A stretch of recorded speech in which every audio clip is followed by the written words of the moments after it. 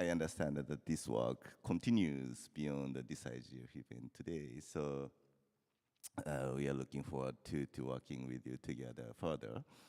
And then just a couple of things I would like to mention, maybe just from the content of the current report. So I understand that this report is not a comprehensive analysis type of report. Rather, this is more like having the fresh angle to what we have as for AI and what we have to do for AI policy development, those kind of things. Then just let me compare that with my previous work, since I used to work at the OECD in Paris, and then I was in the team who developed the council recommendation on artificial intelligence in 2019. You are the first intergovernmental kind of policy standard at that time. Then I had the 4 years the experience out there. Then compared to that report, for example, just Pratik introduced the three main themes on the report. That the first one was the interoperability in AI governance. And this is kind of resonated what we had the G7. Japan hosted the G7 meeting this year. Then we had in April had a ministerial meeting for digital and tech ministers. And then one of the major topic at there was the interoperability of the AI governance. Then for the G7 members, interoperability means that we know that in Europe, the negotiation for the agreement for the AI Act is taking place. On the other hand, actually, the Japan is the first country to propose the AI policy discussion in the G7 in 2016. It has been kind of getting long history right now, though. But the G7 members continue to discuss on what we should do for the better AI, trustworthy AI, those kind of things. So then getting back to the point of the interoperability, then it's like on the one side of this planet, the country is working hard to establish a new legislation on AI. But on the other hand, for Japan, we don't think it's too, we don't think we need the legislation right now on AI. We need more innovation. We want to look at the possibility what AI can do for us, because for example, Japan is facing the severe problem for losing the populations. So we already seen the decrease in the labor force in our country. So we need more machines, to sustain our economy.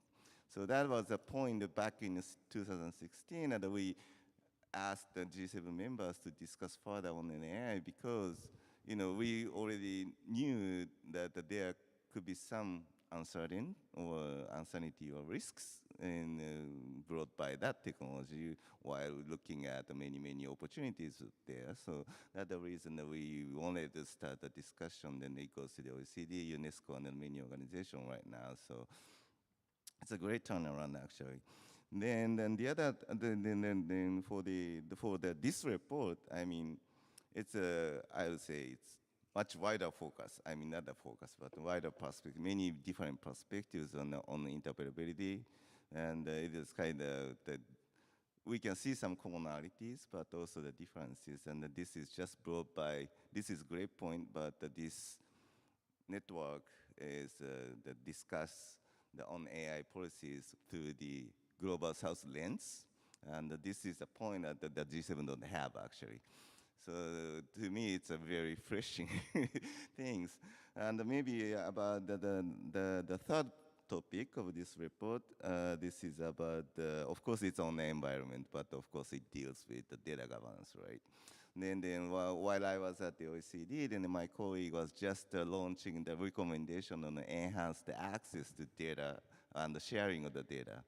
And to me, that the recommendation made sense a lot. But on the other hand, the same thing, once we got the real case study within this report, then of course, we saw some similarity between the report and the case study and the council recommendation from the OECD. But on the other hand, we saw some differences. And this is just brought again by the Global South lens. So this is great. Then maybe I should stop here.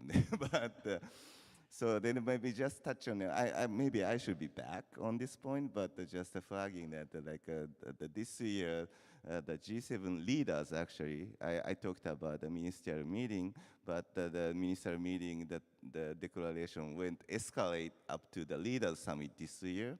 Then the G7 agreed to establish what we call the Hiroshima AI process.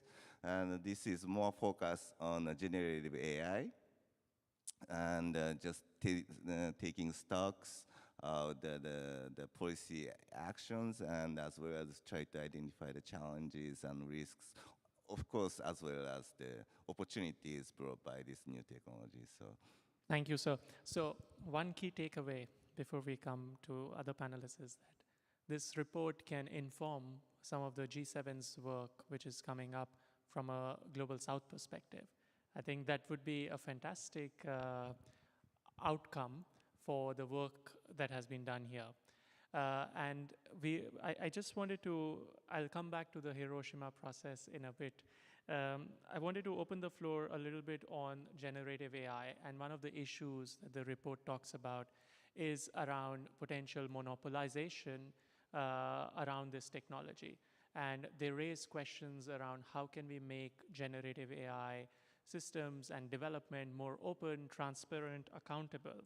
And I wanted to come to you, Owen, to listen, to hear your perspective on how can generative AI systems be developed in a more open, transparent way, and what is Microsoft doing in this domain? For about 3 minutes. Thank you very much, and great to be here. So I'm Owen Larter from Microsoft. It's a pleasure to be here, and congratulations on such a thoughtful report, which I think really does hit on three of the really important issues that we need to get right with artificial intelligence. We need to make sure that we're governing this globally. We need to make sure that we're doing this in a sustainable way, and we need to make sure that we're doing it in an inclusive fashion. We're very enthusiastic about AI at Microsoft, as you can probably imagine. So the generative AI that you talk about, we think is going to be very powerful in helping people be more productive in their day-to-day lives. So we have our Microsoft co-pilots, which are helping people be more productive in using our Microsoft Office technologies. We also think that this technology is just going to be a huge opportunity in helping people better understand and manage complex systems.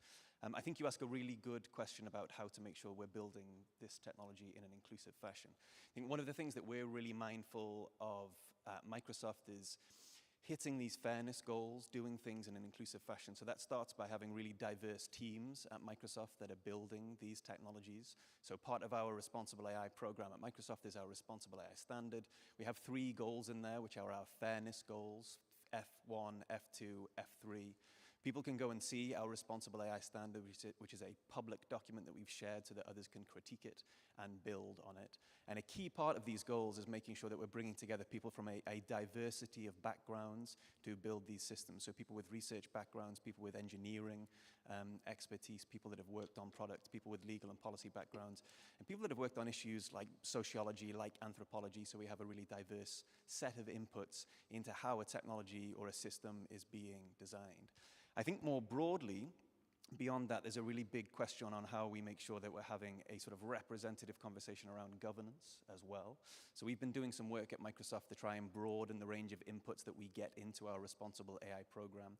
We have a Responsible AI Fellowship program that we've set up. We've been running this for about a year now, and this is really pulling together some of the brightest minds from across the Global South working on responsible AI issues to help inform the way that we are designing the technology, but also designing our governance program. So we have fellows from Nigeria, Sri Lanka, India, Kyrgyzstan. These have been really rich conversations to hear about how others across the world are thinking about these technologies and how to use them responsibly. And so we look forward to taking that work forward. If I can press you a little bit on this point about openness versus closed AI development, we have seen several open source initiatives, and there are several which are not. How would you weigh in on this debate? Yeah, it's a great question, and I think open source is really important. I think open source is going to be really important to helping advance an understanding of how to use this technology safely.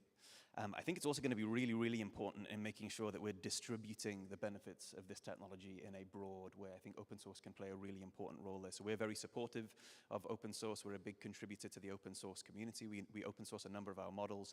GitHub, which people might be familiar with, is a Microsoft company that has a big sort of open source ethos in its spirit. I think there are some questions around the trade-off between openness and safety and security at a certain level. And I think really highly capable models, what sometimes people refer to as frontier models, which are sort of at the highest end of capabilities of what we have today or beyond.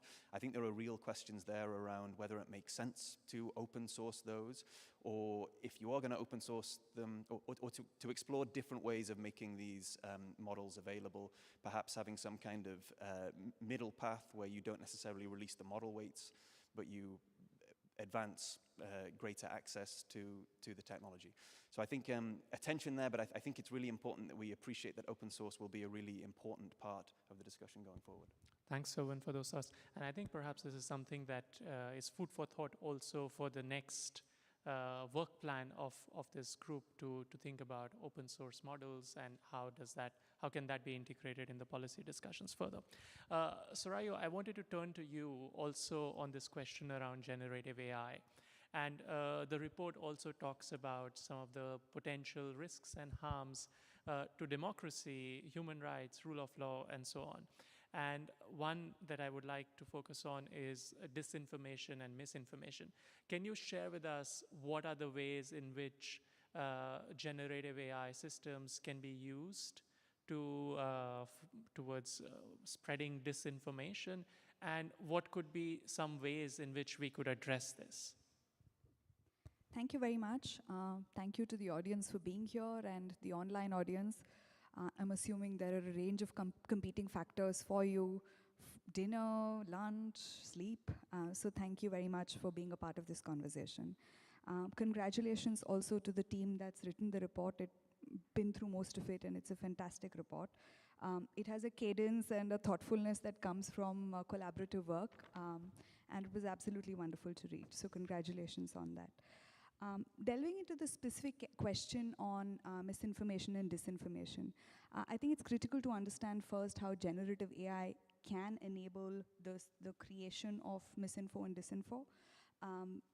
What generative AI does, or what the capabilities of generative AI can imply, is that the cost of generating content, which is the base of misinfo or disinfo, is basically zero.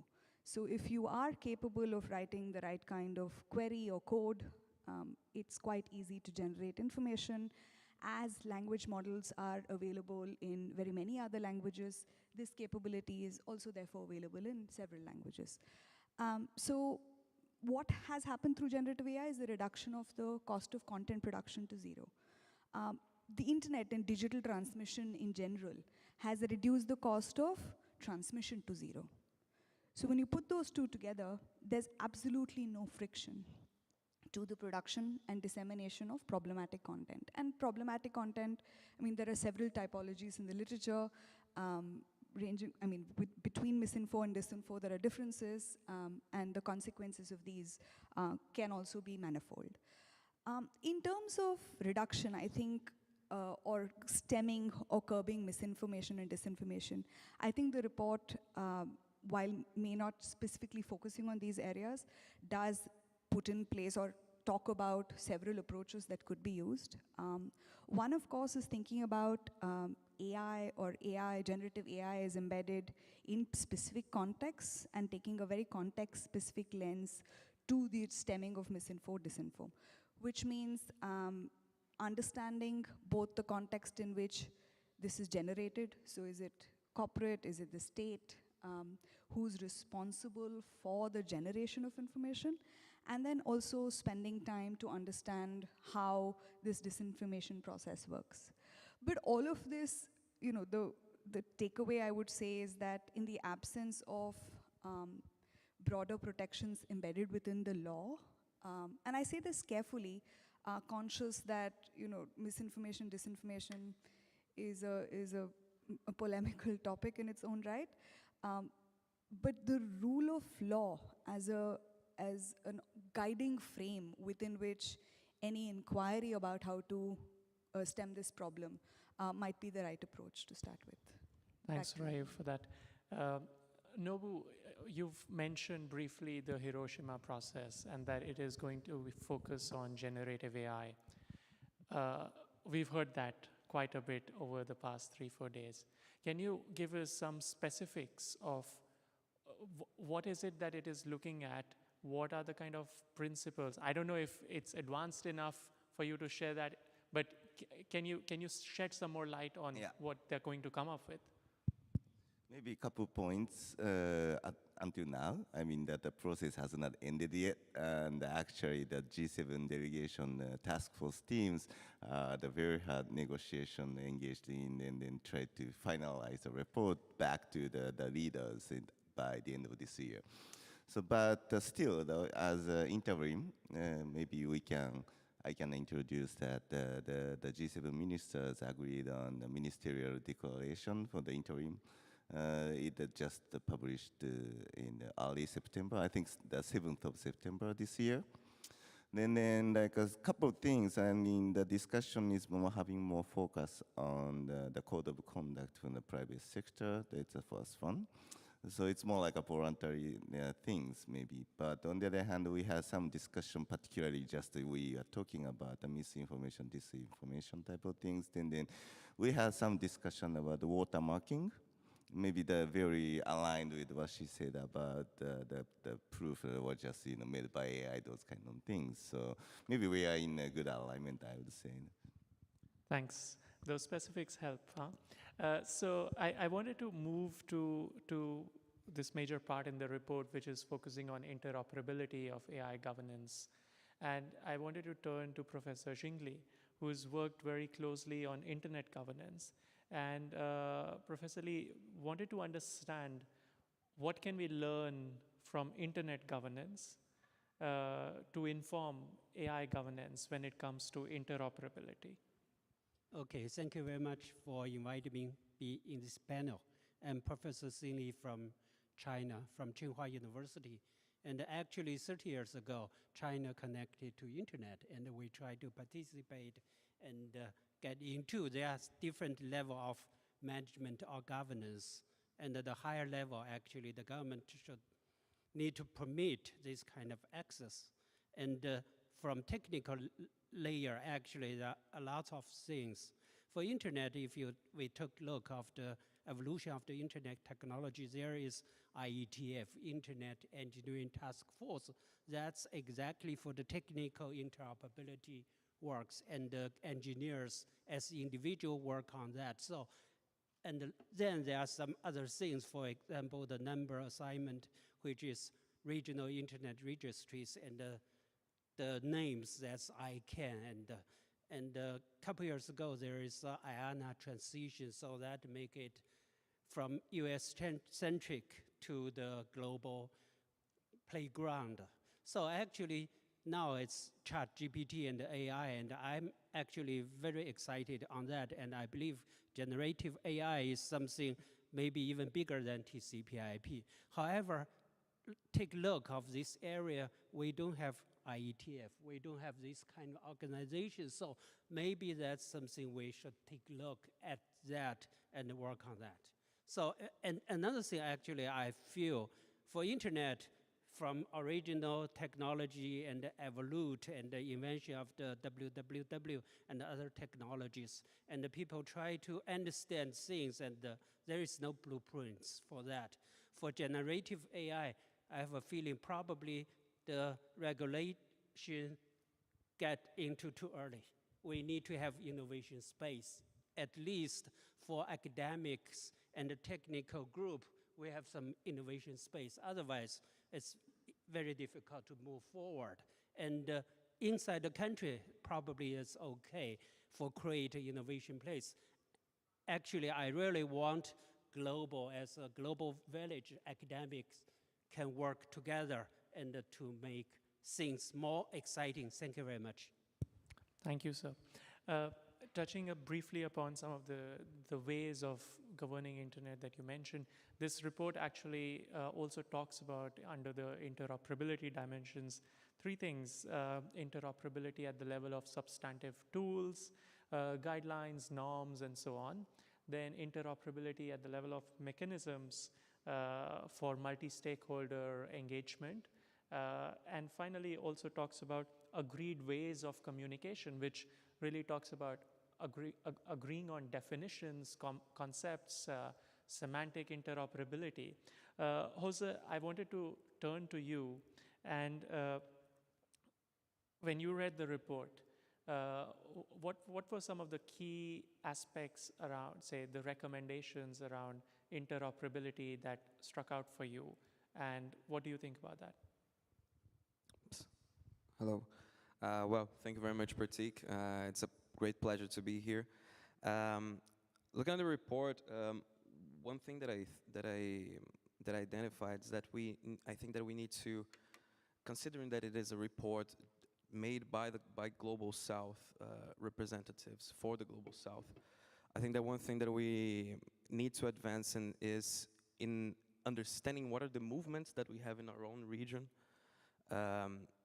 And within this, understand exactly what are the policies that we are driving forward, what are the narratives that we are pushing forward.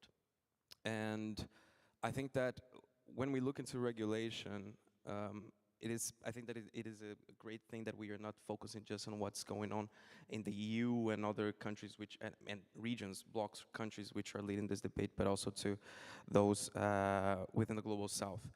And I think that the main thing that we need to advance is understanding what are the points that are missing in the discussion. And I think that the report touches upon some of these issues, but I think that especially when we look at our region, the main thing is that we need to understand what are specific challenges that we have. And I would like to mention, for instance, issues related to labor. We are not touching upon yet the impacts that the development of these systems, that the industry, the tech industry as a whole, is having on labor. And I'm not talking about just what will be the future of work, let's say, what people working now in offices will need in the next few years so that they are not left behind, let's say, in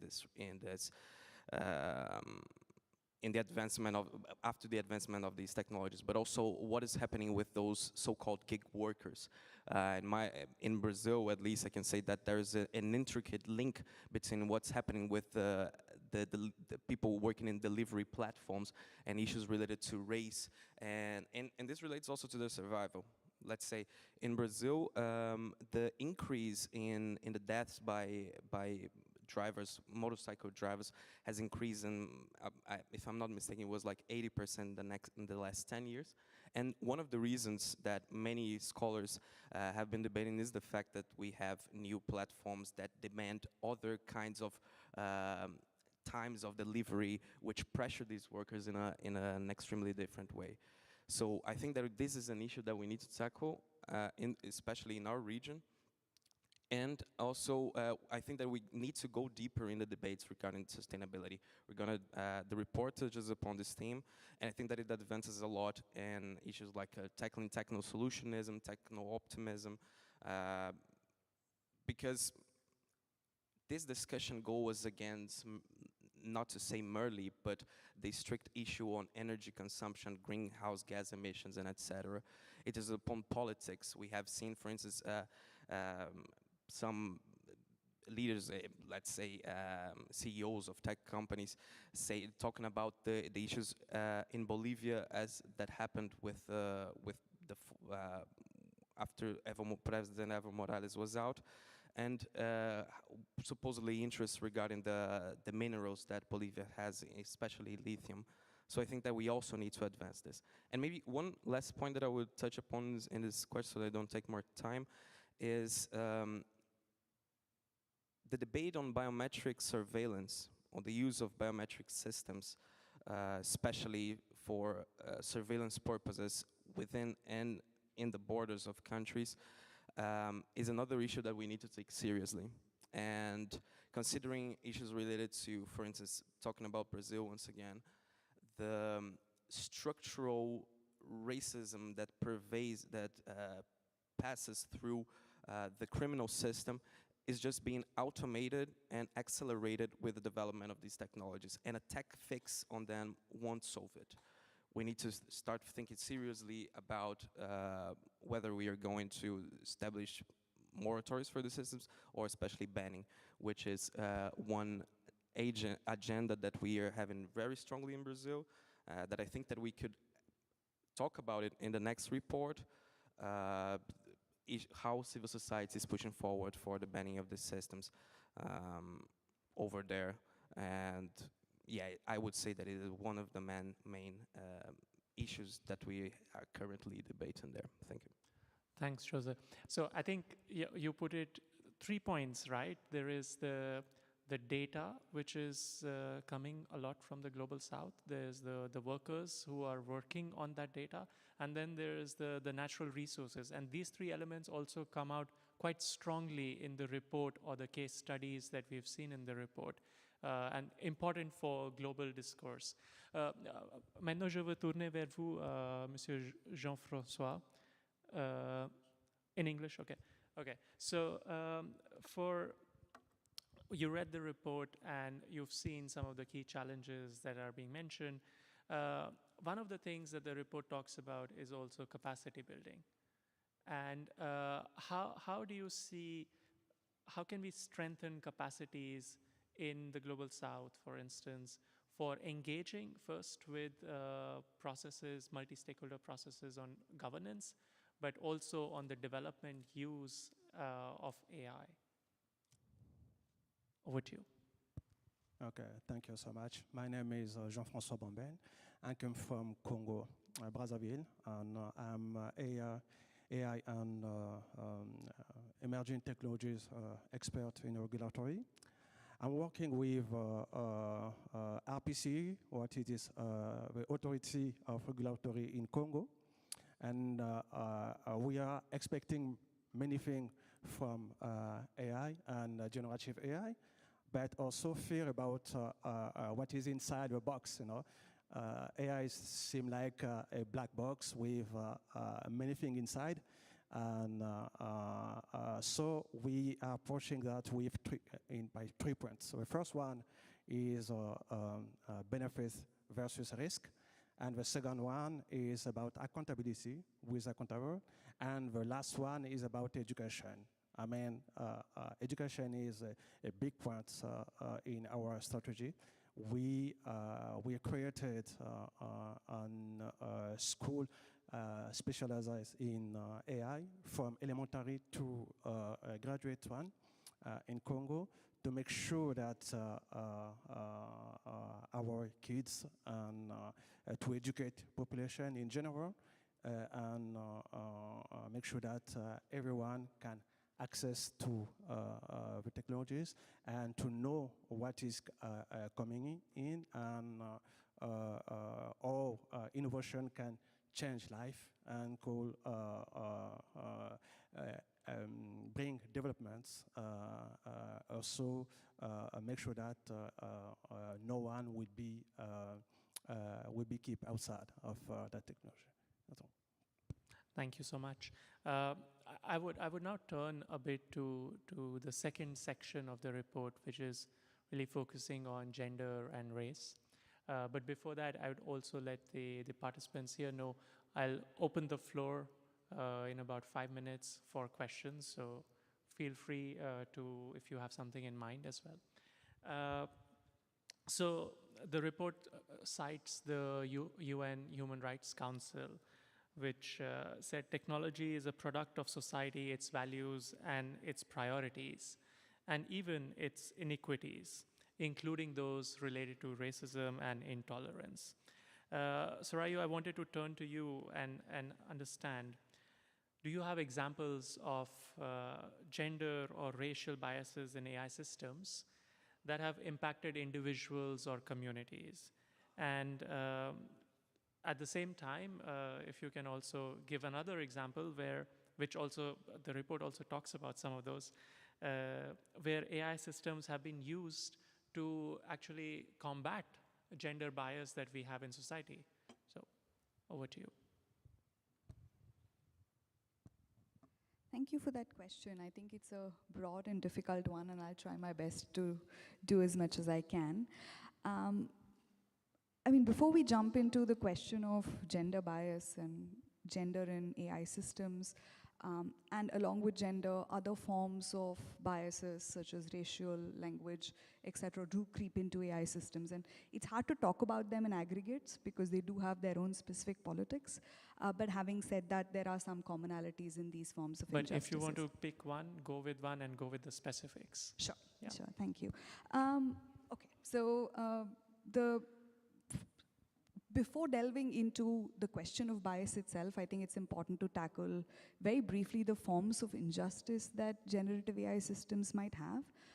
One, of course, is the notion of data injustice that emerges in the context of gender, race, language, etc. And I'll probably tackle language. There is also the injustice of labor, and Jose here did refer to it. But to imagine generative AI without talking about the labor of annotators who make generative AI, in the sense that they label data, they annotate data, they categorize data in ways that are accessible to researchers and scholars and builders of AI is very critical. Rather than delving into specific examples of language or gender bias that AI systems perpetuate, let's talk about generative AI and the labor of generative AI. A lot of this labor is done in the global south. So millions of workers through various forms, platforms, sometimes through in the form of large contracted organizations, work on data sets and labeling data sets, and this is applicable to generative AI and several other forms of AI. Now, in order to label, and let's say you're labeling a car or a bus or a vehicle, or language or gender or race, the categories within which you label are often created in the West, which is that the company that's getting AI made is the one that's asking you to label, I don't know, like a llama or a cow, objects which are often unfamiliar to the people that are labeling. So the origin of bias in a certain way is, of course, the larger politics of how AI is made, but it also is mediated by very, very specific practices around language, around even English language as being an input into large language models. So I think in order to talk about bias, it's important to talk about labor supply chains, the way in which AI itself is made, the way in which labeling categories are created.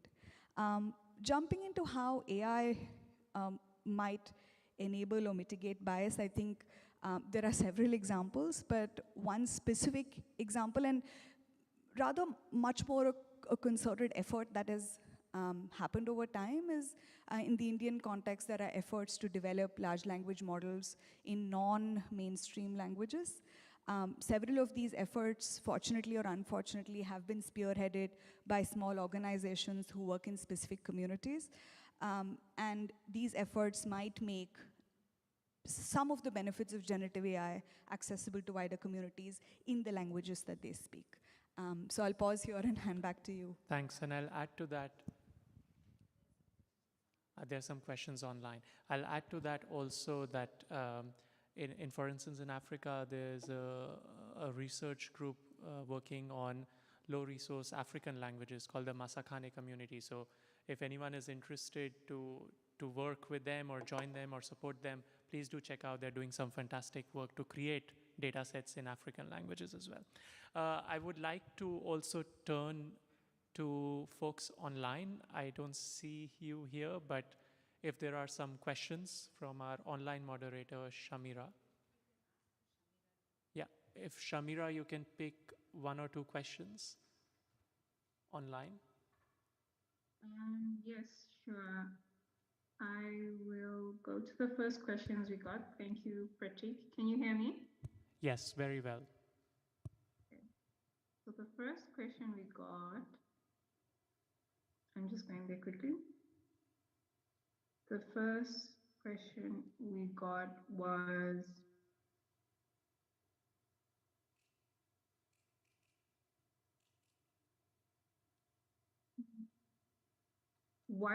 from Prince Andrew Livingston, what international collaborations and agreements are needed to govern AI on a global scale? Okay, thank you. Can we collect a few questions? Yeah. Yes, sure. And then the next question, I'm not sure if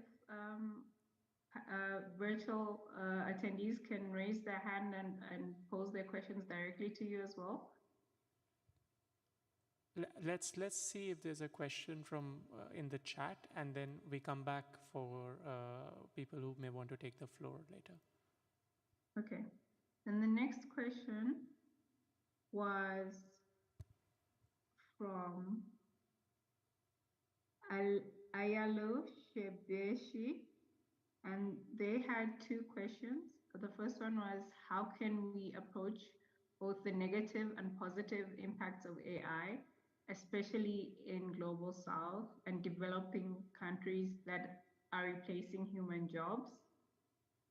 And then the next question was, how can we manage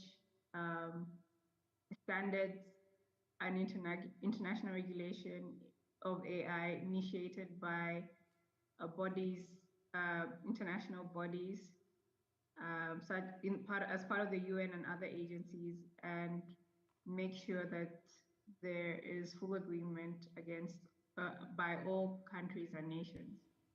Thanks.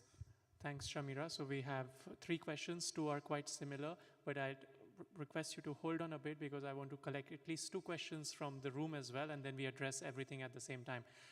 Anyone in the room who'd like to take the floor, please? Yes, please. Our colleague from the UN University. Good morning. Good morning. Jingbo from UN University. Actually, this is much more intimate, so we can communicate. So my question is related to capacity building. We know that AI is more of less to do with engineering science, but more to do with empirical science, which means AI is not like an engineering products that you design and you know what's going to happen. Even the researchers, even the designer don't necessarily know what's going to happen. So along the way, they have to test, experiment to find out what are the risks, what are the potential benefits extra. So my question is related to the difficulty in capacity building because things keep changing. Even the designer don't know where to go. And meanwhile, there's misinformation, there's different sources of information. And how do we build capacity? How do we teach, for example, the school children or even our peers, my grandmother, for example, how do we let them know, inform them of what's going on? Thank you. Thank you so much. And we have our colleague from EY. So. Hi, Ansgar Kuhne from EY. In AI, as with a number of these digital technologies that are arising, we're seeing a blurring between the lines of sort of the more political space of regulatory development and the technical space of standards development. Standards are becoming increasingly an instrument in the implementation side of the regulations. And so my question is around the capacity building of enabling a wider community of stakeholders to engage in that sort of technical side that has become an important part of the bigger policy instruments. Thank you so much. So we have 5 questions. I will not go to each one of you to answer because that will take us ages. Who wants to take the questions around governance and the governance framework? So there's one set around governance and how to make AI governance globally work. So I see Owen wants that. And then there's one set around capacity building, both at the technical level, but also going to schools and so on. And so first we go to Owen then. Yeah. Over to you. Sounds good. Thank you. So I think this is a really important question to ask. How do we build a coherent global governance framework for AI? And I think it's important to realize that there is a difference between having a sort of globally coherent framework and having identical regulation in every single country. I don't think we want to get to the latter. I think what we want to have is a set of principles, probably a code of conduct that sets a high bar globally, but then allows individual countries to take those standards and implement them in a way that makes sense for them. I really think on this global governance conversation, we've made an enormous amount of progress over the last year. We're coming up actually to quite a significant milestone. On the 30th of November 2022, you had the launch of ChatGPT, which really did change the conversation, it seems, amongst the public and amongst lawmakers around the use of these technologies and their impacts on society. I think the progress has been made. The progress that has been made is really quite significant. I think you've seen that this week in the types of conversations that we're having here. Very importantly, you see that in the reports that has been put together. I think the G7 Code of Conduct through the Hiroshima process under the Japanese leadership, very, very important in terms of advancing this global conversation around how to develop and use AI. I do think you've sort of got the building blocks in place now for a sort of longer term conversation around what global governance should look like. And I think as we have that conversation, we should sort of take a step back and think about a couple of things. I think the first is, what ultimately do we want a global governance framework to do? And secondly, what can we learn from existing global governance regimes? And I think there's probably at least three things that we want this framework of the future to do. The first is around standard setting. I think standards are going to be really important in terms of advancing this coherent global regime.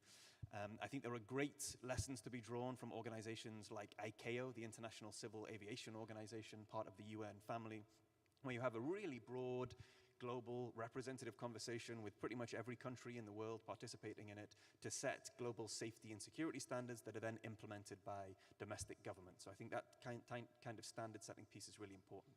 I also think having a conversation, and this was addressed in the report as well, around advancing an understanding and consensus around risks. I think this is a really important piece of the global discussion. You can look at organizations like the Intergovernmental Panel on Climate Change, for example, again, part of the UN family, that I think has done a really good job of advancing an evidence-based understanding of the risks around climate. I think we should be looking to do something similar when it comes to AI. And then maybe the final piece that I'll mention, and this sort of bleeds over into the capacity building conversation, is around building out infrastructure. So this technology is moving so quickly, it's easy to forget sometimes that it is still relatively new. So the transformer architecture that underpins these large language models that are causing a lot of excitement and enthusiasm at the moment is only 6 years old. It developed in 2017. There are an enormous amount of open research questions that we really need to continue to invest in and tackle. We need to provide the infrastructure to academics and researchers to be able to do that. So there are really interesting proposals in the US, for example, for something called the National AI Research Resource. And this is an idea of developing publicly available compute, data, and models that academics would be able to use to study these technologies more and advance our understanding around them. So technology investment in the infrastructure. One piece I would really emphasize there is the importance of developing evaluations for these technologies. It's a very difficult space with a lot of open gaps at the moment. We need to make some progress there. Then the final point I'll make, and then I'll stop talking, is around the social infrastructure as well. So we need to be able to find sustained ways of having global conversations, building on, I think, the great progress that we've made this year and conversations like this, to have a really globally representative discussion around these issues that allows us to, quite frankly, monitor how the technology goes, keep track of things as technology progresses, and be able to adjust and be nimble with how we're approaching these things as a global community. Thanks, Soban. I saw that, Jose, you wanted to come in also on the governance part. And then, Nobu, I'll turn quickly to you as well on how you see the global governance landscape evolving as well. Jose. Yeah, thank you, Pratik.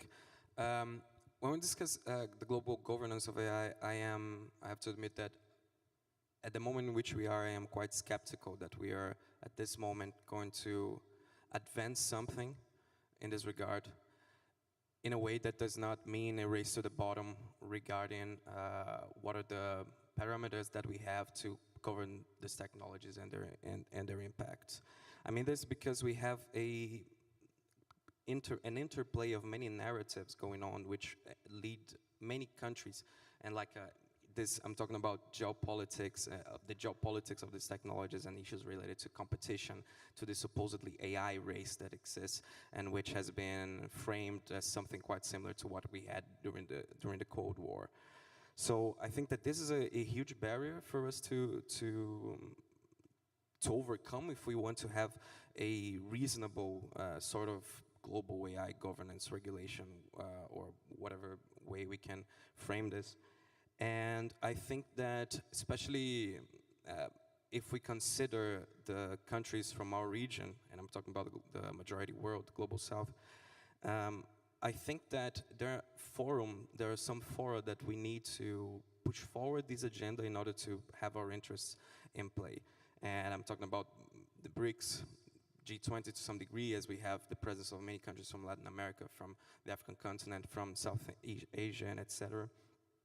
And this means a pressure on the global north, because they are the ones who have developed these technologies, who are pushing them forward, and who are having especially their companies, dictate the agenda of what is a tech worth of our attention or not.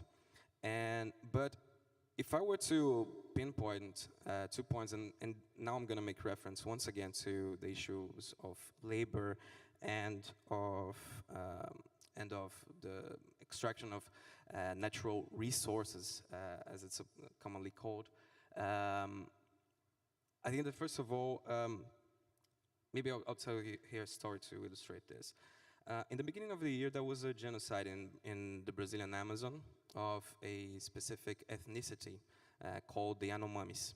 And these people was being killed and had their territories invaded by gold miners, illegal gold miners. And afterwards, after a while, our federal police identified that one of the companies which was dealing with these illegal gold miners was selling gold to companies like Amazon, Apple, Google, and Microsoft. And so this is one thing. We need to deal with the issue related to the extraction of these resources and the impacts that they have in groups, and of course, when we're talking about the global governance of technology, we're saying also that there are groups that seem to matter more than others. And I'd say that the Yanomamis in this case seem to be in the side of the ones that are less worried about. And so in this point, I think that we need to start seriously thinking on how to deal with the materials that we are doing, with the lives that we're impacting. And here once again, and I think that the point related to also the click workers and the ones who are helping develop these technologies who come from the global south, I think this is also a necessary discussion that we need to have in a global governance, be it through the control by workers of algorithms and of the decisions being made by these companies, or and of course better working conditions for them, and having the due responsibility of the companies who are in the higher edge of the chain to be responsible for what's going on in these situations. Thanks, Jose. So in a way, the point that Owen was also making around accountability across the value chain and evaluations and so on should be part of the global governance frameworks and these evidence-based processes that are being talked about. Nobu, coming from a government, where do you see is the global governance of AI going, and what is your perspective on that? Let me say that from the global governance, of course, as the one single country's government, and of course we are looking at what is taking place in the global sphere, like here, or OECD, UN, of course, and UNESCO, etc., or ITU. Then, to me, as a government person, I mean, I cannot write a code, honestly, but on the other hand, I can write a legislation in Japanese. This is my job, right? So then, we want to have some room to have our own. For example, once we have the treaty in the top, of course we respect the treaty, we sign it, and then we have to do something to be aligned with the treaty, right? So maybe for this case, I mean, I'm not sure, it's maybe too early, or, I recognize that particularly the Council of Europe people are working hard to get a framework treaty convention, and I was in some negotiation in the same way. But so for example, once we got some treaty on an AI, but we don't want to have the very strict treaty, because it's a moving target. I mean, when it comes to the like a human right or like maybe for the war, etc., then it could be that way. But on the other hand, for this case of the AI, then we don't want to have the very strict upper hand, and then so that we don't have any room to do it our own. I mean, it's not only for Japan, though. I mean, I would say it's for every government and every government workers out there. Then, so then they getting some growth. So from the point of the OECD, then I mean, I'm not setting the OECD thing anymore because I graduated from there. But still, I mean, their principles is very simple, like a 5 value-based principles. Like, like some people said about the accountability. Yes, there is one. And the explainability and the safety, security, robustness, those kind of things. And this comes first. I mean, the ones AI systems dealing with the human, then like we need a safety, right? Then of course the principle touches on the privacy and the fairness and the human right issues. Then that's it. Then on the other hand, we have 5 more principles, but it's more like a guidance to the government. Like, government has to work on the ecosystem, the government has to work on some the skills or capacity building, or etc. Like a regulation if needed, or maybe creating some test bed to facilitate their own work in every place in the world. And of course, in the end, like there's OECD's perspective, then we want to have more collaborations between the countries. So then the last principle is talking about the international collaboration both in the policies and the techniques and standards, etc. So I mean, there are a bunch of different international organizations, and each organization has a different membership, different mandate, different etc. So it should be there. It's bunch, it's natural to have the very various type of for example, recommendation principles, guidelines, etc. But still, I mean, the bottom line is not very different, I would say. I mean, just the thing that OECD was only the first one, but still, I mean, I don't see too many different things. I mean, it's more like a version of each organizations, and they have to do it because each organization is a different body. So, but getting back to your point, I can say that all the international organizations working on this are mostly coordinated. So coming from UNESCO, we do work with the OECD, with the Council of Europe, with the African Union, with the European Commission, to at least exchange where the work is going, because I mean, we can share the episode. The Pratik and I used to have the lunch over the river of the Seine in Paris, right? Exactly. So thanks for that. I want to turn now to the second kind of set of questions that we had, which were around capacity building. So I'll turn first to Mikey, then to Sarayu, then Professor Jingli, and then Jean-François. What is it that we need to strengthen capacities across different levels and for different things, from development of technical standards to development of governance to just using AI in our daily life to detecting misinformation? We had a wide variety of capacities that were mentioned. So maybe each one of you can pick on some. Yeah, over to you, Mikey. So the audience questions were about capacity building, as well as how might be enabled a wider community to take part in this AI dialogues and debates. And from the way I see it, they are sort of parts of one and same. So of course we need to improve our efforts in introducing AI and data governance topics in schools and universities, and training citizens and the labor force, at least in basics of AI. And there are many amazing initiatives to be found everywhere in the world. For example, in Finland, where I'm from, I think the Finnish AI strategy managed to train more than 2% of the Finnish population in basics of AI just in under 1 year. So that's a good benchmark on what's possible if there is a will.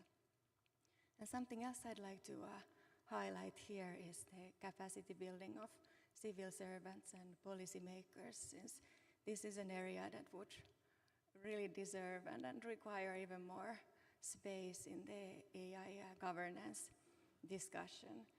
Like Nobu just a moment ago said, like, I can't write the code, I can write the regulation for Japan, and this is exactly what we should all understand and appreciate, that we need different kinds of AI expertise to come in and work together so that we can make this global AI governance happen so that it's inclusive and fair for us all.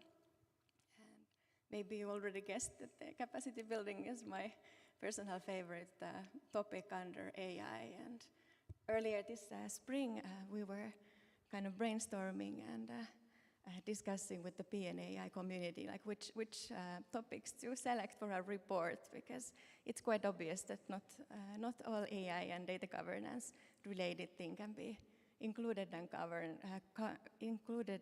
covered in one report. And I was kind of secretly hoping that someone would suggest this capacity building, and I was a bit bummed when that didn't happen. But over the past months, I realized that this is sort of naturally interwoven in all of our report topics, in the chapter of environment and for gender and race, as well as for government. All the groups in the end navigated towards capacity building and included some recommendations or sentences of that. So it's really in the core of all our topics, and I trust that in the coming years we will have more focus on capacity building in the global dialogues as well. Thanks, Mikey. Sorayo, you would like to take that? Thank you. You're absolutely right. There are sort of multiple categories of capacity building, multiple groups that need to engage with AI technology, different types of AI technology in different contexts. So you're absolutely right. There's the ability of the population and citizens at large to engage with AI and get the best out of it in a certain way, or at least not be harmed by it.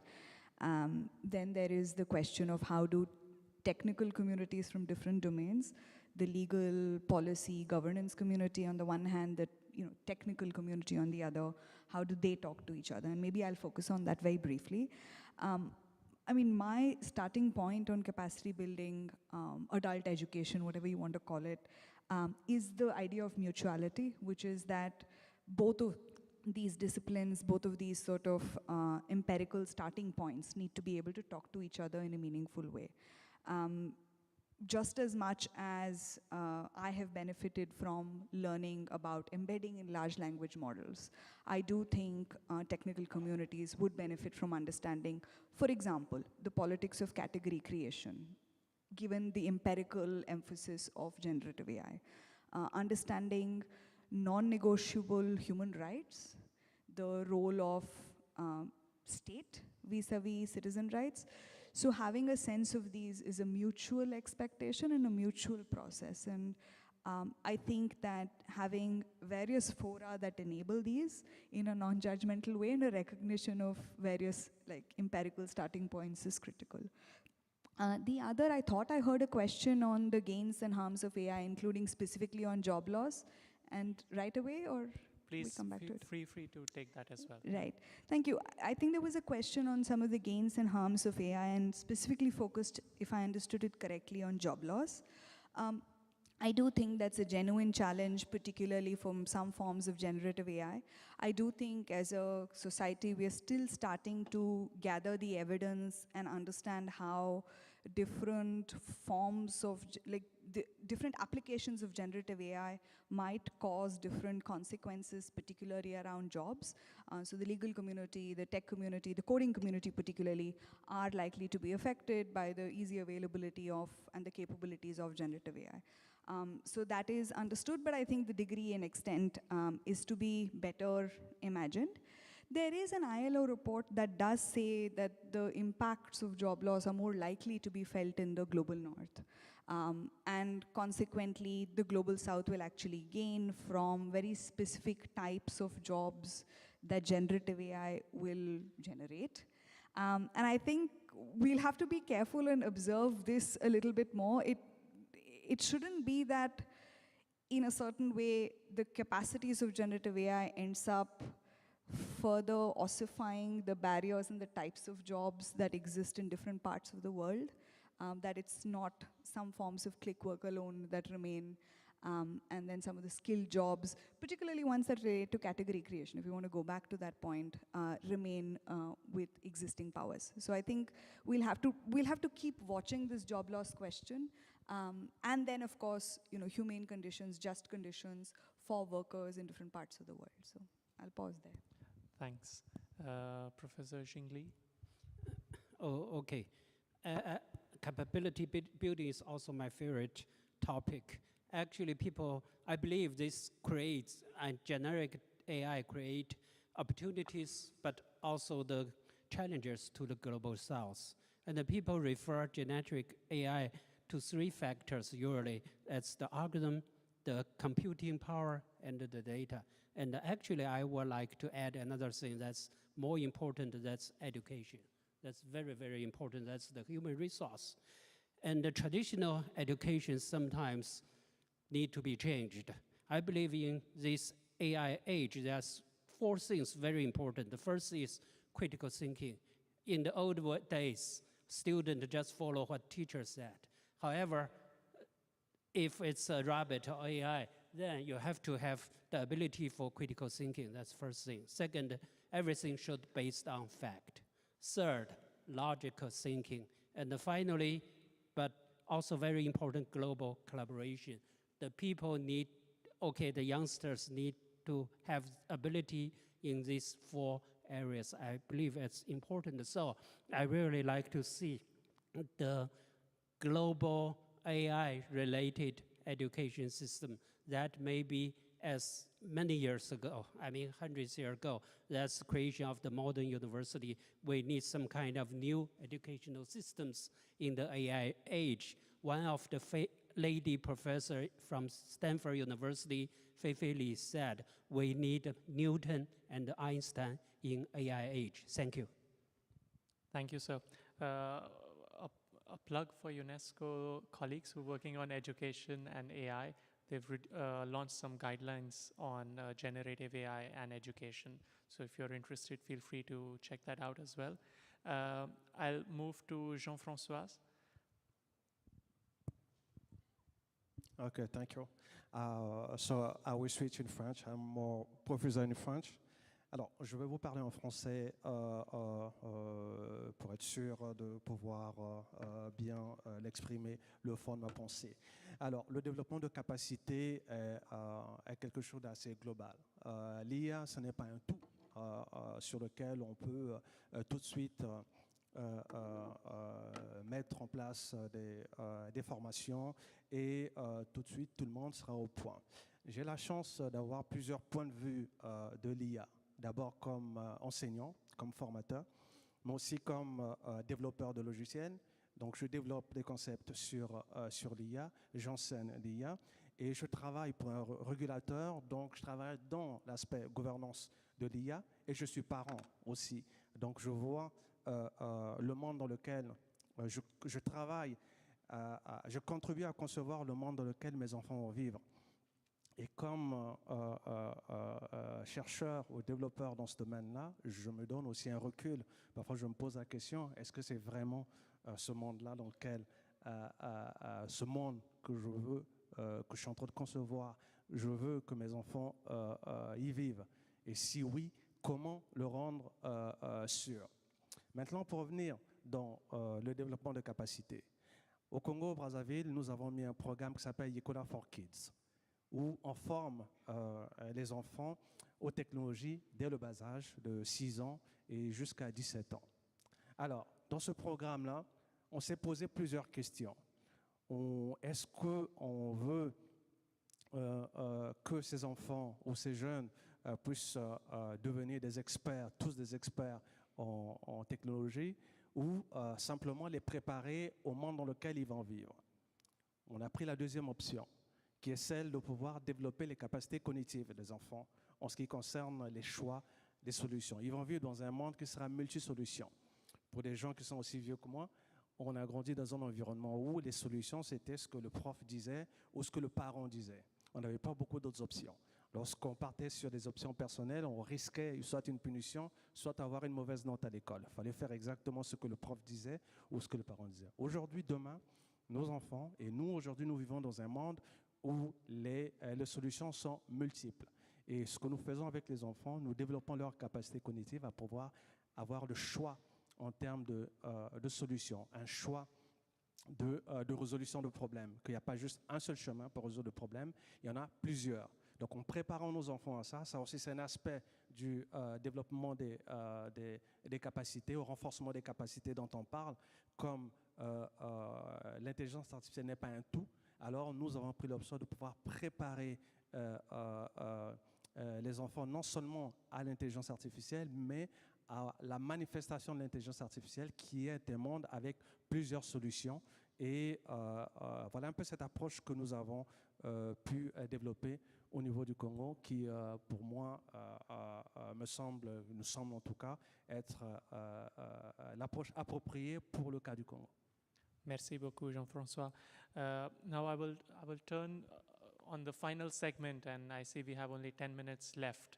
So we have Shamira, our colleague online, who's worked on the environmental aspects of the report. Shamira, would you like to share some of the key insights from the discussions that you've had around environment and data governance and some of the case studies that you've presented in the report? Sure. So Pratik, AI and the environment and data governance is quite broad, but because the focus of the report was on the data governance aspects, we focused on the data governance aspects at the nexus of AI and the environment.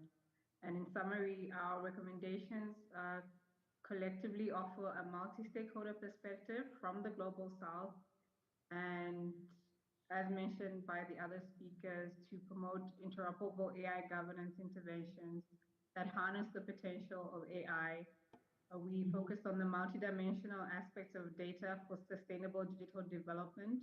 And sustainable digital development is basically a way forward of leveraging digital technologies that also considers environmental aspects, economic aspects, and also societal aspects in one comprehensive Venn diagram, let's say. And we also discussed addressing historical injustices. We advocated for a decolonial informed approach to the geopolitical power dynamics that some people have mentioned in, for example, the materiality of AI when we consider the value chains and of the materials that go into AI, when we consider the multi-stakeholder process, is it really representative, and are the standards made in consideration of innovation ecosystems or global south institutional mechanisms and situations. So we also talked about inclusion and minimizing environmental harms, as many of the other speakers have highlighted as well. So in summary, we highlighted that a just green digital transition is vital for achieving a sustainable and equitable future in a way that leverages AI in order to drive responsible practices for the environment that promote economic growth, social inclusion, and essentially provide a pathway toward a more resilient and sustainable world that actually meets the contextual realities of the global south. Most of the panelists have highlighted have summarized and captured the report quite succinctly. And as Mikey mentioned, we mentioned capacity building. We talked about geopolitics. We talked about the environmental aspects of AI. We talked about the data governance aspects. We talked about interoperability and defining key terms. So I think it's a comprehensive report, and I learned a lot during the making of the writing report, and it was a truly bottom-up multi-stakeholder process. Thank you. Thank you, Shamira, for sharing that summary and also some of the important work that you've been doing on environment. I would now really open the floor here, not for questions, but for any recommendations that we have from the audience here on what could be other issues that this group could explore. And this is also an invitation to you to join. This is a multi-stakeholder policy network to join this group. So are there any folks who would like to share any recommendations or thoughts? Yes, sir. Oh, hi. My name is Yeo Li from World Digital Technology Academy. We do research, also, training and material for education on AI. And yeah, Pratik, you mentioned UNESCO will do more for AI training and education. Yeah, right now, for example, for our published book and textbook, we provide to a lot of universities, particularly in China, developing countries, and global south. So in the future, UNESCO will have any process for us to contribute, or will you do training just yourself? I will definitely come back to you on that bilaterally, because the session is not on UNESCO, it's on the Policymakers Network, but happy to share what we are doing and link you with colleagues in the education work, for sure. Yeah. Thank you. Anyone else who would like to share any recommendations? And perhaps if there's someone online as well, Shamira.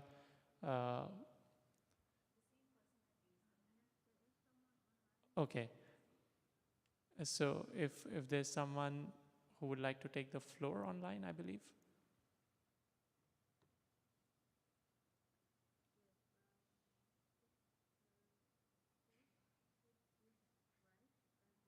The person who's raised their hand should put their video on.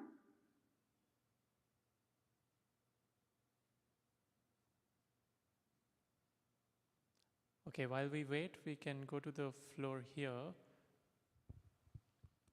Hi, Ansgar Kuna from EY.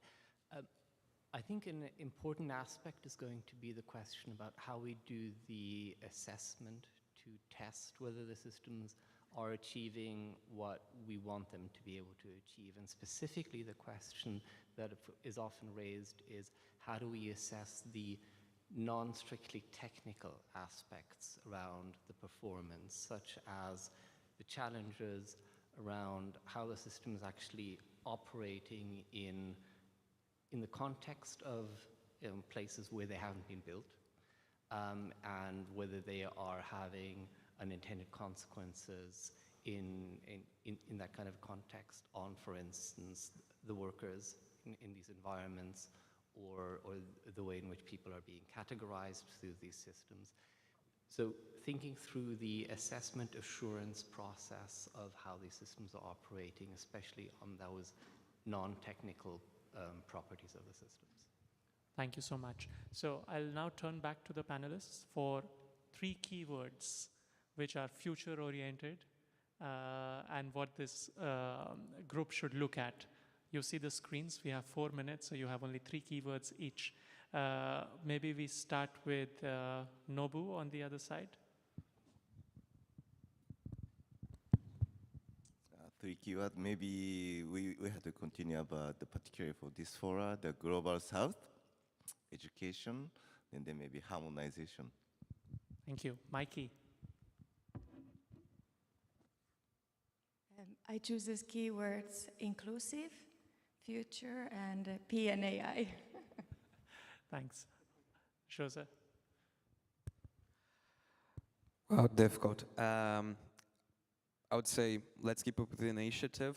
Let's include other things. Let's go further in the ones that we have already debated. And this kind of initiative in this forum is fundamental. And thanks for the IGF for that, because it was in this opportunity that this was all possible. Thank you. Sarayu. Global, not global south, workers, and rights. Thanks. Professor Xingli. Critical thinking and global collaboration. And global? Collaboration. Collaboration. Owen? So 3 thoughts, I guess. One, sort of get concrete on capacity building and what we can be doing to drive things forward. Two, invest in evaluations, invest in evaluations, invest in evaluations. It's a major gap. And across all of this, continue to bring together technical audiences with non-technical people that understand the socio-technical challenges of these systems as well. Thanks, Jean-François. I will say innovation, education, and accountability. Accountability. La responsabilité. Yeah. Thank you so much to our panelists here for your insightful thoughts, to the participants both online and in person here. We invite you to look at the report, which was, as again mentioned before, developed in a multi-stakeholder manner. It's available on the website of the IGF under Policy Network on Artificial Intelligence. This work will continue, and you are invited to join and expand this community going forward. Thank you so much and have a good day.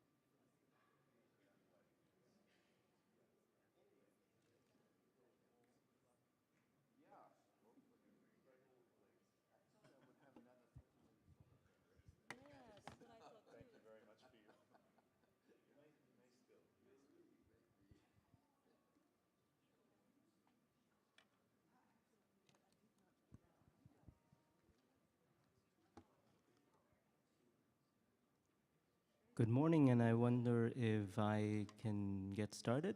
Is everything ready to go? In any case, good morning and welcome everyone to the main session on sustainability and environment at the IGF 2023 in Kyoto. Sustainability really is now one of the top priorities in every global agenda across all levels, from all government, industry, and individual level.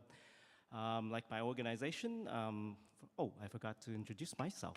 I am Edmund Chung from .Asia and also currently serving on the ICANN board. So one of the backgrounds in the last few years is that in 2020, when the pandemic hit, the world really witnessed a very significant drop in CO2 emissions on record.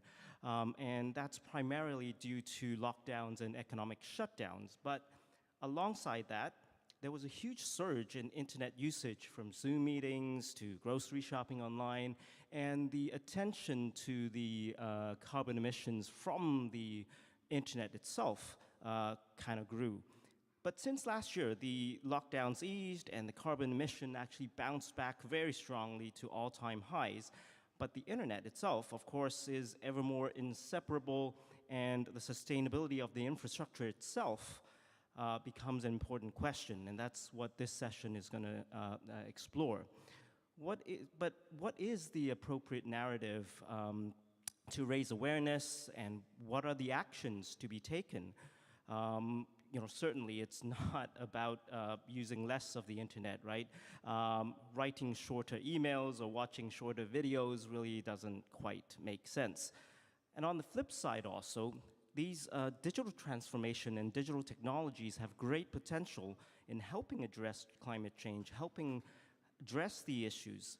And perhaps the question is how we can do more and waste less.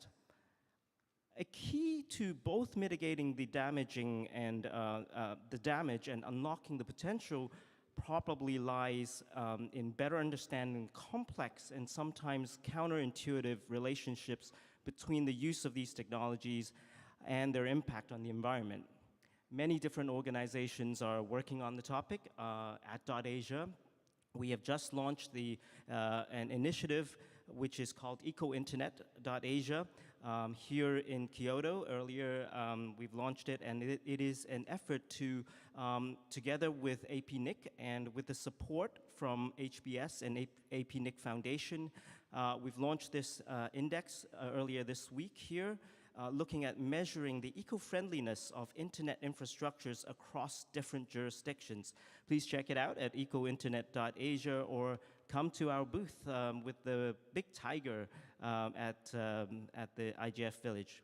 Wearing my other hat, actually, the ICANN board, you can also see that ICANN is working on this, and you can see it from the CEO goals that have been set forward for 2024. Goal 8 especially calls for the development of a comprehensive approach for developing and implementing an environmental sustainability strategy for ICANN.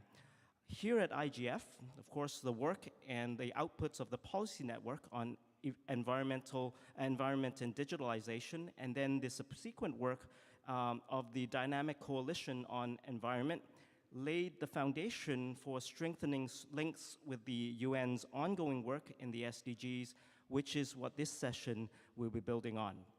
So joining me on this panel are distinguished leaders in the area, including David Suter, an international ICT and development expert, often working with the APC. Mike Lukin at IEEE, chair of the Planet Positive 2030 initiative and a longtime advocate for sustainable development. Dolce Soares, a civil engineer and a water sector leader at Simile Tech Company in Timor-Leste. Kemli Camacho, cooperative Sula Batsu, and has worked for 25 years in the development of feminist social solidarity economic alternatives in the context of digital society. And Makter Sek, Chief of Section Innovation and Technology at the UN Economic Commission for Africa. and my apologies, Axel Klakahe, from Director Economic and Social Development, Digitalization with GIZ. So without further ado, David, please tell us your work and observation about the paradigm gap between the digital and environment policy making. David, over to you. So thank you very much for the introduction, and my apologies for coming in slightly late to the meeting. I had to rush from another commitment.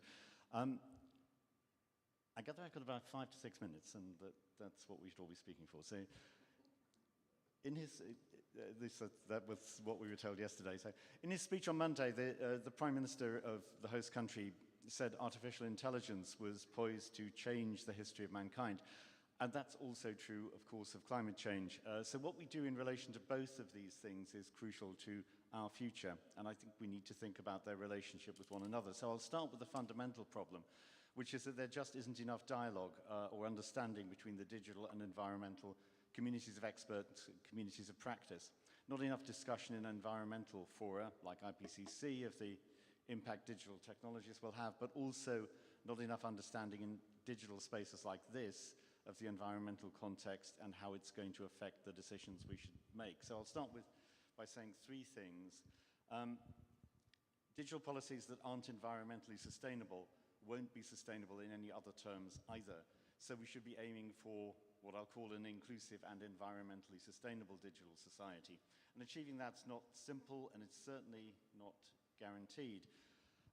If we're to achieve it, obviously we have to maximize the contribution digitalization makes to mitigating environmental harms in other sectors, but we also need to minimize the environmental footprint of the digital sector itself. It's not a trade-off. Both of these are fundamental and equally important. I'm going to suggest 5 reasons why they're difficult and then 5 policy approaches. I'll try to do this quickly. Clearly, it's difficult because it's complex and it's much misunderstood. So sustainability is not just about the environment. It's about the interface between economic prosperity, social welfare, and environmental viability. And these often throw up different priorities. And environmental impacts from the digital society aren't just concerned with climate change. They raise at least 3 critical problems. So as well as energy consumption and climate, there's unsustainable exploitation of scarce minerals and other resources, and there's growing volumes of e-waste, with little recycling, much dumping in developing countries. And then impacts are diverse, some positive, some negative, all difficult to measure. So we need to consider not just direct impacts from the way we make and use digital resources, but indirect impacts arising from new types of activity like e-commerce, and the rebound effects that arise when efficiency improvements increase consumption, and societal impacts like the changes in the way we live and work and play. And these impacts differ greatly between countries. So many of the benefits of digitalization are being experienced in richer countries. More of the environmental burdens are being felt in lower income countries, particularly with scarce resources and e-waste. These impacts are certain to grow with AI and the Internet of Things, some good potentially, some bad, all affecting those 3 critical areas of resource depletion, energy consumption, and waste. So any framework for the governance of AI, for instance, should have environmental sustainability at its heart. Now, I said I promised sort of 5 suggestions for improving governance, so let me make those now. So the first is to build much stronger dialogue between fora such as this and those concerned with the environment. There's a tendency in fora like this to promise digital solutions that look good to digital insiders but haven't been tested out on those they're meant to help. And we need to listen more in fora like this to environmental experts and those dealing with environmental challenges on the ground. I'd actually like to see a main session here at the IGF that listens to speakers from environmental agencies talking about their priorities before considering what digitalization has to offer. And my second proposal is to build environmental sustainability into digital policy making at global, regional, and national levels. UNCTAD is looking at how to make e-commerce more inclusive and environmentally sustainable in its next digital economy report. Other international organizations could do the same in their sectors, and governments should audit their digital strategies in pursuit of green goals as well as digital goals. My third proposal is about a circular digital economy. So one that requires fewer scarce resources and less energy consumption, that extends the life of digital devices and data centers, makes them more adaptable, encourages recycling and reuse, reduces waste. And there are responsibilities here for all stakeholders. So governments creating regulatory frameworks and introducing incentives, technologists and businesses designing things in ways that are environmentally responsible, citizens adopting more sustainable consumption. So I tend to call this optimizing rather than maximizing digitalization. And I recommend those who might want to follow this to look at the Digital Reset report, which was recently submitted to the European Commission. Fourth point is to do with standards. Standard setting bodies should include environmental factors in the development of standards. For example, reducing use of energy and scarce resources. And businesses should do the same when designing applications, networks, and services. My last point would be to do with monitoring what's happening, what's beneficial, what's not, so that we have an evidence base to build the inclusive and environmentally sustainable digital society I mentioned. For businesses, I think that means being honest and transparent about their impacts with no more greenwashing. But it also requires much more independent evaluation and analysis, which can and should be multi-stakeholder, can and should involve United Nations and other international agencies, and must cover all countries, not just those in which it's easy to measure things. So those would be my 5 proposals, and I hope 5 minutes. Thank you, David, and those are really important, I guess, suggestions, and especially about the session here at IGF. And one of them is about standards. And so next we go to Mike, which will take us through a little bit more on what's happening at the technical side with the standards.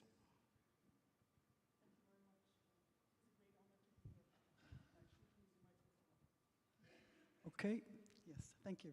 Thank you very much, and it's fascinating to be here and a great honor. Let me introduce IEEE with a couple of words. It's the largest technical professional association with some 420,000 members around the globe in 190 countries. We are well known for many things, and one of them is 2000 standards. And if you happen to use Wi-Fi, you're using an IEEE standard 802.11. As part of its activities, a couple of years back, the IEEE Standard Association launched an initiative looking at ethics and AI. That's not exactly what we're talking about today, but I thought I'd draw your attention to this document called Ethically Aligned Design, which is, I think, the first time that a technical association looked at ethics and standards. It's available for download for you. Then early last year, we started a new initiative called Planet Positive 2030 with the goal to arrive at pragmatic recommendations to achieve planet positivity. We're using a multi-stakeholder consensus-based backcasting process with, at this point, around 180 people involved from around the globe, I think 29 countries, if I recall correctly. The first draft compendium, Strong Sustainability by Design, is available for download as well. Then following that, across the organization, another initiative was formed, a SUSTEC initiative, to further dig into the recommendations from the Planet Positive initiative to arrive at some identification of potential gaps in standards, technology gaps, road mapping gaps, etc. So I'm pointing this out because this is an invitation to participate. So let me go then further on to our context. Safeguarding and more so achieving a truly long-term sustainable planetary biosphere, that's really what this is all about. That we have a biosphere that sustains life of all forms 100 years from now, 2,000 years from now, 100,000 years from now. This is a big, shiny North Star that we are aiming for one way or another, maybe slowly, but that's what we like to see. So what do we need to do in order to get there? So we need to address global warming, or people call it climate change. That means achieving net zero GHG emissions, and furthermore, reduction of the greenhouse gases that are currently essentially imbalancing the composition of our atmosphere. So we need to get close to pre-industrial levels.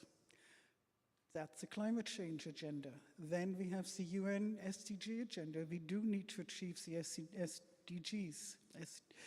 And then, harking back to David's comment, we do need a circular economy because we are resource bound. And we do need to address the waste that we are producing and leaving around. Ultimately, that means that every widget we build or use needs to be able to be demanufactured and, if necessary, take the materials down to the molecular level so that new widgets can be built from those materials. I like the term demanufacturing. We manufacture and we demanufacture. The fourth point here is the regeneration of ecosystems. We have done a lot of damage. We have to undo this damage. That doesn't necessarily mean that they will be exactly the same way they used to be, but they have to be healthy ecosystems. So essential to achieving this goal is looking at energy. And that was mentioned by both David and Edmund already. Accessible, clean, sustainable energy is the linchpin of to address this problem, or this complex set of problems. That means electrification of industry, different sectors, potentially the use of hydrogen, but ultimately we need accessible clean energy. We can solve the water problem with energy. Once we have clean water, we can produce food, and so on and so on. This is a global problem, but ultimately we need contextual solutions. One size does not fit all. In some areas we can use geothermal for energy production, clean energy production. In other areas we cannot. That leads me to knowledge sharing. Once we have solutions and best practices, and failures need to be shared so others can learn from it. Ultimately, we need what I would like to call a digital knowledge commons that very quickly shares knowledge to other communities to be able to apply it. The fourth point is standards work. Standards have been mentioned.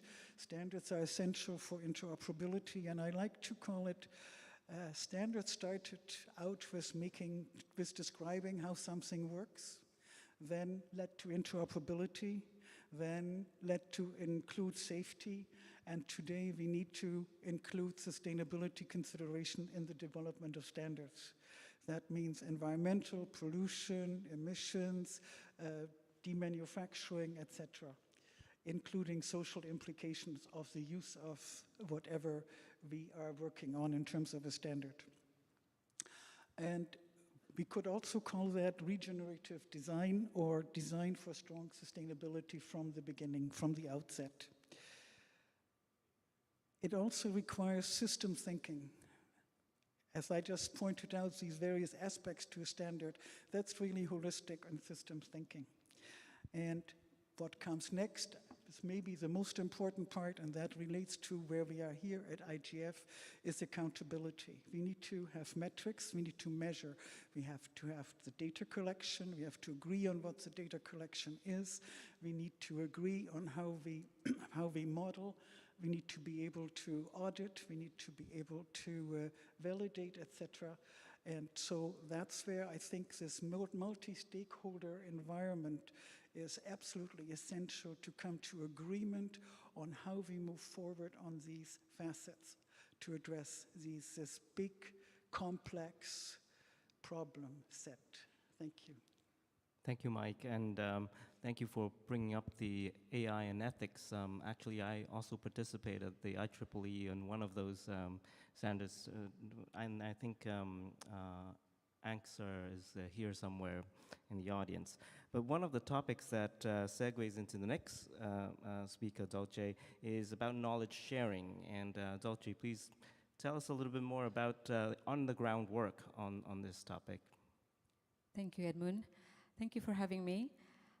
As introduced before, I represented a local technical company called Simile, based in Timor-Leste.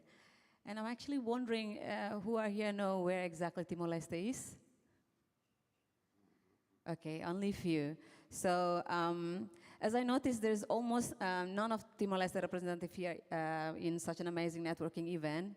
And I reckon I'm the only one here, and thanks to the APNIC IGF Asia that are giving me the opportunity to share the knowledge on the ground. So yeah, before I start my session, I would like to briefly introduce a bit about Timor-Leste. Where is Timor-Leste? What are the situation there in order for the audience to understand the context of my speech today? Timor-Leste is a Southeast Asian country, a small state island that is situated between Indonesia and Australia with a population of 1.36 million people. Well, we are relatively small, however, our history is quite complex. We have over 500 or 400 years of colonialism, and that would mean the process of development take long to come to this stage today. So we only gained our independence in 2002, which is 21 years ago. While we are starting to rebuild our nation, other countries, other emerging countries already moving advanced with the technology and all other things to build the country. So with that, I would like to share a bit of the internet context or internet situation in Timor-Leste. How does it look like in Timor-Leste? So in Timor-Leste, basically, the internet is very low speed. The average download of the internet itself is only around 4 to 4.5 megabyte per second. That's very low compared to other countries. We have limited infrastructure, including access to high-speed broadband in rural areas. It hinders widespread internet adoption. We also only have 49.6% of the total population that using internet. Timor-Leste relies on the mobile connectivity and expensive satellite connection. We have the plan already, the government already have the plan for high-speed internet through submarine fiber optic connections. We're not sure when it's going to happen.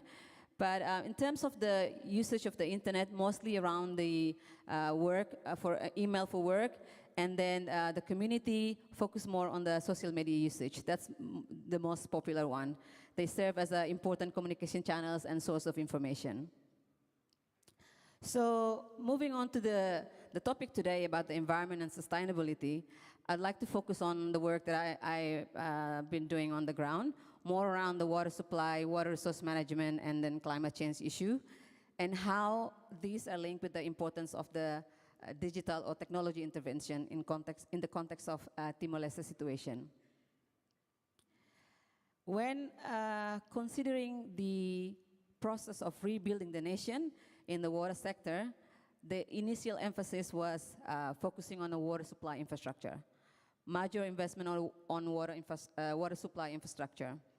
However, in 2015, Timor-Leste got hit by the global crisis, El Nino, and that brought water resource management to the forefront, because there is lack of water resource management in Timor-Leste, and basically all the investment are focusing on the water supply itself. And then in 2020, La Nina happened, so that bring back the importance of the water supply. And how do we think, what are we going to do in order to integrate the water resource management and water supply system itself?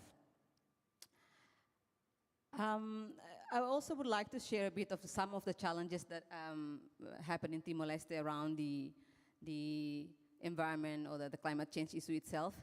Most of the time, large and unsustainable investment into technology that only lasted as long as the project life cycle. And international agencies provide costly and unsustainable project-based support.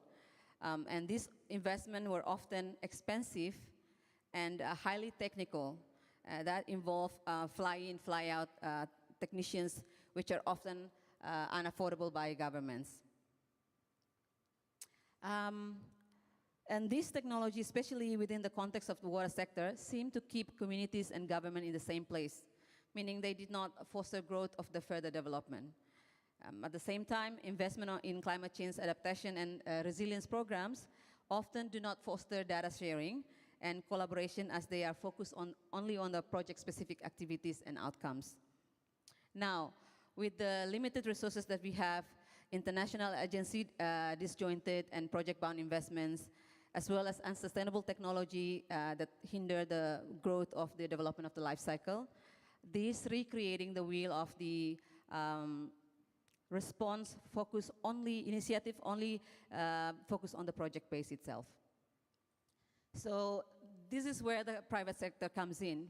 Private sector comes in because there is slow process in the government in terms of waiting for the budget allocation, waiting for the, there's the intervention of the political intervention. And hardly people involved in private sector in terms of the situation like this. And similarly, as a tech company, we come up with an idea, the technology innovation, where we collaborated with the local grassroots organization.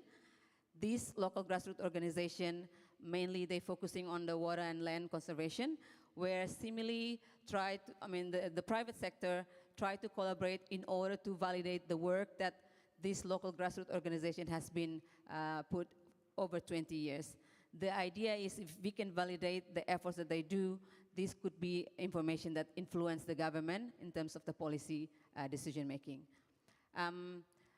Some of the example that we do in practice is when we're collaborating with the local grassroots organization, the technology that we have, somehow we created the alert system where we inform the focal point of the local grassroots organization to receive the alert system through SMS and email, and then they will then train the community in order to understand when the alert comes, what are this message means, and what are they going to do in terms to respond for the environmental issue.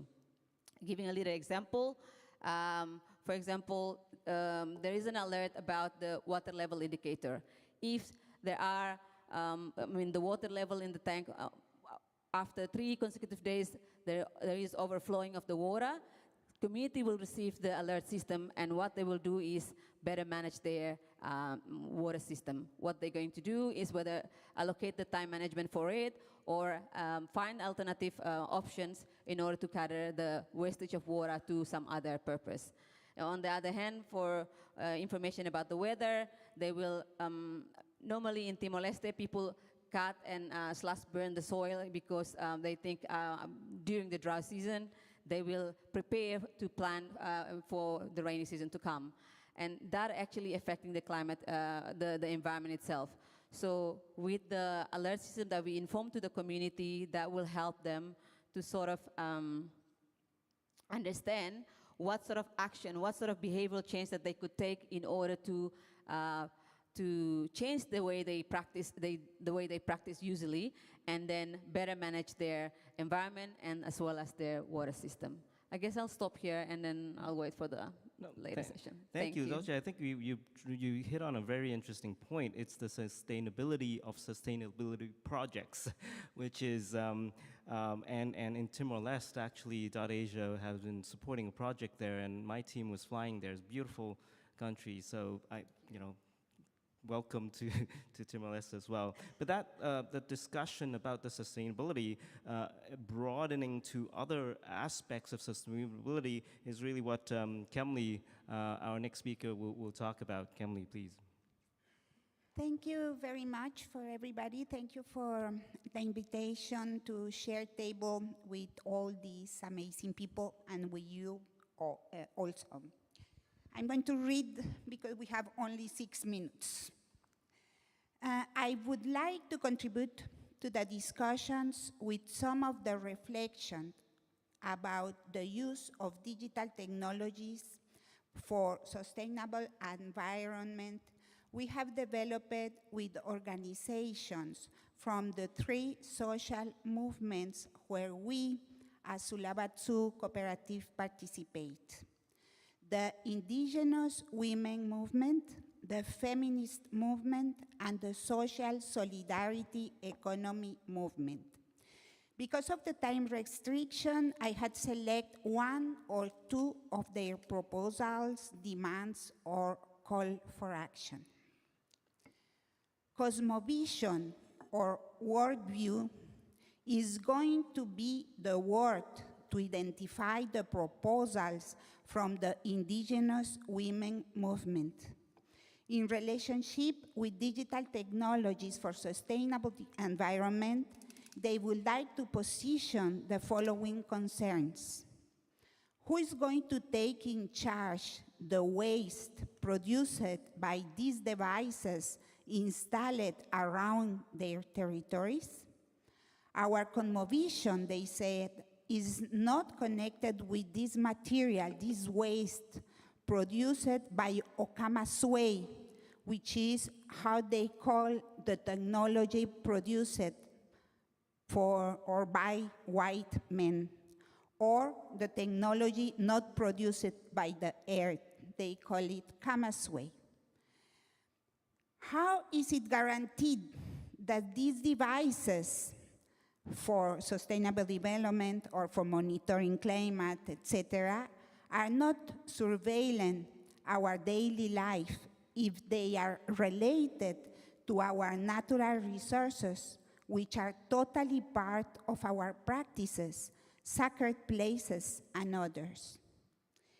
If they are collecting data from our territories and in our cosmovision, we can't separate body, water, and land.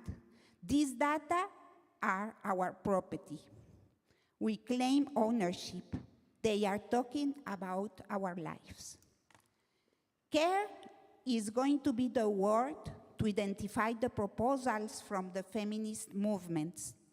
In the discussion, they said, care for each person, for the collectives, and planetary care must be in the center of data processes and devices that are being used for environmental sustainability.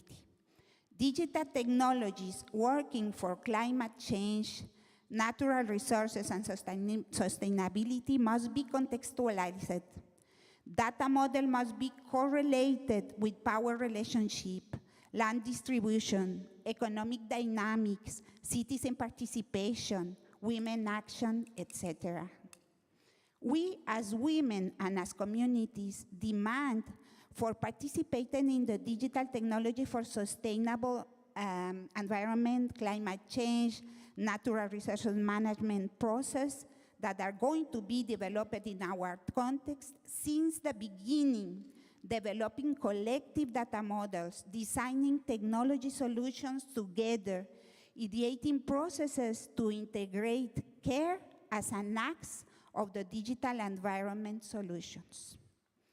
Solidarity is going to be the word to characterize the social solidarity economy movement proposal, and they have said, the possibility for humanity to survive is with solidarity.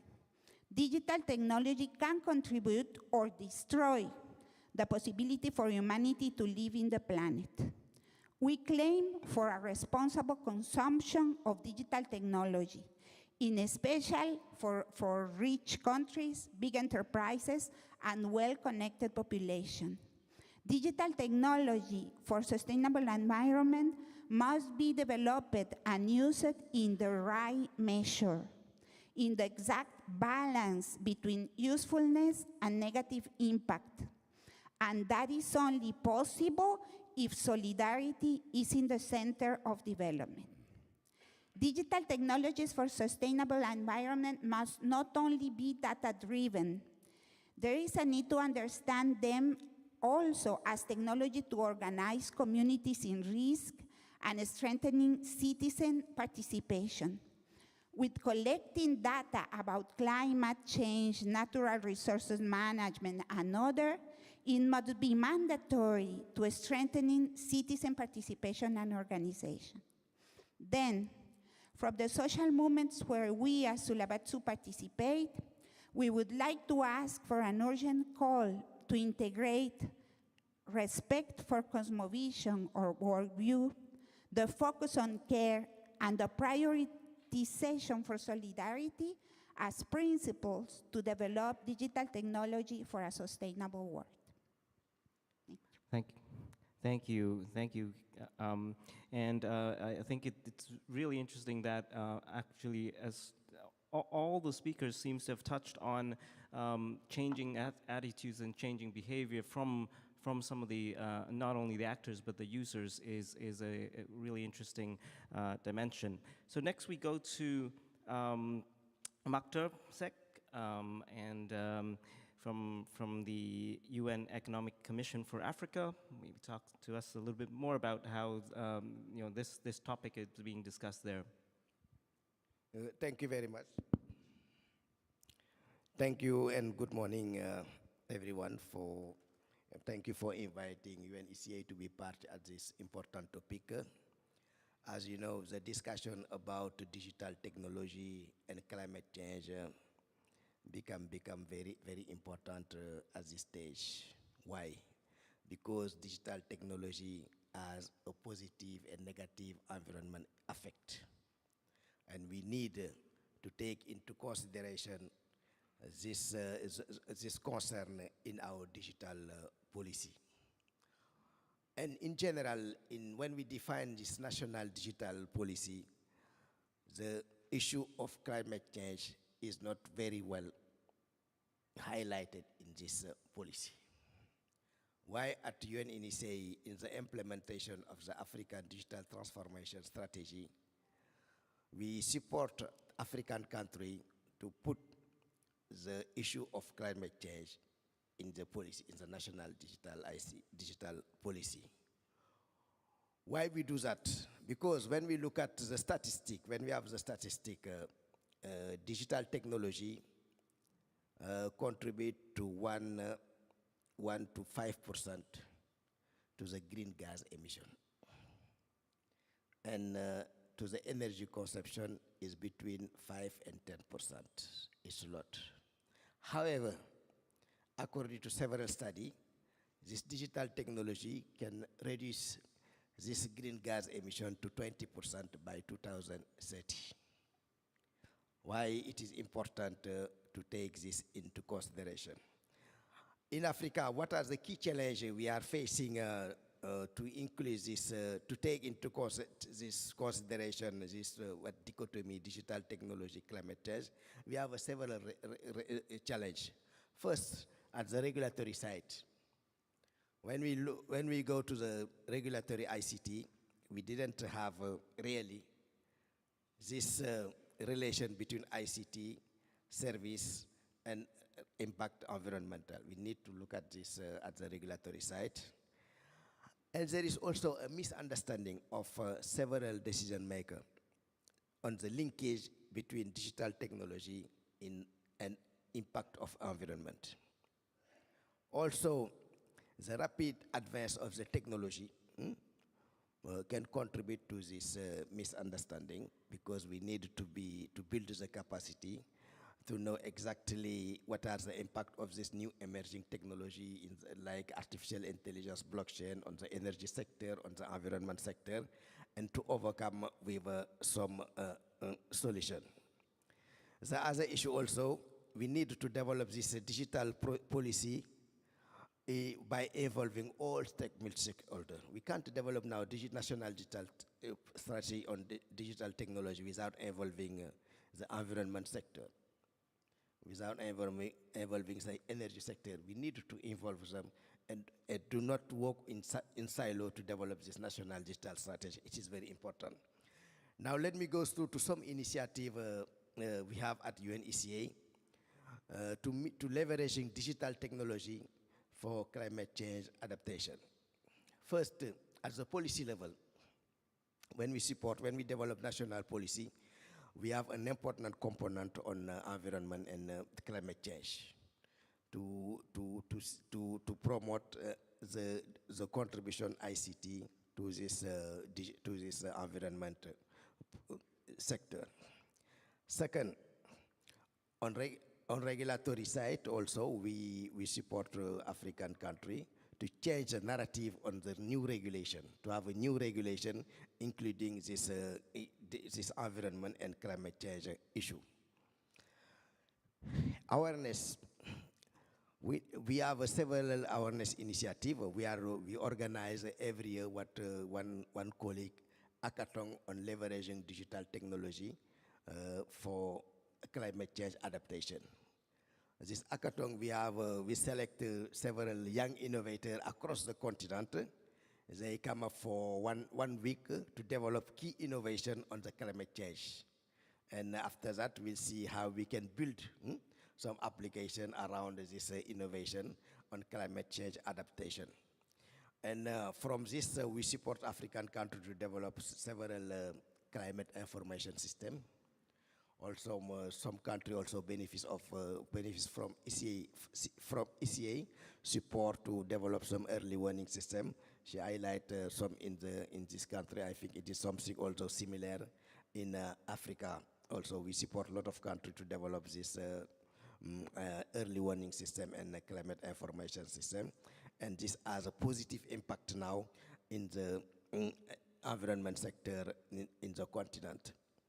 Another issue also, it is when we do the climate information system, we should have an historic on the climate information. Now we are developing one application starting the historic of all information regarding climate since 1990, since 1920, yeah. And also we have another big, very important project now. We are working with DRC to develop a center of excellence on battery mineral. Also on credit carbon, we support some African country to fast track the credit carbon register. We also have another important project. We work on developing online platform, because this online platform can also to mitigate the issue of climate adaptation, the smart city also some application to reduce the energy consumption. That's also part of the, is that also part of UN's ECA? Yes. Oh. Right, at UNECA, we have established a center of excellence on digital ID, digital trade, and digital economy. As the center of excellence is to support African countries to use digital technology for achieving sustainable development and the achievement of the Agenda 2063 of African Union.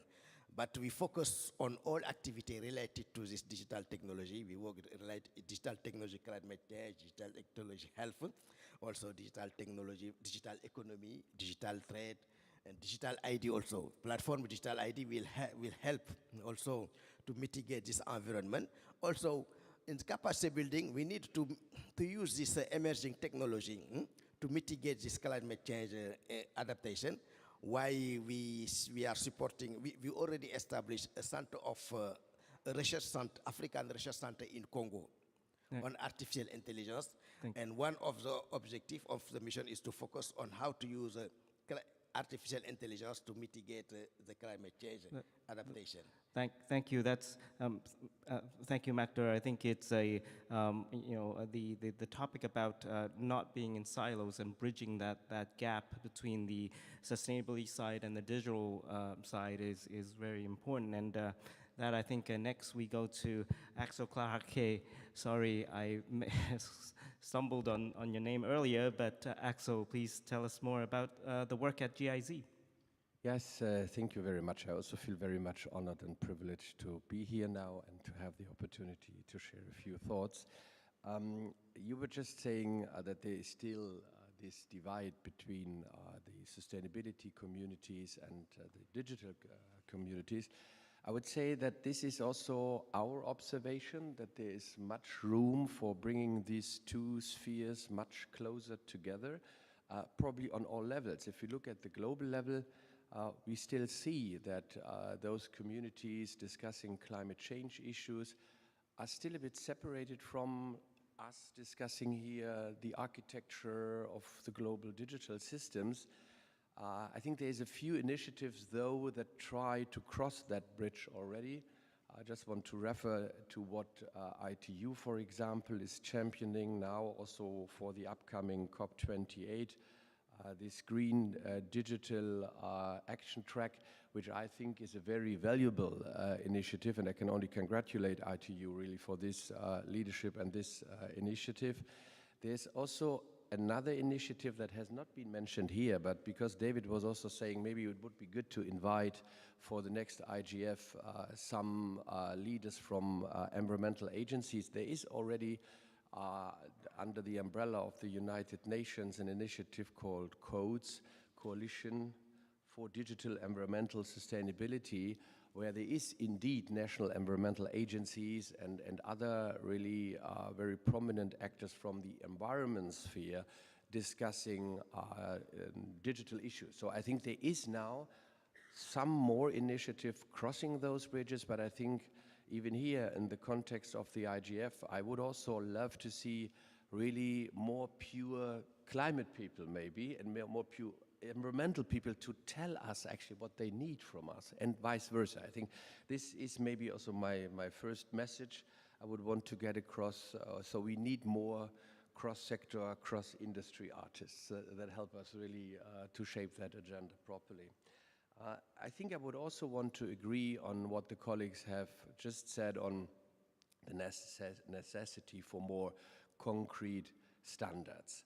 I think what we sometimes shy away from in this debate, that sooner or later we must move from this general conceptual discussion and pilot projects to more binding regulation and to more clearer standards the industry would have to follow. I think to me this is very important that we support this idea. I know it's in the global context always a dream. We don't have a global regulator doing this for us. But I think really making sure that we talk about the same things, the same standards, and the same terminology is extremely important. As he has said, we have also, we have from our very nature, we are more an agency that implements projects in individual countries on certain topics. But we have also now recently pretty much engaged in contributing to that discussion. So we had an initiative with the World Bank and ITU on standards for green data centers. I think that is a very useful exercise. So we were sitting together with experts on how we can shape that. So the result is a practitioner's guide for green data center that has been launched recently in Nairobi on the occasion of the Africa Climate Summit. And I think it was very welcome. That was my impression. And I think really towards this direction, I would very much want us to invest more. We have also tried to instill in the GovStack initiative, I think most of you are probably aware of this, that is meant to contribute to this DPI, DPG agenda, in a very practical way, also to instill elements contributing hopefully to environmental sound rules for procurement, for e-waste. I think those are really, more those concretization, what I think are currently really necessary, and we would probably want to see more of. I think that there is big potential, I think goes probably without saying. And then in the complexity of the discussion, and this is also probably true for the discussion today, we have some people talking more about the greening of the digital industry, very much important. Green data center, I think, is just an example, but this should probably also be expanded to develop tools and instruments for the management of the entire value chains of the digital industry. So that would be, I think, also a good idea to develop it in this direction. And on the other hand, we have also people discussing more the potential and how we can unlock the full potential of the Internet of digital technologies and tools to support the necessary transformation of the economy economies towards really a carbon-free economy and really for the end target really to cool down the planet actually. Here, of course, we also have lots of individual examples. What I think what we might want to add to that in the nearer future, again, is also maybe a place where we can have that proper exchange of knowledge and really draw proper conclusion that we could all subscribe to.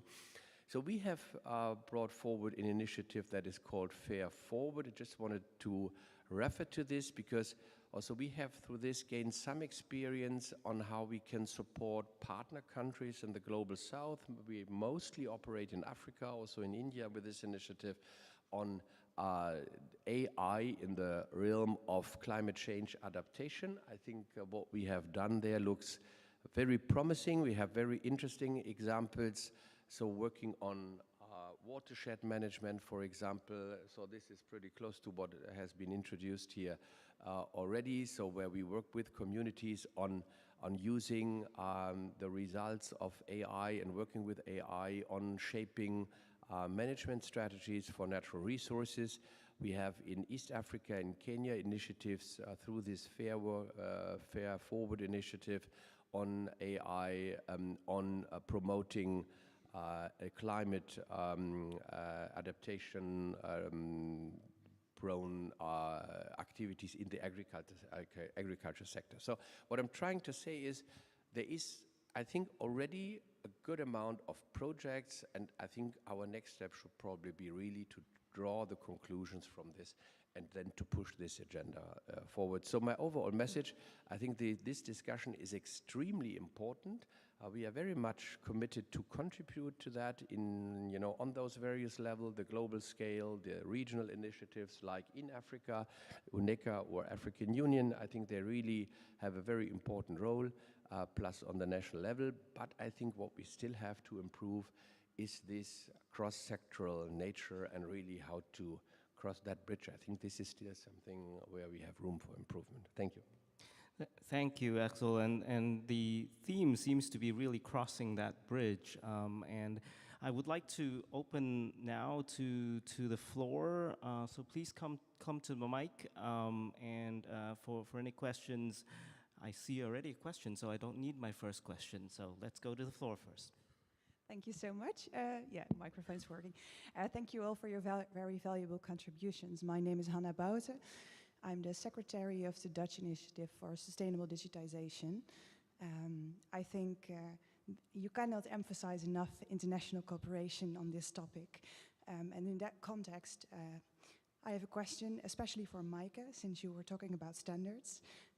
Indeed, we already have standards for interoperability, safety, but where do we stand today, internationally, to develop standards for sustainability in our digital system? Thank you so much. Mike, I guess it's for you, but I guess others. I think David and Axel might add to it as well. Please, Mike first. So, from the IEEE point of view, standards are developed for global use. They're not limited to any jurisdiction. And adaptation, of course, is the question of whether companies or governments adopt various standards, and ultimately it can lead to regulation. So standards have developed at many different levels. So for example, there might be, there's a standard on how to integrate microgrids into the larger grids today.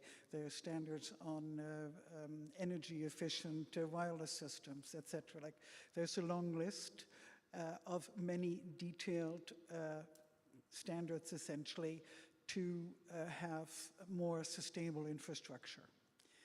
Not necessarily referred to as sustainable, it's referred to as more efficient, etc. Am I getting to your question? Yeah, so thank you for your answer. I think that's very helpful. But as already said, I think the necessity for the adoption of those standards is crucial to accelerate the sustainable digitization transition we have to make in order to contribute to preventing the climate crisis to, get worse. So this work started, just starting on trying to work towards a standard of measuring the carbon footprint of a small organization, like a farm, a small company. Think of the fact that over 90% of enterprises are small or medium-sized enterprises around the globe, but they bring in over 50% of the GDP around the globe. So we don't have frameworks for these companies to participate in the quote-unquote carbon economy, carbon credits, et cetera, So we do need those standards as well, so that these small companies can ultimately participate in a sustainable value chain, sustainable supply chain that will allow us to practice sustainable procurement. I'm firmly convinced that if we can get to sustainable procurement, we can solve a large part of our problems. Like, and I think the European suggestion of product tagging, which is really the the digital product passport that's committed to but not quite designed yet, is a huge step forward in what Axel was referring to, a global initiative, because it will have global impact like GDPR had, to get us towards being able to essentially vote with our wallets, us individually, governments, companies, etc. So I think your question is 100% at the core of the matter. Thank you. And, thank you so much. Just a final remark. I would really love to stay in touch and strengthen our cooperation. So I'll send you a LinkedIn invitation. Thank you. Thank you. Adding to that, I guess, not only, well, enforcement is a big word, right? But implementation of the standards is really the key. And I think both David and Axel talked about furthering this discussion. And I guess IGF is one of those forums that can have this multi-stakeholder discussion so that implementation of these standards could actually be carried out. I wonder if David or others want to add to it. And as David is asking, I again invite the audience to come to the mic for the next question. David, please. Yeah, I mean, I think a phrase which I've heard a number of times here and which is becoming more current is responsible innovation. That's something that incorporates standards bodies very importantly. It also encompasses a wider frame of reference. So it's about the innovation frameworks that take place in academia. It's about how businesses develop their applications, products, goods, services, and so on. And if you have that kind of concept of an environmentally responsible innovation, you're unlikely to have innovations such as Bitcoin, which are developed in a way which is not environmentally sustainable and therefore not economically sustainable either. And the other thing I'd say is that I reiterate the point Mikey made about standards of measurement, that we need consistent standards by which we are measuring all of the things that are happening here at this digital environmental interface. We don't have those at the moment. It's like a common language that we can talk about things as well. Mektar, I think you want to add. Thank you very much. Before I leave, I think she touched one important point, the issue of the standard. I think is a future on what we are doing now in the digital technology to mitigate this impact of climate change. At the UN level, we already have this United Nations Framework Convention on climate change to support all countries to develop their policy strategy on climate change, energy. But we need to add this piece, this missing piece on the standard. And I think it is a work we can look at it at the international level. We have this ITU partnership for ICT. I think it is something we can rise and to see how we can develop standard, as well as we need to have all this private sector to come on board to develop this standard, because it's an issue of interoperability become crucial. And IGF is a good forum, a platform to start this discussion on the standard on digital technology and climate change. Thank you.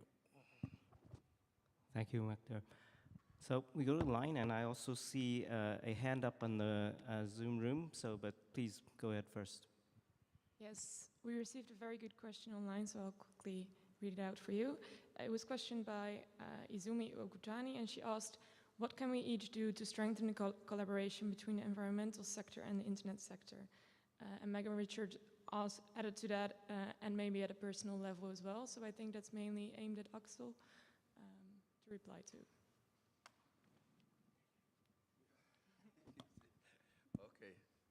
This is a very good question, but it's also a very broad question, isn't it? I think what we are doing is already towards this idea. I believe very much in fora like this one, and I think we really need to bring the communities closer together. I think this is something we have already, I think all of us expressed in the first round, so that we really have to intensify those discussions.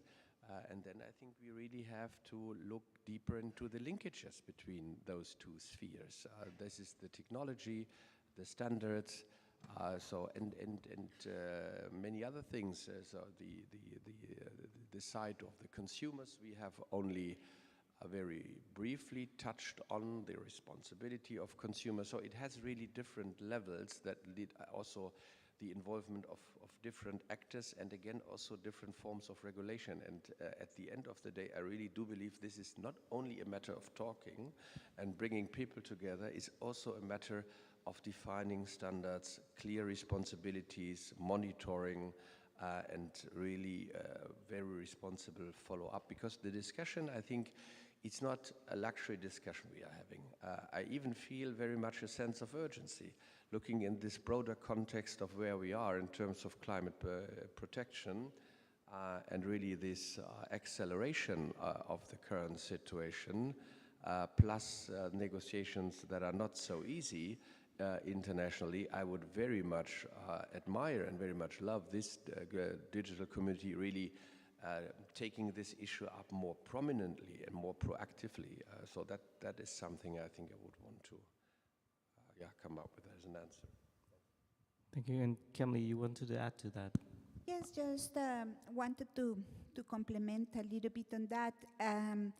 I think it's crucial to connect with other social movements, other movements, and especially with environmental movement that they have already a long path in the negotiation about good practices, standards, and others, yes. And in my experience, at least in Central America, it had been very difficult until this moment to really connect and to really have an interaction between environmental movement and digital rights movement and digital environment and all of that until now.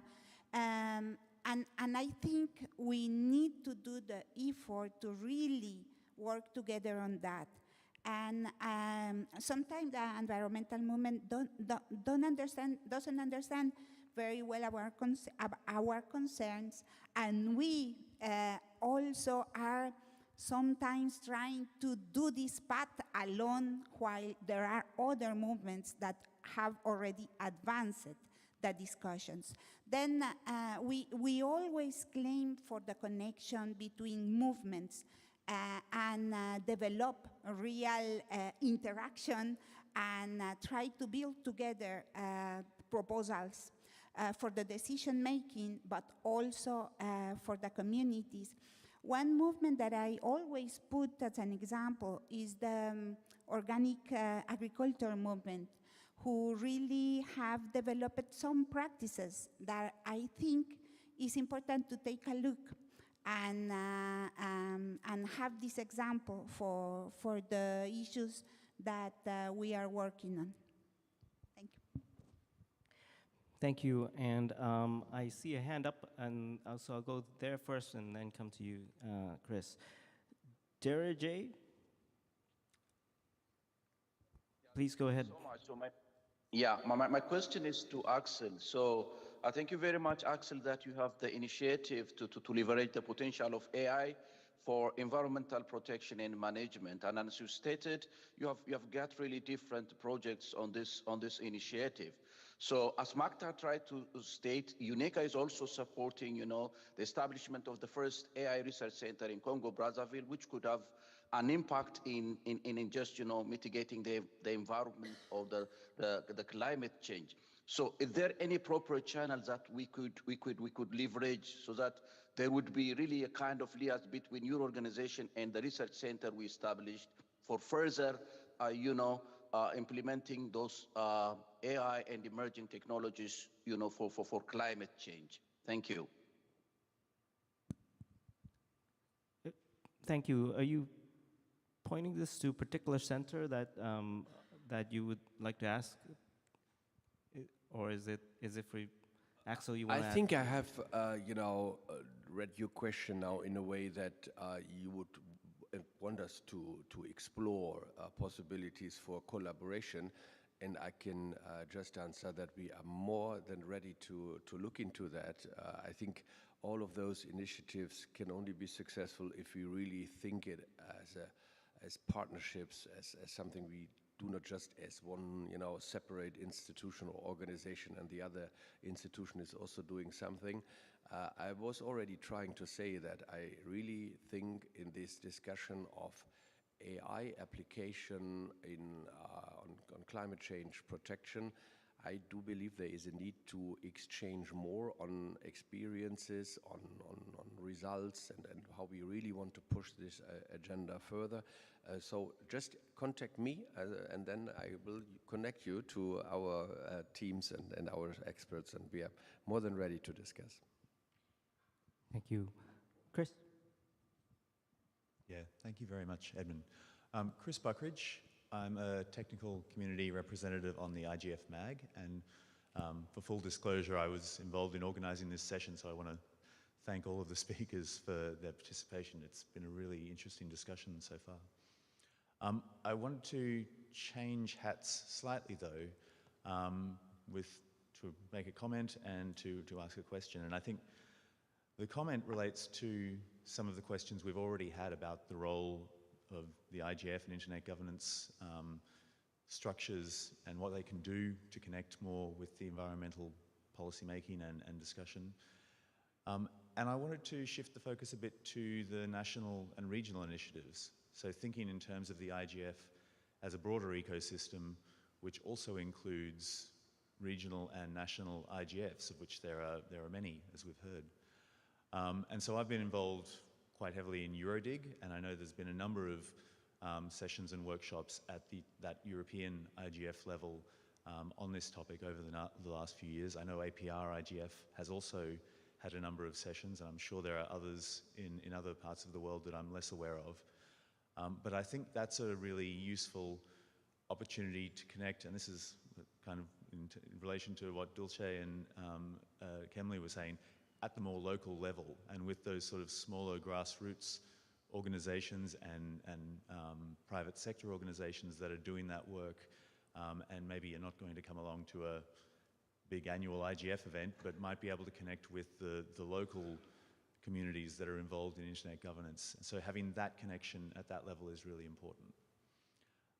In terms of the question, I wanted to build a little on the workshop at this year's Eurodig and give a very brief report there, because the topic we were looking at was in relation to do policymakers actually have the level of understanding that they need to be making policy with an environmental concern, but towards the digital sector.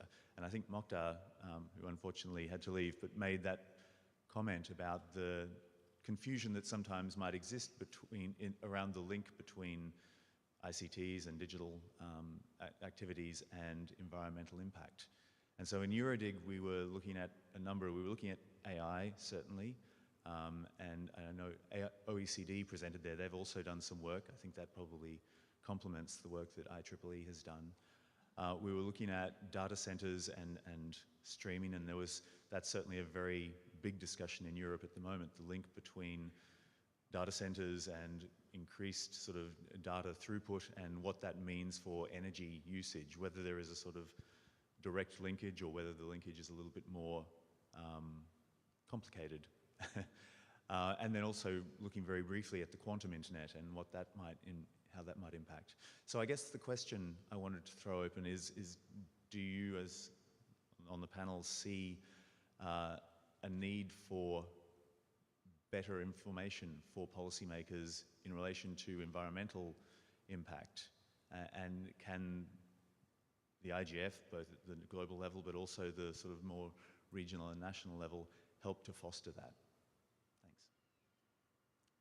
So policymakers, same as us, can never have too much information to base evidence-based decisions on.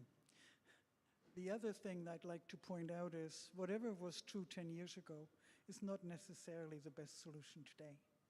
So one of the things that we have to deal with in terms of informing policymakers and is really to keep people up to date of what today's ultimate or close to best solutions are. And we have to be willing to re-examine this in a year or 2 or 3, depending on what is going on. And as far as I'm concerned, development of regulation and development of policy is far too slow. Like, it doesn't keep up what is happening in the industry, what's happening in technology. Like in 2007-8, we had dire predictions about how much power ICT would use. Now, ICT power use or electricity use has gone up, but certainly not in the way it was predicted way back then. If you look at the nuclear industry, the big strides are being made with small modular reactors that could potentially solve certainly the issue with providing remote communities with clean energy. And like, I can go into big, long debate about that. Truly, exponential strides have been made. And so policy has to be, or policymakers really have to be kept up to date. We actually need a better way to do that. There's one IEEE USA is doing it for the Congress once a year, and sometimes in between. But I think the channels need to be opened up much more. Thank you, and I think David wants to add, and I add myself to responding. Just firstly, reinforce Chris's point about the NRIs. And the UK IGF had major focus a couple of years ago on environmental issues, which was introduced to a keynote from an advisor to the IPCC, which focused around circular economy issues and so forth. And I think there is a scope there. My disappointment with that is that so few people actually take part ultimately in that sort of forum, and it needs to reach out further. On the broader policy issues, I think a lot of discussion around this tends to focus on what can happen in ideal circumstances if the best technologies can be used with the right policy commitments. But actually what matters is what will happen in real circumstances, which are never close to ideal. So there's a lot of aspiration for what might be achieved. It needs a healthier dose of realism. And I think a lot policymakers' perceptions in the digital sector of what is happening in the environmental context are often outdated, and vice versa. So that's an important reason for bridging it. CODES, which Axel mentioned, is, I think, an important UN initiative in this context. And again, I think the European academic network that built the Digital Reset initiative is also an important one to look at. Thank you. I'll add a little bit and pass to you, Kim-Lee.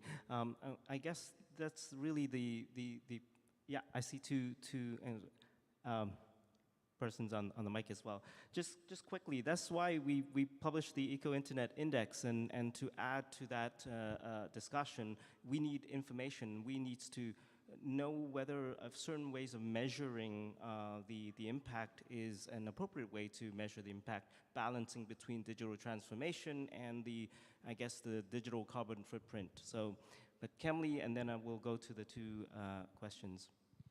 Very quickly, we think at the local IGF, it's really, really a need to integrate other voices from other movements to discuss the internet governance and to discuss these key problems. I have been working on IGF in the local IGS for, I don't know, for 10, 12 years, I don't know, and in the regional one also. And we always try to integrate more voices from other sectors. I think this discussion is not only our discussion. I think we really need to integrate other actors in the discussion, our environmental movement, the indigenous movement. They have to be here discussing with us, and that has to begin first in the local IGFs. Then this discussion has to be open, has to integrate other actors and other voices. This is one thing. I have to say something because the time is about to finish, and I don't want to leave this issue while we have extractivist business model in the base of our digital society. It's going to be very difficult to really take a balance in the use of the digital technology between the usefulness and the bad impact on the environment. I wanted to say that, and we had some discussion in this IGF about the extractivist business model in the base of the digital society. And then this is one of the discussions we have had inside the indigenous movement, feminist movement, and social economy movement, yes. While we have this model, and then there is a need to create other business models and to develop other business models with other references to really have the possibility to use technology and without such a big impact in environment. And I wanted to say that also. Thank you. So I'll go to the ones in the mic first, and I don't know if Izumi Okutani you want to add as well. I'm not sure whether Chat or Kino was first, but I'll go with Chat, Kino, and then Jasmine, and then see if Izumi would want to add, and then we'll come to please respond, and then also include your closing remarks, looking at the time as well. So Chat, please. Thank you. My name is Chat Garcia Ramilo from APC. So yesterday we had a lightning talk, and we had two people from our network to speak of what they're doing in relation to e-waste. And one of the things that came out, so one from India and the other from the Gambia. And these are organizations that are trying to contribute so that the impact, right, of e-waste is not is diminished, at least in their communities. And this is really looking at what for example, what David was talking about. We produced through the network a toolkit on circular economy, working with different organizations or members of the network. And I think this is I raised this, so one of the points that came up there is that we know that 2.6 billion need to be connected, and 2.6 billion means more gadgets and more resources. So I just wanted to, and that sort of struck us in the sense that there are many different things we can do. And I do think that perhaps one thing that we are able to do is to really maybe highlight more the stuff that works now. To David's point about it cannot be, it has to be pragmatic or realistic. So there are things I think that we can do now and that works now that might have much more impact. And I do think that's maybe something we can contribute, we can do together and look at what it is that really works, where we can, collaborate on. Thank you. Thank you, Chad. Kino. Hello, my name is Kino. I'm Vice President of Internet Association Japan.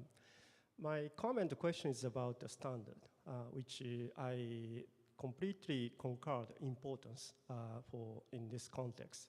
That said, I heard the comments from a couple of speakers earlier that with respect to the sustainability and the digitalization, there is a room for two separate domains to converge together, come together, to understand each other. So my comment and the question is that before getting on the actual standardization to be developed, I do see the necessity of developing a practice, how the digital technology will contribute to accelerating the environmental protection and also sustainability. So question to the panel is that do you also see the similar necessity on opportunity to work on the practice development before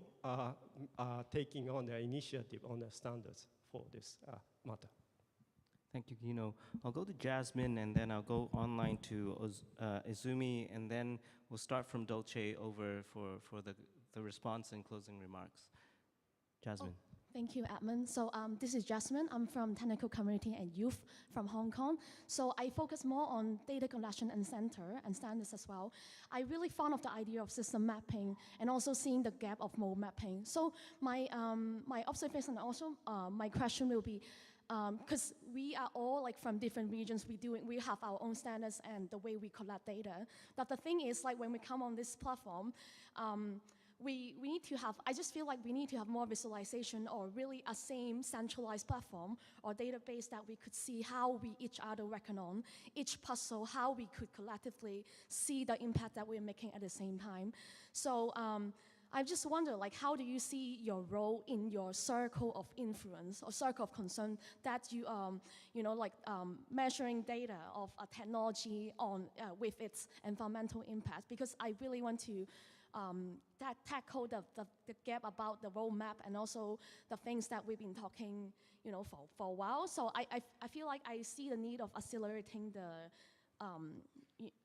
discussion and also like the way we share and collect data, share information together as a group. Thank you. Thank you. And Izumi, are you able to unmute and add?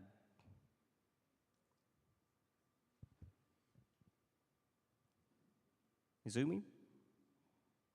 Is it that you need to, I don't know, the administrator, please unmute Izumi Okutani so she can speak?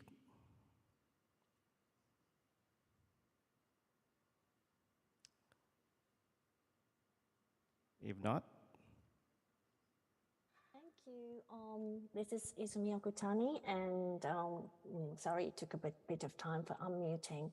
Very interesting discussion, and I especially like the point about having some platform for information sharing between different players.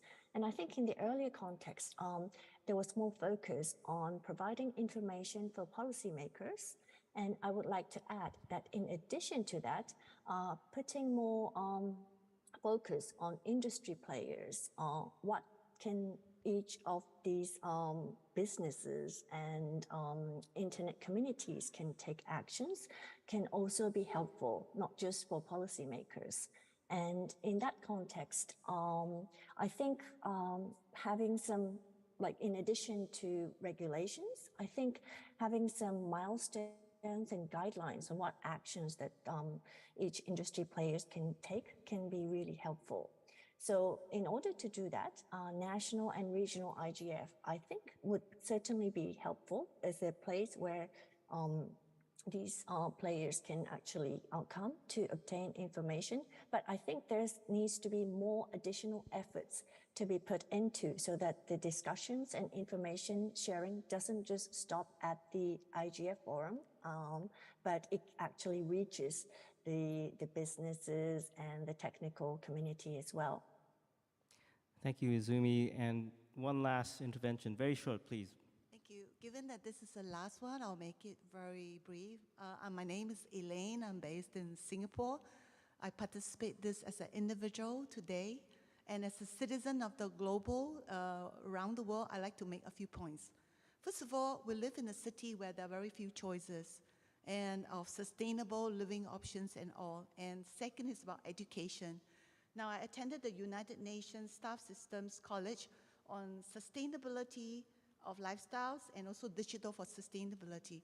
What I'm trying to call upon is whether we could have policymakers to provide more incentive and education for citizens, because that's the fundamental of all the people, the population that will embrace that, the way they consume and commute and many more. So thank you. Thank you. Now I'll go to Dolce and across to David for your closing remarks. Yeah, please. I guess my closing remark, as you can hear, probably I'm the one who less talking here because I'm coming from all the way from a country, in the developing country, when everybody talking about AI, high technology, policymakers, we're just starting talking about digitalization. And when we talk about digitalization back in our country, our focus is more looking at the best practices that are available in the country and what can we learn from the best practice itself. How do we integrate technology with the best practice that are already available in our country? And then how do we educate our people by providing capacity building, regardless what sort of technology that we have, but how do we make sure that the technology that we deployed within the country should or must ensure that the understanding of the user of the technology itself. And on the other hand, I also would like to sort of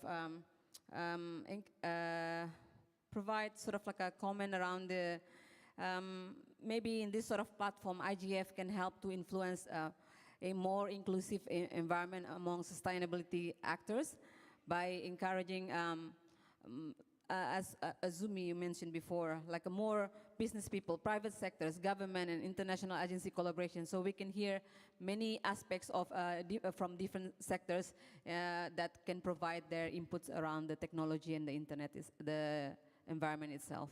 Thank you. I think that's for me. So please. Yeah, thank you. So there were so many complex questions, so I will probably not answer those now in 1 minute. I think what I found very obvious in the discussion now, I think when we want to explain that complex issue better to decision makers, I think we have to make it simpler. And clearer in terms of priorities. I do believe that this is really something most likely we want to do next, really clearly making the point for, I don't know, 10 points of action or maybe even less, so that really the decision makers can understand what is actually urgently needed. Sometimes we tend in the discussion to add again a new layer of complexity, and for a decision maker it's not so easy to disentangle that and to really derive conclusions that are relevant to their sphere of action. I think that is something I do believe we should work on, making things clearer, also making sure that we all have in mind the same big trends. I think also the trends have been mentioned. So what is coming up in the next 10 years? We have heard about still the 30% of the world population being unserved, not having access. So this is going to change, again, with dramatic consequences for the environment. So we also have currently only a lower percentage of data centers being located in the global south. Again, this is going to change with massive implications in terms of sustainability and so forth and so on. So this is, I think, just a few examples of, I think, of what we should follow up on. Thank you. Thank you, Axel. Thank you. Well, thank you. So this was a very interesting panel. I mean, I've learned a lot, and it has been a lot of fun. So it's a little bit of a takeaway. So as we kind of move forward and build and implement a pathway to a sustainable planetary biosphere, and I'll stick to the term, because it's much more than just the environment. We do need, and we have talked about this, multidimensional collaboration and cooperation across jurisdictions, sectors, civil society. All are essential so that we can agree on accountability frameworks. We don't even have that for large companies yet today. We need to measure and be accountable and be ready to revise decisions. We need to measure our impact, be accountable, and be ready to revise. We also have at our hands what I would like to call a wicked problem, or maybe more than one. Like, it's very complex, and we have to deal with competing interests, or actually competing needs at the same time. The urgency of today's problems versus the urgency of tomorrow's problems. And so this is one of the big items that will require a fora like this to debate how we can keep the balance, how we can address those needs. And then I'd like to say that as we move forward and build a sustainability culture, that we take into account for every project, everything we do, what we need to do in terms of sustainability. And we cannot leave anybody behind. And I like to say failure is truly not an option. Certainly not. Please, Emily. Okay, thank you very much for all the interventions. I think that is really, really valuable, all the discussion here. We talk about 4 steps. The first step is integrate more people in the discussion, more movements, more thoughts, more generation, etc. in this discussion. The second one, understand better. We think this complex problem, we need to understand better what is happening. The idea about this common platform is very interesting, but another possibility to understand better what is happening, how is happening, who is producing all the situations. I think we are beginning with that, to be honest. The third point is disseminate and create movements around what is happening in the digital society with environment. And we prefer to talk about the digital society and the environment, not the digital technologies. And the fourth one is change practices. We really think we need to change practices. We need to really put on the agenda the right measure. I don't know if the translation is good in Spanish. We talk about la justa medida, which is the fair measure between the utility and the destruction. I began to work in all of that 25 years ago, I remember. And at 25 years ago, I claimed and worked hard for connectivity, for connection to everybody. And now, 25 years later, I claim for less connectivity for the very well connected and more connectivity for the ones not connected. Then I think that changed a lot the perspective of the digital society. Thank you. Thank you. David, please. Okay, so one of the problems here is that for every individual actor in an environmental context, every individual actor thinks that their own actions make only a marginal impact on overall environmental outcomes, and so they're not really that important. And that's a reason why the governance structures around this are critical. So government structures of regulation and to create incentives for environmental responsibility, the ways in which businesses develop products and services and in which standards are developed and so forth, the way in which citizens can, the kind of information around the overall environmental context that is available to citizens and the information that they can take to make environmentally responsible choices as consumers. So all of those things, I think, are what I would sum up as saying we need an ethos of environmental responsibility across the digital sector so that decision makers at all levels in government, business, standard setting bodies, data centers and so forth are taking into account the environmental impacts of what they do.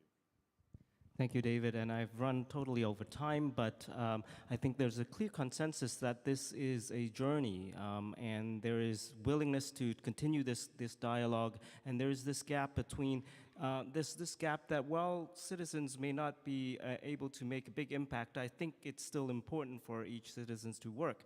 on it. And the other thing is there's a clear direction, action point as well, is for this community to go back to your NRIs, the National and Regional Internet Governance Forums, and bring those stakeholders that matter, bring the governments, bring the ministers, the right ministers, bring the industry to talk about this issue. And I expect everyone to go back to your national and regional initiatives and do that, and then next year to come back at this main session and tell us about what, what further actions we can take on this very important matter that we cannot fail to accomplish. Thank you, everyone. And please join a round of applause to the panel.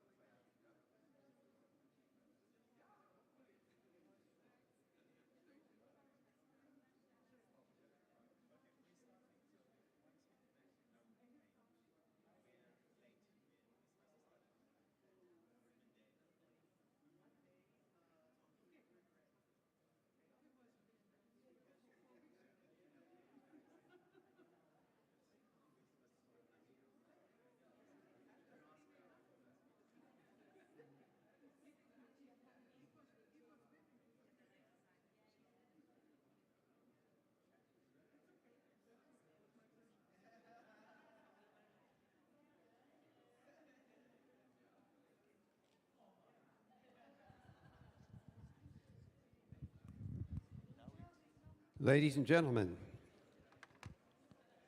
we would like to begin this listening session as soon as I can get my equipment working. There we go. All right. So first of all, this is our opportunity in the leadership panel to listen to what you have to say, but I will tell you that we need your help. So there are some particular things I'm going to ask you about, but before we get to that, I would like our leadership panel members to introduce themselves briefly to you so that you can tie names to faces. My name is Vince Cerf. I'm Vice President and Chief Internet Evangelist at Google and Chairman of the Leadership Panel of the Internet Governance Forum. Benga, would you like to introduce yourself? Yes, thanks, Vint. Benga Sheson, Executive Director at Paradigm Initiative and a member of the panel.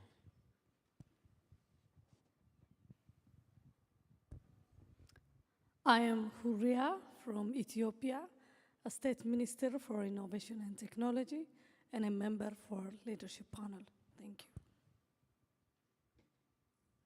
I'm Hiroshi Yoshida, Vice Minister from Ministry of Internal Affairs and Communication, Japan.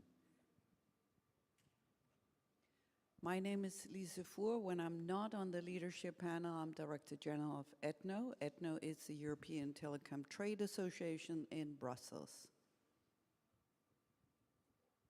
My name is Maria Fernanda Garza. I am the chair of the International Chamber of Commerce. We are the institutional representatives of over 45 million businesses of all sizes and industries in over 170 countries.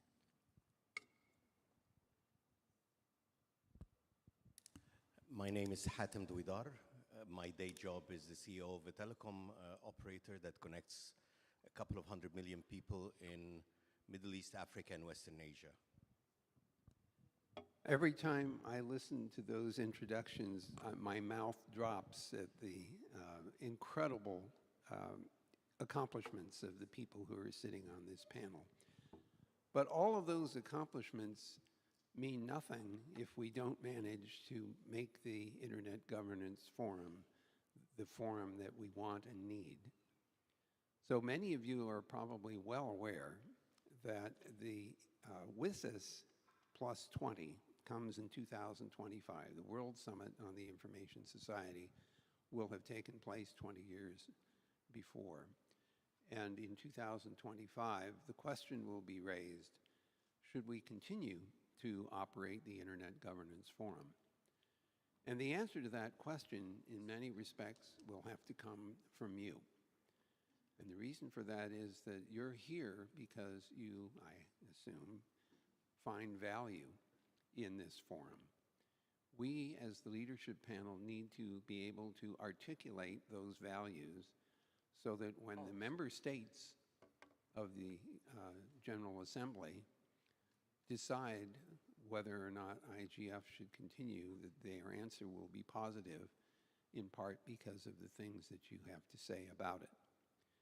So one thing we will ask from you is in this session to tell us the things that you like and think we should continue, to tell us the things that we should do that we are not doing, to tell us the values that you experience from participating in the IGF.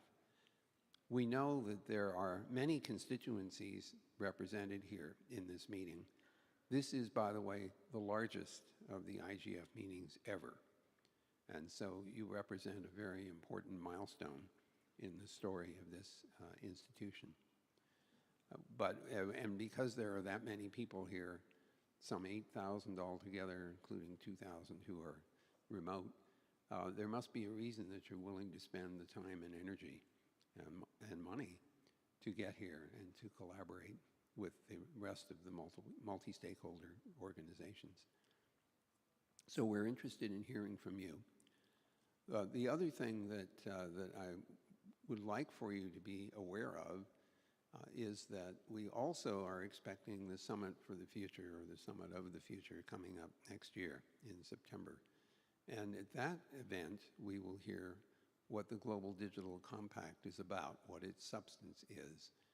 there have been some discussions about the need for a forum to go along with this compact, and I'm here to tell you that the leadership panel believes that it should be the Internet Governance Forum that helps to assess how well the compact is working and whether or not there are changes that are needed.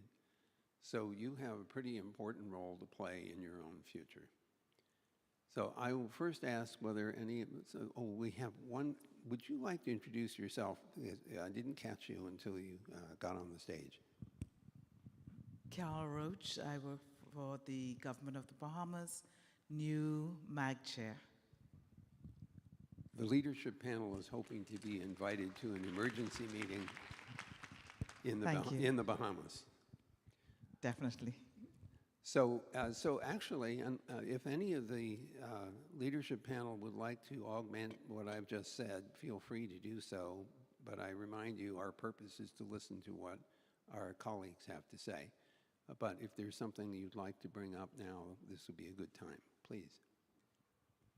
Thank you, Bint. And last Sunday, we presented the Internet We Want paper that we worked through all this year. And we need you to help us in this new stage for this important vision that we have accomplished, in order to accomplish it. During this next year, we ask you to please help us identify the barriers that are the main obstacles to help us achieve these visions.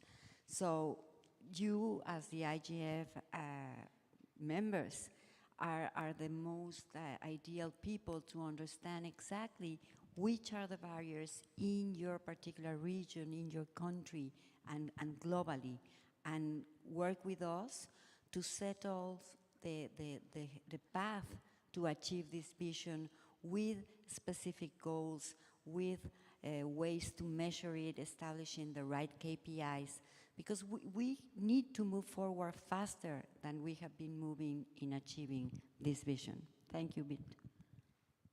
Lisa has something to say as well. I just wanted to add very quickly, because Maria's right. We want your input to the internet we want your input to our work in general, but we're also going to consult with other communities, and we will try to do an outreach broadly on both the internet we want, but also on topics that we're trying to solve within the leadership panel. Thank you. So I have to admit, you know, over the 18 years that this event has been held, much of the time we've talked a lot about the internet that we want. What I think we now have to ask ourselves is, what internet do we have right now, and what do we need to do to make it better? And it's my guess that the barriers that were mentioned earlier differ from one country and one locale to another. I know in the United States, for example, although penetration of internet service is pretty good, in our rural parts of the country, it isn't. And we're spending $40 billion to try to improve that situation. So I'm going to, unless there are any other comments, I'm from the leadership panel, I'm going to ask you to drive this session. Tell us what it is that we need to know in order to justify and evolve the IGF to be the entity that we would like it to be. So the floor is open. There are microphones at the front of the two aisles here. If you would come to the microphone, I will recognize you. We'll try to switch back and forth if the queue builds up on both sides. By the way, the Secretariat assures me they are taking notes. And of course, this session is recorded, so we'll have that to refer to as well. Would you identify yourself before you make your intervention? Good morning, gentlemen and ladies. It's actually afternoon, if you don't mind the criticism. Afternoon. I'm James Gregor Asuelo from the Republic of the Philippines and a member of UN SDSN Network and the Chamber of Commerce of the Philippine Islands. And I have some few questions to the members of the panel. We all know that every internet penetrations drive impact to GDP in each of the countries. And yet it's quite challenging that most of the private corporations and telcos will not invest in rural areas. So my question is how we can drive private investments to bring connectivity to the far-flung communities and underserved communities through the intervention of crafting policies and legislation to attract investments. Thank you.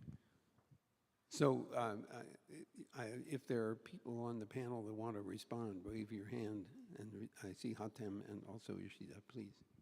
Hatem first. I think I understand that I'm sorry, Hatem first and then you.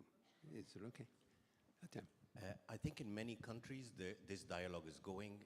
There's universal service funds in many places where part of the taxation that goes to the telcos is put back into encouraging coverage in rural areas. And this is not only happening in emerging markets, but as Vince just said, the government in the US pledged $40 billion to cover rural areas. So this is everywhere. I think this is something that needs to continue as a dialogue between governments, regulators, and telcos to make sure that the telcos are not seen always as a kind of an easy goose that lays a golden egg, but in some cases there needs to be investment or tax relief to help them invest sustainably in rural areas. At the end of the day, these are also customers. These are good for business, good for the economies overall, good for the ecosystem. So I can speak on behalf of many telcos. I sit also on the board of the GSM Association. All of them would love to cover everywhere. But I think it's not the job of the telcos alone. Need supports from regulators and governments to make sure that they make the right environment for these investments. Yoshida, I echo on the point that the government should play some role in deploying infrastructure in rural areas. It is not profitable, so that it is not possible to invest only by private activities. And so that a kind of universal service fund is one solution, or subsidy can be one solution, but it's even difficult to cover all the rural areas. And so the new technology can help in some way. For example, maybe you all know that mobile technology allowed a leapfrog for some developing countries where fixed network are not deployed. But now we have other technology that is non-terrestrial network. So we have a LEO satellite network, and also we have a system of hubs. It is high altitude platform system that can cover 50 to 100 kilometers wide, but with one system. And such new technologies can efficiently covered. The system allows to cover efficiently in rural areas. So discussing private sectors, government sectors, and including utilizing such new technologies. Thank you. So there is at least one other answer derived from this most recent comment. The low Earth orbiting satellite systems bring technical access to the internet literally anywhere on the globe, at least if they all achieve their objectives. In the case of Starlink, it's 40,000 satellites, and others are coming along. There is, however, that's the technical side. There is a business question: how much does it cost, and is it affordable to the people who are in those rural regions? And if it is not affordable, two things can happen. One is competition, and you see that there are multiple LEO satellite systems that are anticipated. In the absence of competition, another possibility is subsidy coming from governments in order to help citizens in those parts of the community that would not otherwise have access. But I want to encourage you to keep pushing for making that happen. We have another question at the other microphone, please. Would you introduce yourself before you ask or comment? Sure. Thank you very much, Vint. I'm Peter Brook. I'm the chairman of the World Summit Awards, and we know each other very well because you have been on the board of directors of the World Summit Awards from 2003 to 2006. And you know my bias is very much a content bias, while your skills and incredibly global competence is being on a technology bias. And I think that this is, when I look at the document, The Internet We Want, there is a technology bias to it. 2023 is the first year when 5 companies have gained 54% of the advertising revenues on the internet. Global advertising revenues. Not just on the internet, but in total. So what we are looking at is the internet as a historical force in terms of economic concentration. You know the devastation it has wreaked on the media companies, the legacy media companies, newspaper publishers, especially all around the world. I'm just coming from Canada. There are 564 community papers which were closed in the last 6 weeks, which is leaving communities up to the size of 1 million people without a local paper. The impact on this on a number of different kind of local and regional and also national processes of political participation and democracy. We are not even seeing it yet. There are certain kind of aspects, which we're looking at in terms of disinformation and others. But I think what I'm asking the leadership panel is to include in its consideration the absolute need that we look at how do we deal with the monopolization in the market through the technology of the internet, and what is it being done, and what are the recommendations of the leadership panel that IGF and also the Business Review in 2 years or in the next year and a half is actually saying to this. Because I think we are looking at this as a real shift of power based on the technology. Thank you very much. So I'm going to respond, but I invite the other panel members to as well. I think your points are well taken with regard to businesses whose business models have changed as a consequence of new technology. I would suggest, however, that it's not the leadership panel's responsibility to solve the problem, but it is our responsibility to make sure that the IGF brings to the table people who can consider various solutions to the problem. That might turn out to be legislators, it might be regulators, it might be parliamentarians, and it might be people with new ideas for business models that would make these important services, particularly news, refreshed. But the reason I'm reacting is that I would like you to understand that the leadership panel isn't the place that makes those decisions, it's the place that tries to facilitate those discussions to get at answers to the question that you just raised. Fully understood, yes. Thank you, Peter, for the feedback on the Internet We Want paper. And of course, thanks for your work and content over the years. 2 things. One is there is an opportunity for us, which is why we're here, to get feedback from you on this. Beyond this conversation, there's also, the Secretariat will open the paper for public comments and contributions, and, we'll love to follow up with you on how to reduce the bias that you've mentioned. Thank you. Thank you. Okay, next question on the other microphone. Thank you, Peter. Oh, I'm sorry. All right, it's great. I can wait. Oh, I'm sorry. I didn't that's see all there's right. a third microphone. I apologize. I thought there were only 2. It's okay. I'm shorter than the camera. So Yes, it's well, hard there to is see that me. problem too. Hi, my name is Chat Garcia Ramilo. I'm the Executive Director of the Association for Progressive Communications.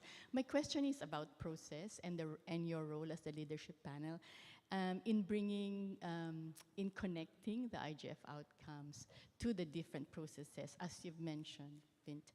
You said, you know, it's one of the things that you want to see is that the IGF being the body that will sort of monitor or bring these discussions. It's not one of the things that have been discussed here that is not easy to engage continuously is all these different processes happening at the same time, as well as now and also in the coming year.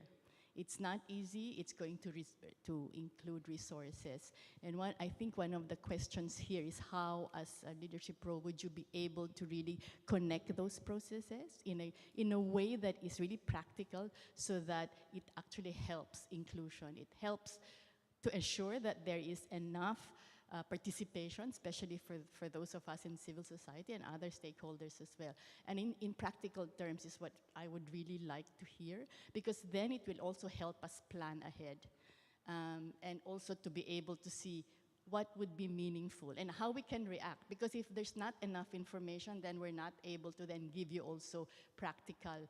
When you're asking us how we want to contribute, we're not able to do that if we do not know the exact ways and processes and mechanisms of participating meaningfully. Thank you. So I think there are several ways. This is one of them, of course, but not the only one. There is this thing called email, and we all are willing to receive the email, and we'll rely on the Secretariat to invite comment to draw attention of the leadership panel.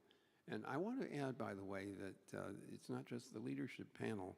The MAG is another super important part of the lifeblood of the IGF. Without it, you wouldn't have the structure that we are experiencing this week.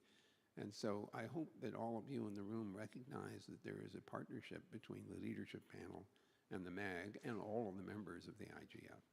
Second point, I think, which is equally important, is that the national and regional internet governance activities may be as important or even more important than the annual meetings, because they are local and they know what the local problems are. They can articulate those things. But if you're looking for specific advice about how do we receive your input, I would suggest, first of all, email to the leadership panel through the Secretariat is one path. I don't know, Chengetai, if you want to respond at all with other avenues for getting input. We will be sending out requests for your comments. We could create forms, I suppose, if that makes it more comfortable. But right now, we're looking for comments on the draft paper that we've written, comments on the issues arising in today's conversation. So I'm going to, that's as much as I can say right now. Yes, Lisa.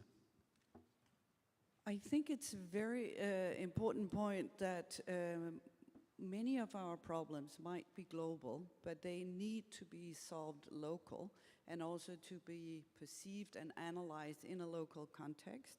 We can bring that to the IGF as such once a year, but it's actually the input that is getting collected in the national and regional IGFs that will analyze and bring that important analysis back to us. And this is what we will try to do, both with the internet we want, but also our broader work. Okay, let's keep going. I'm going to take the center microphone now, since we already had these two. Thank you. Please introduce yourself, please. Qusay Al-Shati, I'm the chairman of Automated Systems Company from Kuwait. Thank you for giving this opportunity. After almost 15 years or 18 years of IGF, evolution is inevitable, and it is the nature of things. And to improve any venue is to evolve it into a better format. What made the IGF successful is its inclusive nature, where all multi-stakeholders talk, dialogue, speak together on equal footing. While it is meant to be a policy dialogue, it became a capacity building venue, it became a best practice venue, and it became the soft power that influenced the internet governance related organizations. Because we spoke, we agreed, we disagreed, we come into a conclusion, we had a consensus, we know what to talk about right now and what to leave for later, to be discussed later. So the evolution of the IGF to a better format is expected. This is the nature of things in order to make it alive. And today when we talk about digital, for the common, digital is internet and internet is digital. So the common stakeholder, digital or internet is not that much of a difference for him. So whatever the format that we want to improve the IGF into, in 2017 to 2019, we have the process which is called IGF Plus, which is meant to as an evolution of the IGF. It stopped, it transformed into Digital Compact. That's possible. Our concern is that whatever the evolution, it should maintain the fact that the inclusiveness of the IGF, the multi-stakeholder participatory nature, where all in equal footing we are talking about any issue presented. And the fact is that it is a non-outcome oriented event, non-outcome.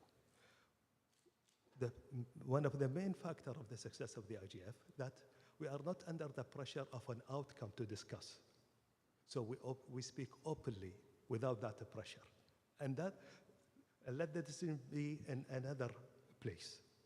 But here, we should maintain the non-outcome nature also of any evolution version of the IGF. The last thing is, we know that we have a summit coming in September. It may decide or it may formulate or initiate the process of how the IGF will be, will evolve, whether it's in Digital Compact or Digital Compact under the IGF.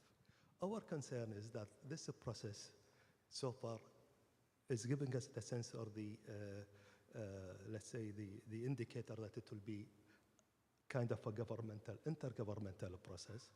We wish that it will be also a multi-stakeholder in nature, or either other stakeholders can attend in an observatory role, just to contribute and maintain the multi-stakeholder status of an event. Thank you. So I will guarantee you that no one on this panel would disagree with the importance of maintaining a multi-stakeholder posture for all of the functions that are associated with the IGF. It's fundamental and essential. Let me take a question from the microphone over here. Thank you. My name is Roelof Meijer. I'm the CEO of SIDN, the Registry of the Netherlands Country Code Domain. Mr. Cerf, if I understood you correctly and without wanting to literally quote you, I think in your introduction I heard you ask the room at least two questions. One, should the IGF continue? Should the mandate be extended? And if the answer is yes, do you have any observations on improvements or other suggestions? Could I interrupt and say that I believe it should continue? The question, others are going to ask that question in the WSIS plus 20. I got that. We want the answer to be yes. So I'll make sure that the answer would be yes in answering them. I cannot speak on behalf of the Netherlands IGF, but I can talk about what we did there. We have a very active NL IGF, and this was exactly the question that we asked, I think, the whole group about a year and a half ago. So our answer was yes, the mandate should be extended, but we also have some recommendations for improvements. There are 16 in total. I won't read all of them to you, but I think there's some that might be interesting to read them out now. They're in three areas. They're about governance, they're about the dialogue itself, and they're about results. And I think the last category is the most interesting one. So about governance, one of the recommendations is that the IGF gets a more transparent decision-making process, but also a firm financial support. On dialogue, we have that the IGF has a more substantive focus. I think we have too many areas, too many themes that we try to address, and that we don't really get to the bottom of the issues in most cases. A more transparent system for deciding on which workshops will take place and which won't.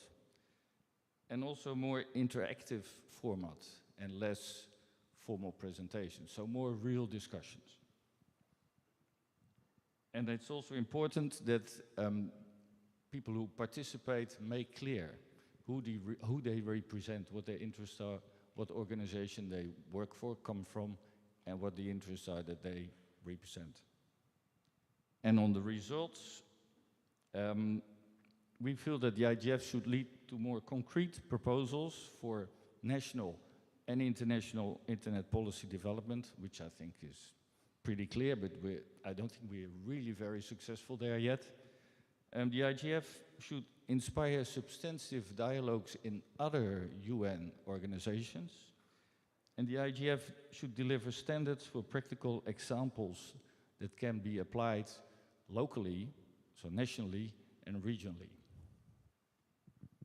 I can send you the whole document. Yes, please do that. And we would like to share that, of course, with the rest of the IGF. I assume you would be okay with that. Definitely. I do worry about the use of the word standards, though, because I'm not quite sure what kinds of standards you might be thinking of. Standards? Well, did I mishear you? Delivers practical standards on, well, for instance, we had some discussion in the session before this about standards for improve or reducing the footprint of the internet and digitalization in general. And of course you need practices and best practices before you can develop standards. But I think there's still a lot of ways that we can learn from the best practices of some to be implemented by all. We should take this offline, but I want to pursue this a little further because I'm worried that you might be speaking of technical standards, which is not the strength of this organization anyway. No, I wasn't necessarily. Yeah, no. Okay, we'll come back to that, but please do send to... I will, thank you. Send that document to us. It sounds very substantive. Okay, we'll take the middle microphone. I think she was first. Oh, I'm sorry, we were there. We're circling all the way around. Yes, you're up, please. Yes, are you standing at the microphone there? You might want to just pull the microphone out of the, there you go. Yeah, thank you very much. My name is Honorable Mishimbaka. I'm a member of parliament from Kenya in Africa, and also a commissioner under the Parliamentary Service Commission. I'm in charge of information and public communication. This is where we use technology to link the citizen with the two parliament, that is the National Assembly and also the Senate, to understand the issue of legislation, oversight, and also representation. So for me, I find this conversation to be very useful. And I'm just thinking that, is it the right time, or maybe you have some plans, or rather you have already done it, that we have universal declaration, or rather universal laws in terms of internet and technology, whereby the member states can sign and also be compelled to domesticate the same in their country. Because I believe that if we have such laws, this is the only way we can also address the inclusion gaps on the vulnerable groups such as women, girls, migrants, and also refugees in terms of technology or other internet. I'm also thinking that it is high time that we have to digitalize so many issues or rather some transaction. For instance, in my country, till to date, we are still using cash in terms of some transaction. Like we pay land rate using cash, and this is where you find there is a lot of corruption. So one way of minimizing this corruption or rather fighting corruption, we need to go digital so that at least we do away with we do cashless transaction, and that is why we can minimize corruption. So for me, I think it is high time if we can have universal declaration, the way we have done on issues of human rights, the way we have done on the issue of the rights of women, the rights of people with disability, so that at least we can be at par as a globe. I thank you. Well, two things from me. First of all, I am delighted that you're here. It tells us something about the utility of being at the IGF. And I hope that the sessions that you've been able to participate in have given you an opportunity to repeat what you just said to people who might be able to achieve those objectives. Let's take, let's see, we're going around this way, so we'll take the your far right, my left. Thank you for the floor. My name is Jacques Peglinger. I am co-secretary of the Swiss National IGF. I'm also involved in the regional European IGF. My question is very brief. What does the leadership have in mind for a future form of IGF to foster more the role of NRIs? The first thing that we want to do is visit with them more. We would like to have more interaction with them. We discussed this, in fact, in a recent meeting today, that we would like to have more direct contact with the NRIs and the regional organizations. The mechanisms for doing that may involve personal visits to the NRIs or some regular correspondence. It's our understanding that there is a regular coordinating call among the NRIs, and if that's the case, then we would propose that some of the leadership members participate in those calls. So to the extent that we can, we'd like to be better connected. Let's take the center microphone. Okay, great, thank you. Hello, I'm Christopher Tate from Connect Free and Internet 3. I think that we're kind of proof that the IGF is working. We're doing something sort of controversial, and that is, instead of getting an IP address from an ISP, which might be commercially entrenched, or might be bound by governmental problems, we allow individuals to create their own IP address through a public-private key pair. And what this has allowed is people on the ground in all these different places all around the world, and even if you think about it over the sea or in the air, or even in the future in space and maybe on the moon and in Mars, to be able to get their IP address without having a centralized body, so that they can create internet wherever they need to be. And so I think that, again, to reiterate, we're proof that this is happening, but something magical is also happening here in Japan, and that is in the 1990s, the telecom known as NTT, they were not broken up, but they were bound by law that they could not become an ISP on their main fiber optic network. And so what this has done is created a lot of different ISPs within Japan and strengthened the internet diversity here in Japan. And so in their model, they have a nationwide switching network which allows other ISPs to come on board. And our software allows us to also become a ISP on this network, an ISP of individuals. So I really would like the IGF to kind of look at telecoms in a way that telecoms, it's not the telecoms are the enemy. They're our friends, and they're very important to create infrastructure, but to make sure that we have a border between the second layer and the third layer of the internet, so that there's innovation that can happen at all layers. We believe we have a certain interesting technology, but I think there's a lot of people in technologies, and we hope that at IGF, that this process of being able to be open and being able to share ideas together continues. Thank you. Well, I have to react and say that it's an interesting idea that you've just described. It's sort of like indirect addressing, I would guess. I would suggest, however, that the right place to take this is not the leadership panel, but rather to the Internet Engineering Task Force. We are looking to do so. Thank you. That's the right place for that particular target. Okay, let's go over here to the my right-hand microphone. Hello, distinguished high-level panel. First of all, my name is Bakhtiar Mamadov.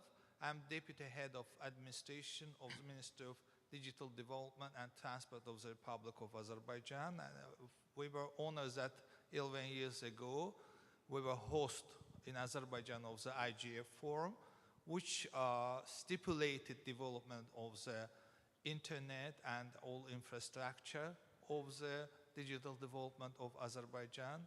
And it was a great pleasure for all Azerbaijan to host one of the fathers of the internet, Mr. Vincent Cerf. And by the way, I pass Azerbaijani youth, which includes my son, his greetings and all best wishes. They are virtually looking forward to this event. And also what I want to mention that affordability and accessibility is very important part of the development internet, and different governments put their efforts for development of this accessibility of internet. And in Azerbaijan, we targeted on 2024 in entire country to have affordable and accessible internet, minimum 25 megabytes per second for each citizen of Azerbaijan, no the matter of in which part of the country they are living. And also we think that this format, IGF, should continue because it's really great value of the result of the World Summit on Information Society, where Azerbaijan actively participated in both in 2003 in Geneva and 2005. And also there are different mechanisms of the United Nations. Azerbaijan is chair of the non-alien movement. And how do you see cooperation of the different United Nations organizations direction on development, accessibility, affordability for internet? And also different regions initiated different projects, such as, for example, in Azerbaijan using the fiber optic infrastructure, satellite, others, and initiated digital Silk Road. And could such a mechanism like IGF or other specialized institutions participate actively on the development of this process, because it is a regional and global initiative? Thank you. Well, first of all, thank you very much for having hosted the IGF. You've already made a great contribution there. With regard to the technologies that might improve the situations, access to internet, my guess is that we will see increasing amounts of capacity coming from the overhead satellites and increasing amounts of capacity with undersea fiber. And those two will contribute to better access over time. So we thank you very much for that intervention. Let's go over here to the my far left. Thank you very much. My name is Auke Pals from KPMG, the Netherlands. I work in the responsible AI practice. And for the past years, I've had the privilege of being part of this community, being part of this Internet Governance Forum. And what I've learned, I started as a youth fellow, now grown up a bit, working in consultancy. However, I've really valued the multi-stakeholder model that we have on this forum. However, with the coming negotiations regarding the Global Digital Compact, I'm a little bit worried about this model and about the structure of the future of this forum, but also other digital fora. Because coming now from private sector, I really value to give input on this forum, but also extract information and opinions from others. And I really value that. And I think this model should continue and be in place. And I hope, and I'm really asking the leadership panel as well to fight for this and to keep continuing this model in the future. I can assure you that everyone on this panel believes deeply in the multi-stakeholder model. It is very satisfying to imagine that the United Nations has accepted and is supporting a multi-stakeholder process within what would otherwise be a largely multilateral environment. So we hope to be the grain of sand in the oyster that continues to make sure that the multi-stakeholder voices are heard. So thank you for that support. Let me take the center. Thank you very much. Good afternoon, everyone. I am Rodney Taylor, the Secretary General of the Caribbean Telecommunications Union. And I want to congratulate my fellow Caribbean colleague, Carol, on her chairmanship of the MAG. Did you say that you were commiserating with her? Congratulate. And I do agree. I mean, I want to echo the support for that, offer support for the comments made before with respect to support for the NRIs. We are hosting our 20th IGF next year in the Caribbean Internet Governance Forum. So it's one of the oldest, if not the oldest. And I was pleased also to be able to work with our fellow small island developing states to host the first SIDS IGF, which was also recognized by the UN. So I know there are mechanisms for supporting the NRIs, but as you mentioned, perhaps even by way of your involvement, we have had involvement by, say, Chengatai and others who have lent their support to our efforts. We have also been making inputs to the Global Digital Compact through the deep dives, and we are supportive of that process, but we would hate to see another forum globally, say a digital forum, where it's just so much bandwidth that you have to cover these meetings. Outside of this process, as you well know, there are other policy development processes taking place, say for example in ICANN and within the registries, the regional registries. And therefore, we believe that the IGF remains a very useful mechanism to consolidate the global governance with respect to the internet. Lastly, I'd like to say that perhaps we can look at mechanisms for lowering the barriers to hosting this global IGF. I would love to see one in the Caribbean, perhaps even Bahamas or someplace like that.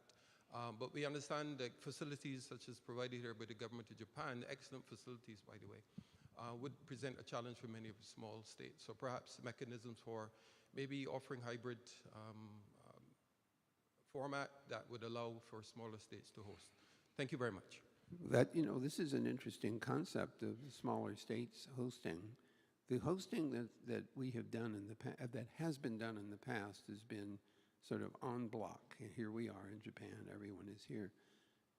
I wonder whether a group of states could host in other than their countries. In other words, they could be hosts, but the actual meeting might be held in a place that has the capacity to deal with this scale. That could be a stupid idea, but it's just a way of allowing the smaller states to have an opportunity to play the role as host, even if they're not physically in their facilities. Anyway, just a thought.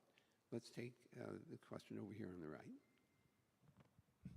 Yes, thank you very much. Nigel Hickson, UK Government.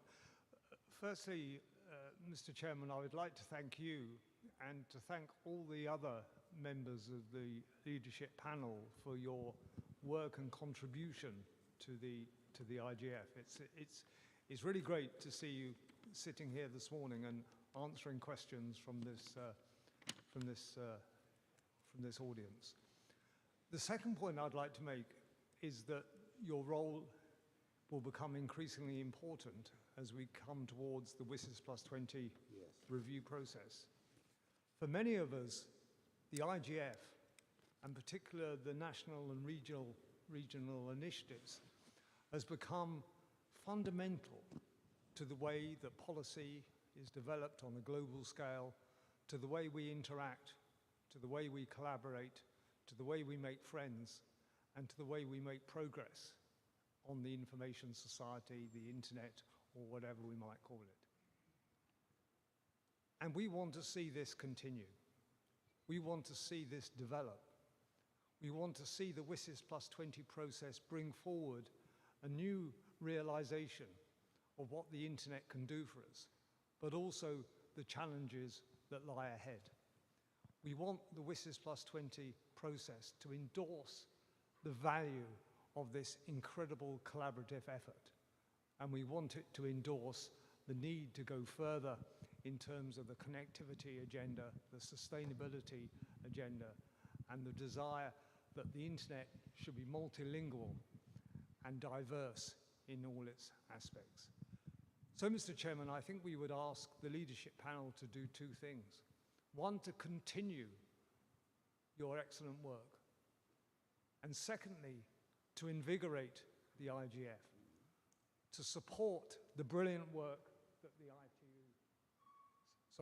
IGF Secretariat does, to strengthen their resources where possible, and to also ensure that other stakeholders, because your eminent members of the leadership panel talk to many other high-level stakeholders, to make other stakeholders understand the importance of the continuation of this body. Thank you. Thank you very much, Nigel. Much appreciated.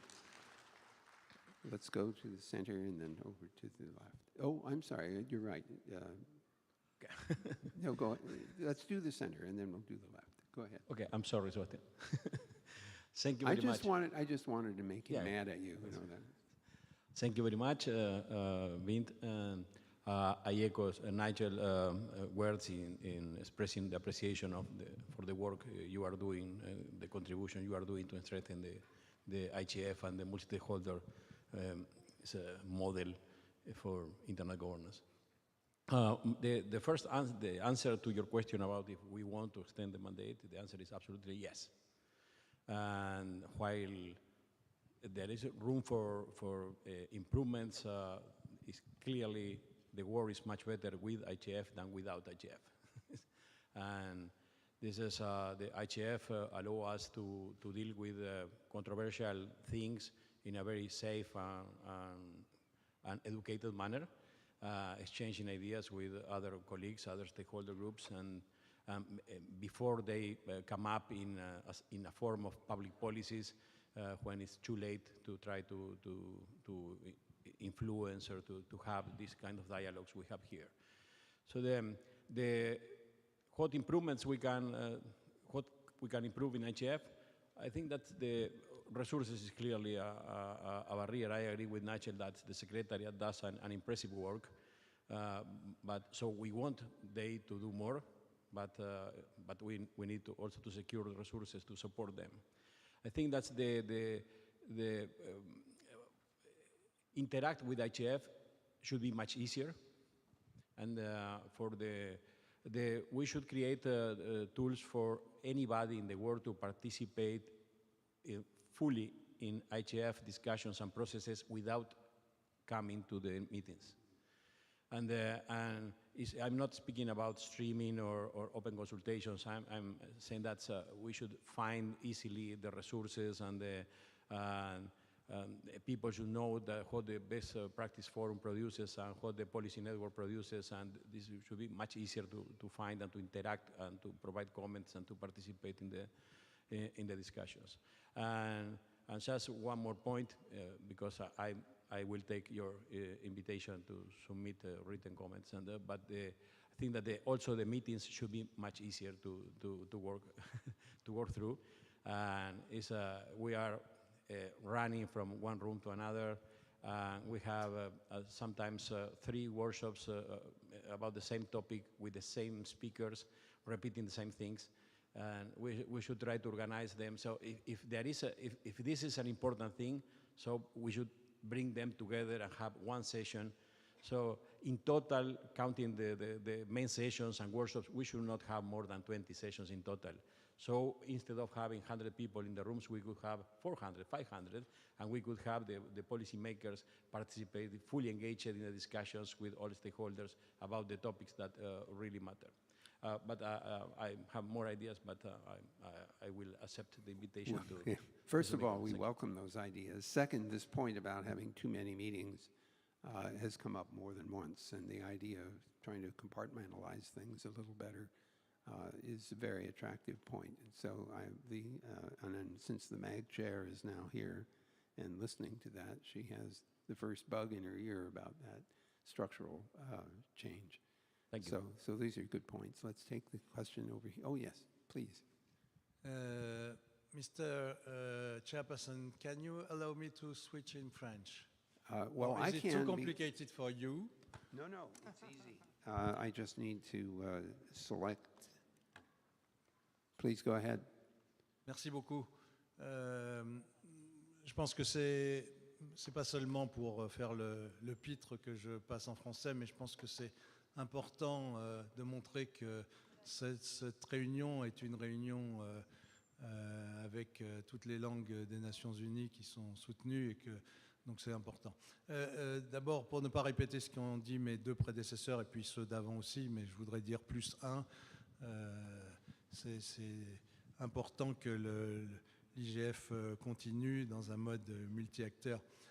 Je voudrais juste revenir sur une petite expérience que j'ai eue quand il y a eu le premier IGF, j'ai discuté avec un représentant de la Commission européenne qui me disait, ou je lui disais, ça aurait été intéressant de commencer par organiser des choses au niveau national, puis au niveau régional, et puis enfin de faire quelque chose au niveau mondial. Ah non, non, surtout pas, ça aurait été beaucoup trop compliqué, il y aurait eu trop de réunions à suivre, on ne pourrait plus s'en occuper. On est dans cette situation.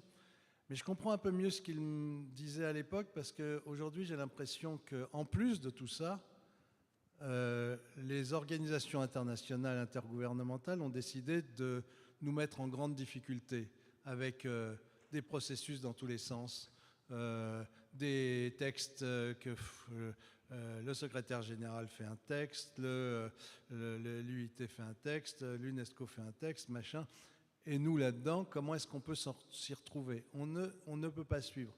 Alors, dans une pièce à côté, j'ai entendu un représentant du gouvernement suisse disant que c'est normal, c'est la diversité, etc. Mais comme le nombre de réunions dans cette enceinte, le nombre de processus en cours sont insoutenables, insupportables pour les utilisateurs finaux que j'essaye de représenter. Merci beaucoup. We now heard more than once that it would be attractive. Il paraît que j'ai pas dit qui j'étais. Donc Sébastien Bacholet, je suis représentant d'ISOC France dans cette enceinte et je suis aussi président des utilisateurs européens dans le cadre de l'ICANN, donc président d'Euralo. Excusez-moi pour ça. Merci.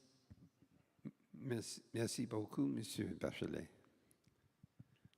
So we've heard more than once now that people would like less chaos in these meetings, and so we will take that on board as a request for more structure and perhaps less complexity in the scale of the number of meetings. We've all experienced this in other venues like the Internet Engineering Task Force, where 100 meetings happen over the course of a week. Let me take the center microphone. Thank you, Vint. My name is Christina Alida. I represent the Egyptian government. And I would like maybe to start by saying that the establishment of the leadership panel was an important milestone of the Secretary General's roadmap for digital cooperation. And we really thank you for all the work that you've done so far. And we sure can tell an increased interest in the IGF on a global level. But I think one of the most important mandates that are listed in the leadership panel terms of reference is to promote a greater impact of the IGF. And I think that we've heard all through those days here at the IGF that the whole community is talking about the importance and the impact that the IGF had so far done, and the importance of having this viewed on a larger scale. So I'm sorry if I'm bringing back again the GDC to the mic, because this has been probably said many times. But if we look at the issues paper that was put forward by the co-facilitators, there's clear message that there is need not to reduplicate processes, and we've heard that a lot, but also to fill in the gap for global digital cooperation in order to respond to rapid technological changes, and we've heard many of that. So I think what I try to say here is that we would like to see the leadership panel continue its effort, but also we would like to see more integration of the leadership panel within the work of the IGF, specifically in collaborating, integrating, and liaisoning with the different components of the building blocks of the IGF, the MAG, happy to see Carol up there, also the NRIs. And I think all the components of the IGF should work on one front towards achieving that greater impact that we're looking for, and put forward a proposal specifically ahead of the Summit of the Future, a proposal that comes from the IGF community in a way ahead of the Summit of the Future and building towards the WSIS Plus 20. Thank you very much. Thank you. Your suggestions are very consonant with discussions that we've had about more integration and interaction among the leadership panel and the other components of the IGF writ large. We are literally out of time. If you have a short intervention, we could accept that, but we may not be able to respond very much. Please go ahead just briefly. I speak in French, please. In French.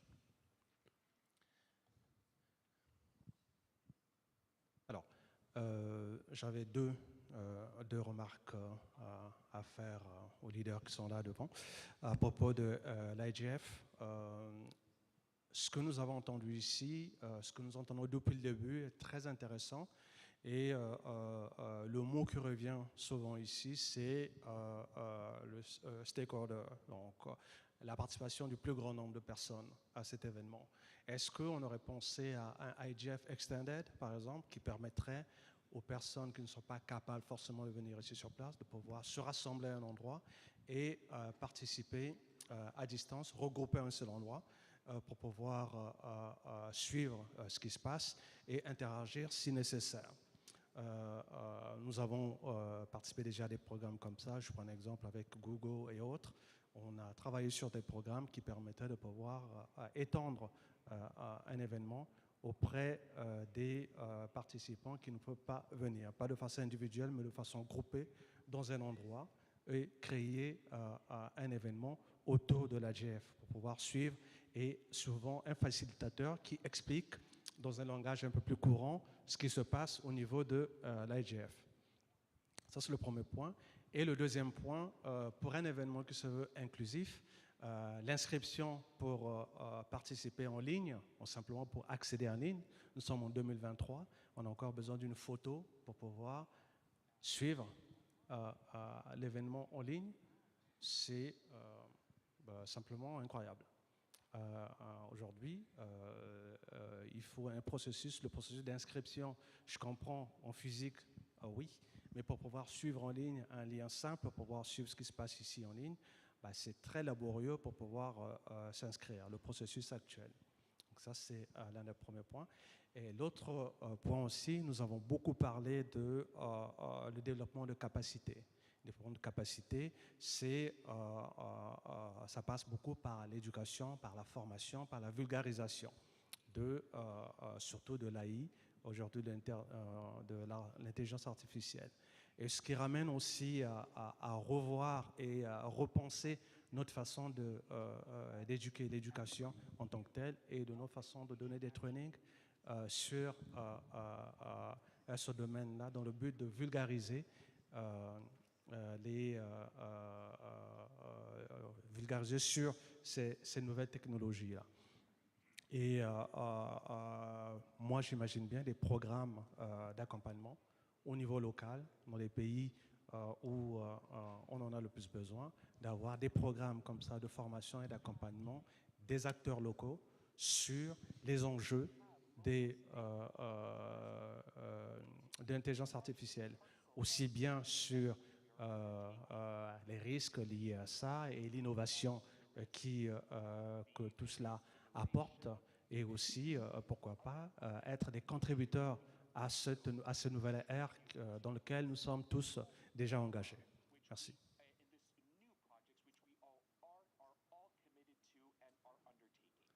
Thank you very much for making your intervention brief and to the point. We do hope that some kind of increased ability to participate in hybrid mode will be made feasible. We need to call an end to this meeting, but thank you all very, very much for your interventions and your advice. We will report back to you as best we can how we have digested what you've had to say, and we will apply that as we work our way towards the next year and the Summit of the Future, and finally, WSIS Plus 20. Thank you all very much, and good luck with the rest of the meetings.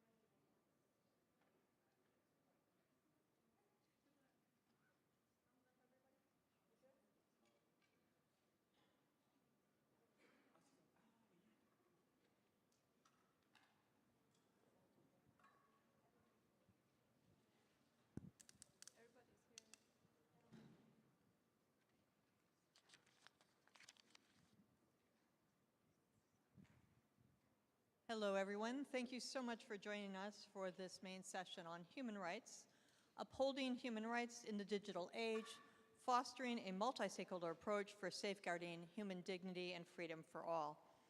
My name is Peggy Hicks. I'm a Director of Thematic Engagement, Special Procedures, and Right to Development at the UN Human Rights Office in Geneva. We've gathered here an amazing panel, so I won't take too long at the start, but maybe just to make a couple of framing comments about why we've thought that this was a really important conversation to be having at IGF this year. It starts from the idea that the human rights framework is not just a legal obligation, which it is, but is also an incredibly useful tool that needs to be brought into conversations at the Internet Governance Forum and everywhere else where the issues around the internet, digital technology, and artificial intelligence are being discussed. We see this human rights framework for what it is. It's a universal document that's been, a set of documents has been agreed across contexts, across continents, and it provides an enormous amount of resource and material that can help guide some of the tough issues that I've heard in the many sessions we've all been a part of here in Kyoto. So we're looking for ways to make sure that that is available to ground some of these conversations. It brings in, of course, the ethical conversations. We, of course, are often brought back to the ethics and values language, but we think that the human rights framework is a reflection of our ethics and values and gives us a place that we're able to work across all the different stakeholders and contexts in an effective way. I also wanted to emphasize at the start how much this is a global conversation and how difficult it is sometimes to make sure that that's reflected in reality as well as in sentiment. We still see that discussions on some of these issues tend to be dominated by certain regions and certain sectors, and that we don't have enough of the voices of those who are going to be directly affected and are being directly affected by digital technology in the room. And the human rights framework, I think, helps us to make sure that we are listening to the voices of those who are most affected by digital technologies. Finally, I wanted to mention that the panel also we've asked our panelists to give us a sense of what their expectations are for the Internet Governance Forum and for the Global Digital Compact that my boss, the Secretary General, has been working on, and how to really advance those conversations from a human rights perspective.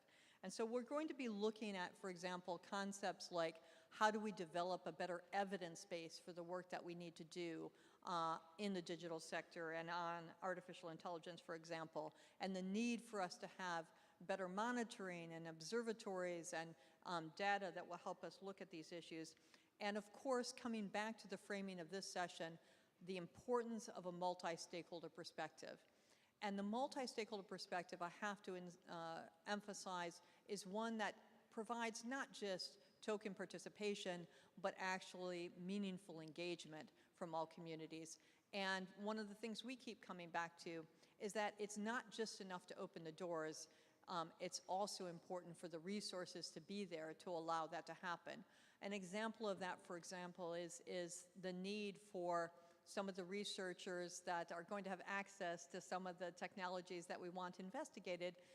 Will they have the computing capacity to be able to do that work? Do they have the resources to be able to do what we need them to do as researchers and academics in the system? So those are some of the questions that will frame the conversation we're about to have. As I said, we're very fortunate to have with us an incredible panel today. I'll introduce each of them as we go forward. We're going to start with some initial remarks from each of the panelists, and then we'll move quickly, I hope, after that into a question and answer with some time at the end, I hope, for us to come in with some final comments. So with all that in mind, I'm going to turn to our first speaker, who in fact we have two of our speakers are going to be online. And our first speaker is Dr. Cameron Hussein Ashraf, who's the Human Rights Lead at the Wikimedia Foundation and Central European University Department of Public Policy. So we're very fortunate to have Cameron with us, and we'll turn to him online now. Can everybody hear me okay? Yes, we can. Yes, we can. Super. Wonderful. Thank you. I want to thank the conveners and the organizers, the moderators and the rapporteur, and all the panelists here. I wish I could be with you. And of course, the panelists online, and everybody who is here or is watching online. My name is Cameron Ashraf. As you just heard, I lead the human rights team at the Wikimedia Foundation, which is the global nonprofit that supports Wikipedia and other digital projects for free knowledge. We provide the technical infrastructure and support hundreds of thousands of volunteers around the world who contribute to Wikipedia. I'm also an assistant professor of new media and global communications in the Department of Public Policy at Central European University in Vienna, Austria. And the subject of this panel, broadly speaking, was safeguarding human dignity and freedom for all in the digital age. And I'm personally really appreciative of this choice of wording, as I feel that a strong belief in human dignity is why many of us are here at the IGF, or why we work in technology. It's a complex, contested, and comparatively under-discussed topic within the tech and human rights field. And I think part of the problem and part of the challenge to understanding dignity online is that we actually have yet to agree on what human dignity is offline. How a person is treated, how they're respected, varies wildly by geography. Borders can make a humongous difference, which demonstrates, to me at least, that conceptions of dignity are in flux and perhaps always have been. This question of the dignity of the individual and of the individual's place in society with regards to technology, I think is likely to be one of the great salient issues of this decade. We're already asking these questions, you know, when we ponder how AI might infringe upon our dignity, what AI might do. And also when we think about where is human dignity in internet censorship and surveillance? What about companies who derive their profits from tracking us without our consent? Or predictive content based on inferred emotional states? What about the digital divide, people not having access to the internet?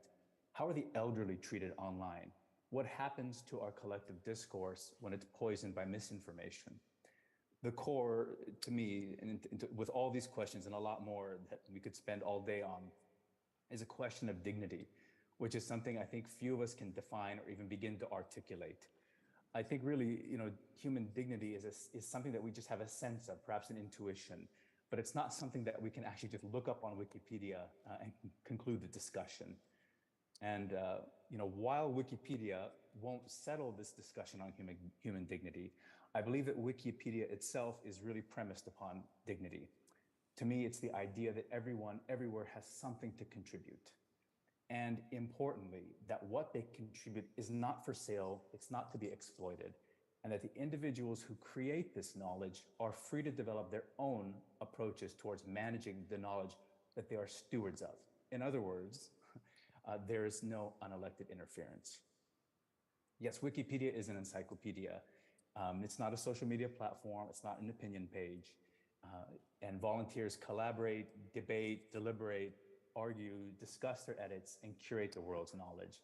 They provide citations and sources, they weigh multiple perspectives so that they can make good faith decisions about content together.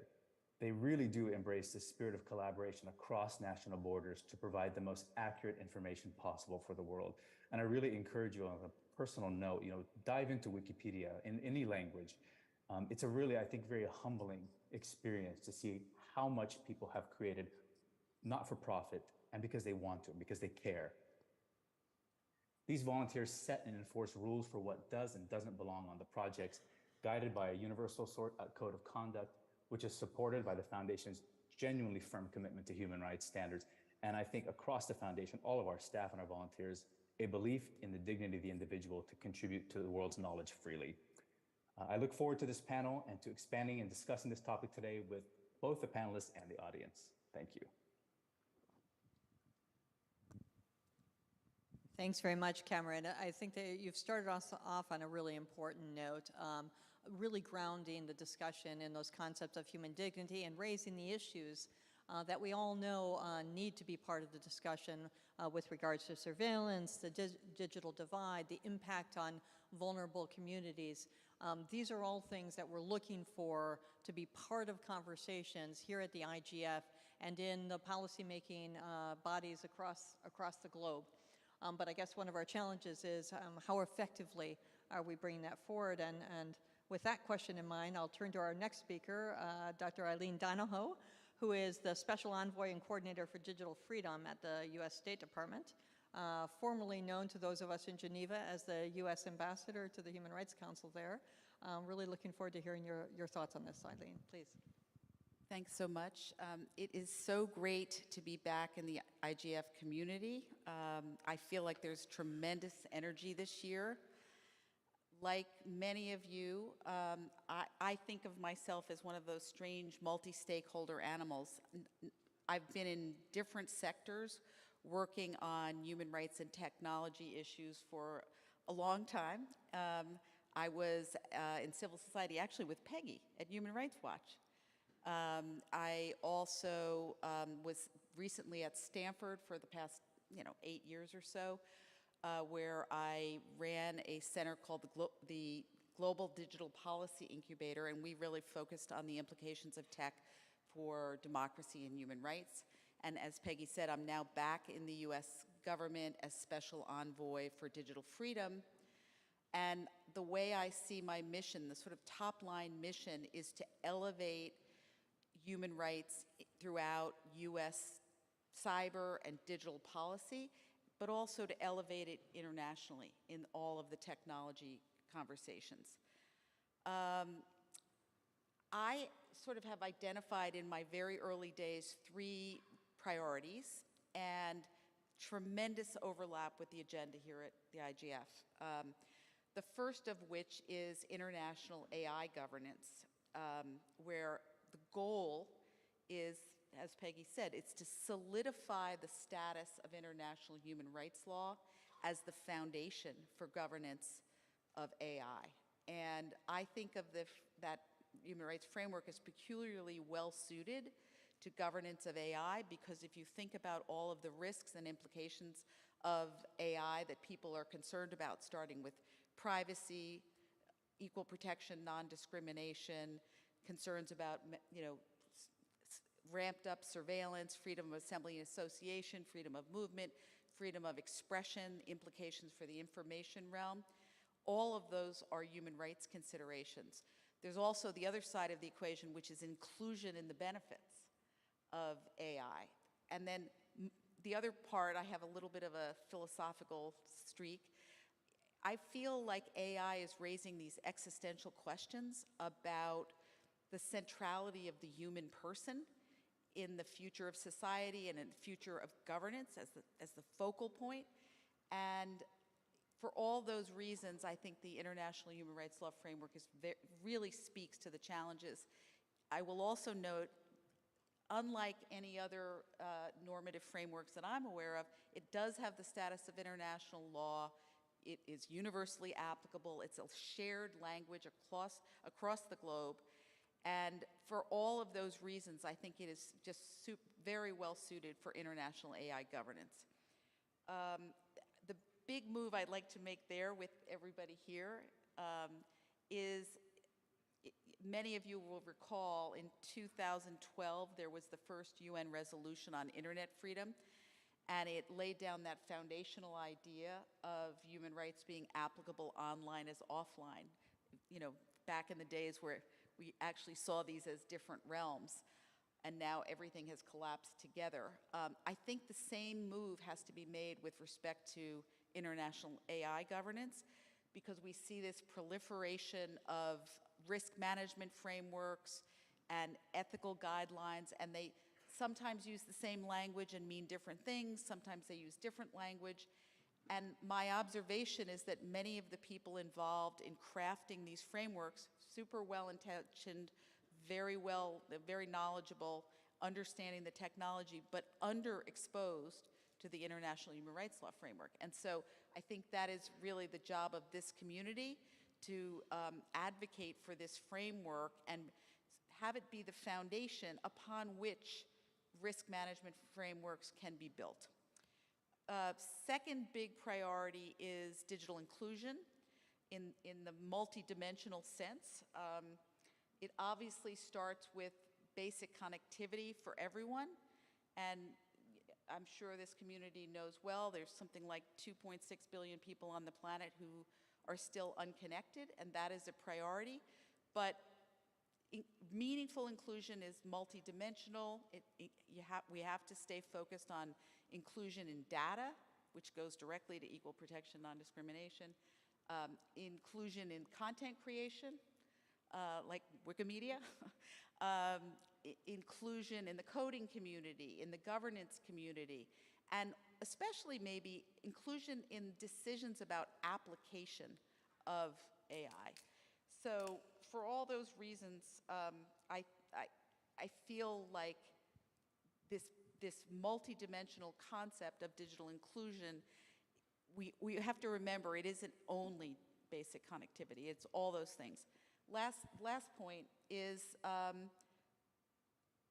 of those 2.6 billion who are unconnected, women and girls make up the majority. And that is a really underappreciated fact. It was really brought home to me on day -1 here with a really amazing event. And we talk about the gender divide and we talk about the digital divide, but they are really ultimately one and the same thing. And we have to elevate that. And I feel like women and girls are also less likely to be included in all those other layers, in the data, in the content creation, in digital literacy programs. So I really think we have to underscore the gender piece. Last is information integrity, which is a really challenging subject because we always have to take care not to undermine freedom of expression when we're seeking to stop the erosion of integrity in the information realm. And I don't think anybody has quite figured out how to do that yet, but it has to be prioritized. And I think governments around the world, civil society actors, everybody's getting much more engaged on the practical dimensions of how we do that. I will mention we just were involved in the Canadian-Dutch Global Declaration on Information Integrity at UNGA, and really pleased to support that initiative. And I think it's got great content, and I think it can really serve as a basis for conversation going forward. Last, I just want to say it's a really significant moment in the IGF life cycle. And I think everybody here is comparatively more sophisticated about multi-stakeholder governance, but we have to all raise the bar even further. And what does that mean in different layers of the stack and in different sectors, et cetera? I don't think that's fully fleshed out. Last point is, this panel is framed around two things. One is the substance of human rights, human dignity in the digital context, and the other one is the multi-stakeholder processes and how do we advance them. Those are not really separate. I think we have to remember process impacts substance, and multi-stakeholder process is how we protect human rights. So I'll stop there. Great, Eileen. All sorts of wonderful points there that we need to bring in. I really appreciated what you had to say about the multiplicity of frameworks as well, and the extent to which the human rights framework can ground those other initiatives. It's not that we have to move away from them, but we need a common framing that pulls them together in a way that makes it so that we're not spread across too many different places. Your point about gender, I have to say, I have been here a day and a half, and I haven't heard nearly as often as I would like, so I'm very impressed that you made that. And the points on the way that we move forward on digital inclusion, I think, are crucial, and I'm hoping we'll come back to them in some of our other speakers. But I'll turn now to Professor Peter Kirschlager, Director of the Institute of Social Ethics at the University of Lucerne. We've shared a panel before, and we're back here again, Peter, so please give us your thoughts. Well, thank you so much, Peggy, and I also wish to thank the organizers for having me on this panel. You know, being an ethics professor focusing on ethics of AI, I need to pick up a point Peggy was mentioning beforehand, starting to build the bridge between human rights and ethics, because I think, you know, from an ethics of human rights perspective, it is actually crucial to start with a kind of minimum standard, being human rights, allowing people to survive and allowing people to live a life with human dignity, being very much informative, I think, for basically the entire value chain of AI. And, you know, interestingly enough, we can also observe a certain kind of converging ideas when we look at the different processes. I mean, look at the results of the IGF so far, look at the high-level advisory board on multilateralism, like more effective multilateralism. But I want to also recognize, the consultations in the framework of Global Digital Compact, but also, policy briefs by the Secretary General, but also statements by the Secretary General in the UN Security Council this summer, but also the latest resolution in the UN Human Rights Council, and also statements by the UN High Commissioner for Human Rights, converging ideas in the sense that first, it is clear that we need a regulatory framework, and secondly, it is also clear that this regulatory framework needs to be human rights based. And thirdly, there's also a converging idea that we need at the UN institution some body, some entity taking care of the enforcement, the implementation of this regulatory framework. And I think this reality that we have these converging ideas coming together on these focal points, I think is something which we need also kind of to celebrate, that we achieved already now in the discourse about so-called AI, this consensus in these with these three characteristics. And I would like to add that, from an ethics of human rights perspective, using a human rights-based approach for the regulatory framework is also good news for technology. Because it's not overburden technology with some higher ethos. I mean, human rights is really a minimum standard from an ethical point of view. And secondly, human rights are also able to not only protect, but also foster and promote diversity, and by that also able to promote and foster innovation, by allowing people to think out of the box, by allowing people to freely express their opinion, by allowing people to have access to all the information which is there, which of course is crucial for being innovative. And secondly, regarding the agency, that there is a need for a UN body taking care of this existential issue of AI and how we use AI on the global level, including the huge positive potential AI can have for us as humanity and for the planet, but also including looking more precisely also on the ethical risks it poses. This agency could have, and that's based on my research, a multi-year research project I started at Yale University and finalized at the University of Lucerne. One proposal could be to follow the model of the International Atomic Energy Agency, because I would argue, and that's as a proposal, as a suggestion for further thoughts, that both nuclear technologies and AI share a dual nature. Both of them having, an ethical positive potential, but also an ethically negative potential.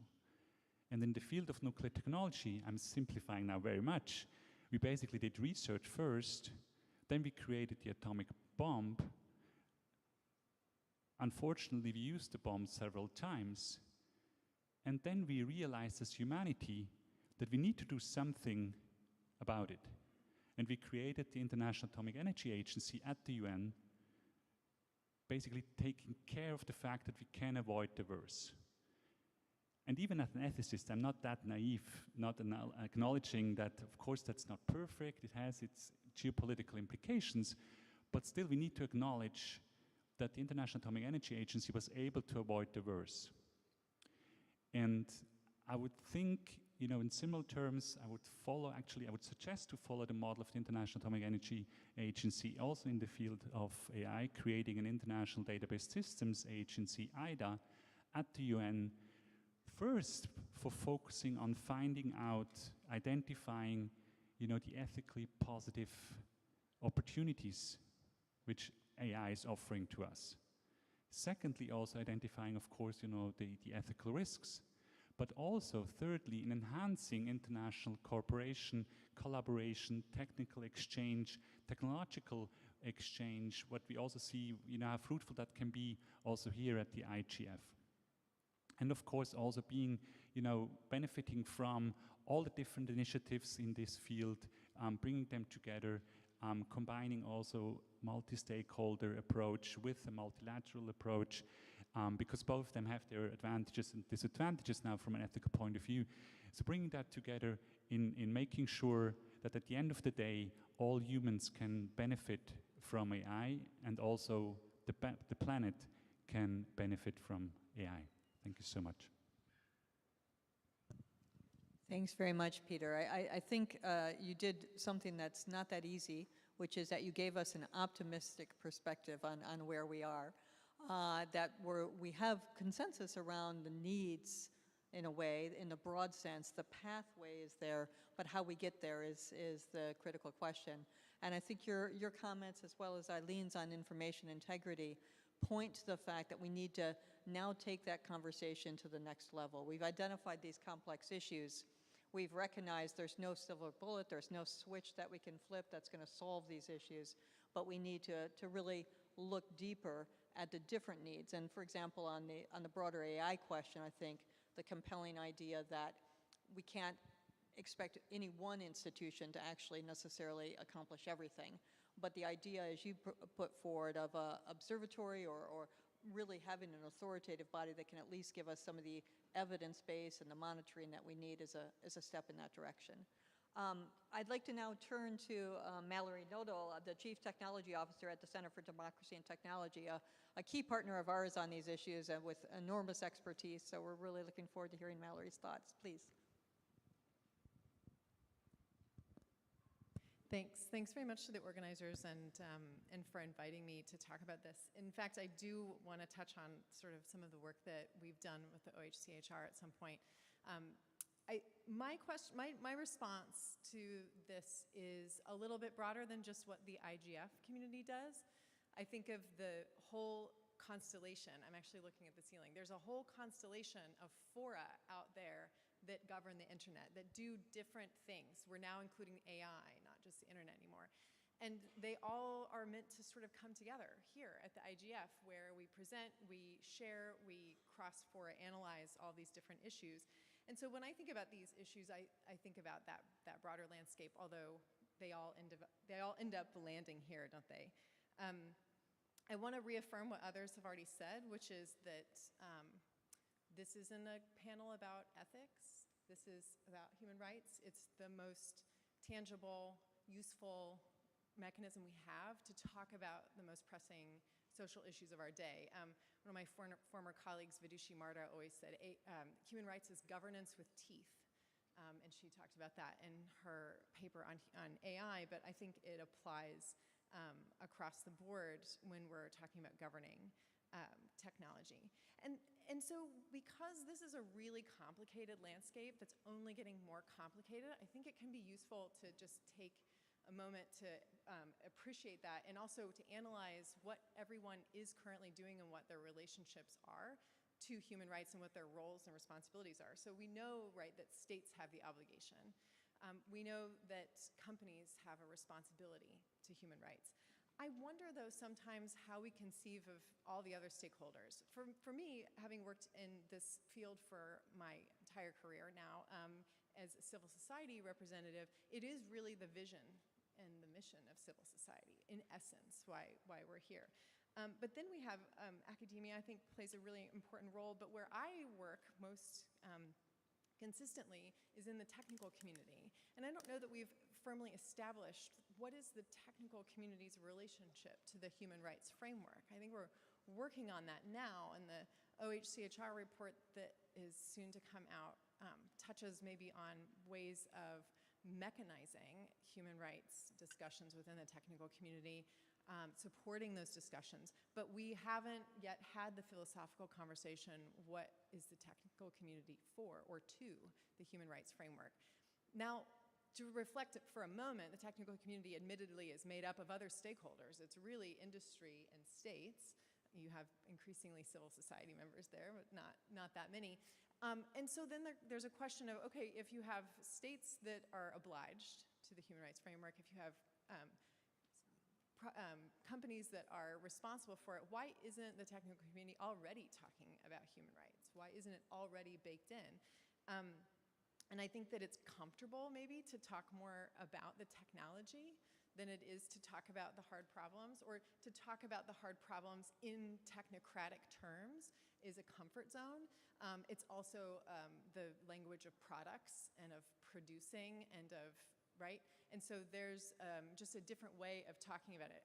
When I very first started engaging in the technical community, I found myself always having to say human rights things, but in a totally different way. I had to create these value trade-offs. So there was one design possibility over here, but then there's another design possibility over here. Let's just list out the requirements and talk about the trade-offs, rather than saying this one's better because it's better for freedom of expression, because that wouldn't have gone anywhere, that wouldn't have helped. I think we've made progress, right? I think that now that there are more and more human rights advocates in the technical community, it's becoming easier to talk about this is the end goal because human rights would be better under this design, but it still very much has to be sort of reconstituted into its constituent parts and then put back together.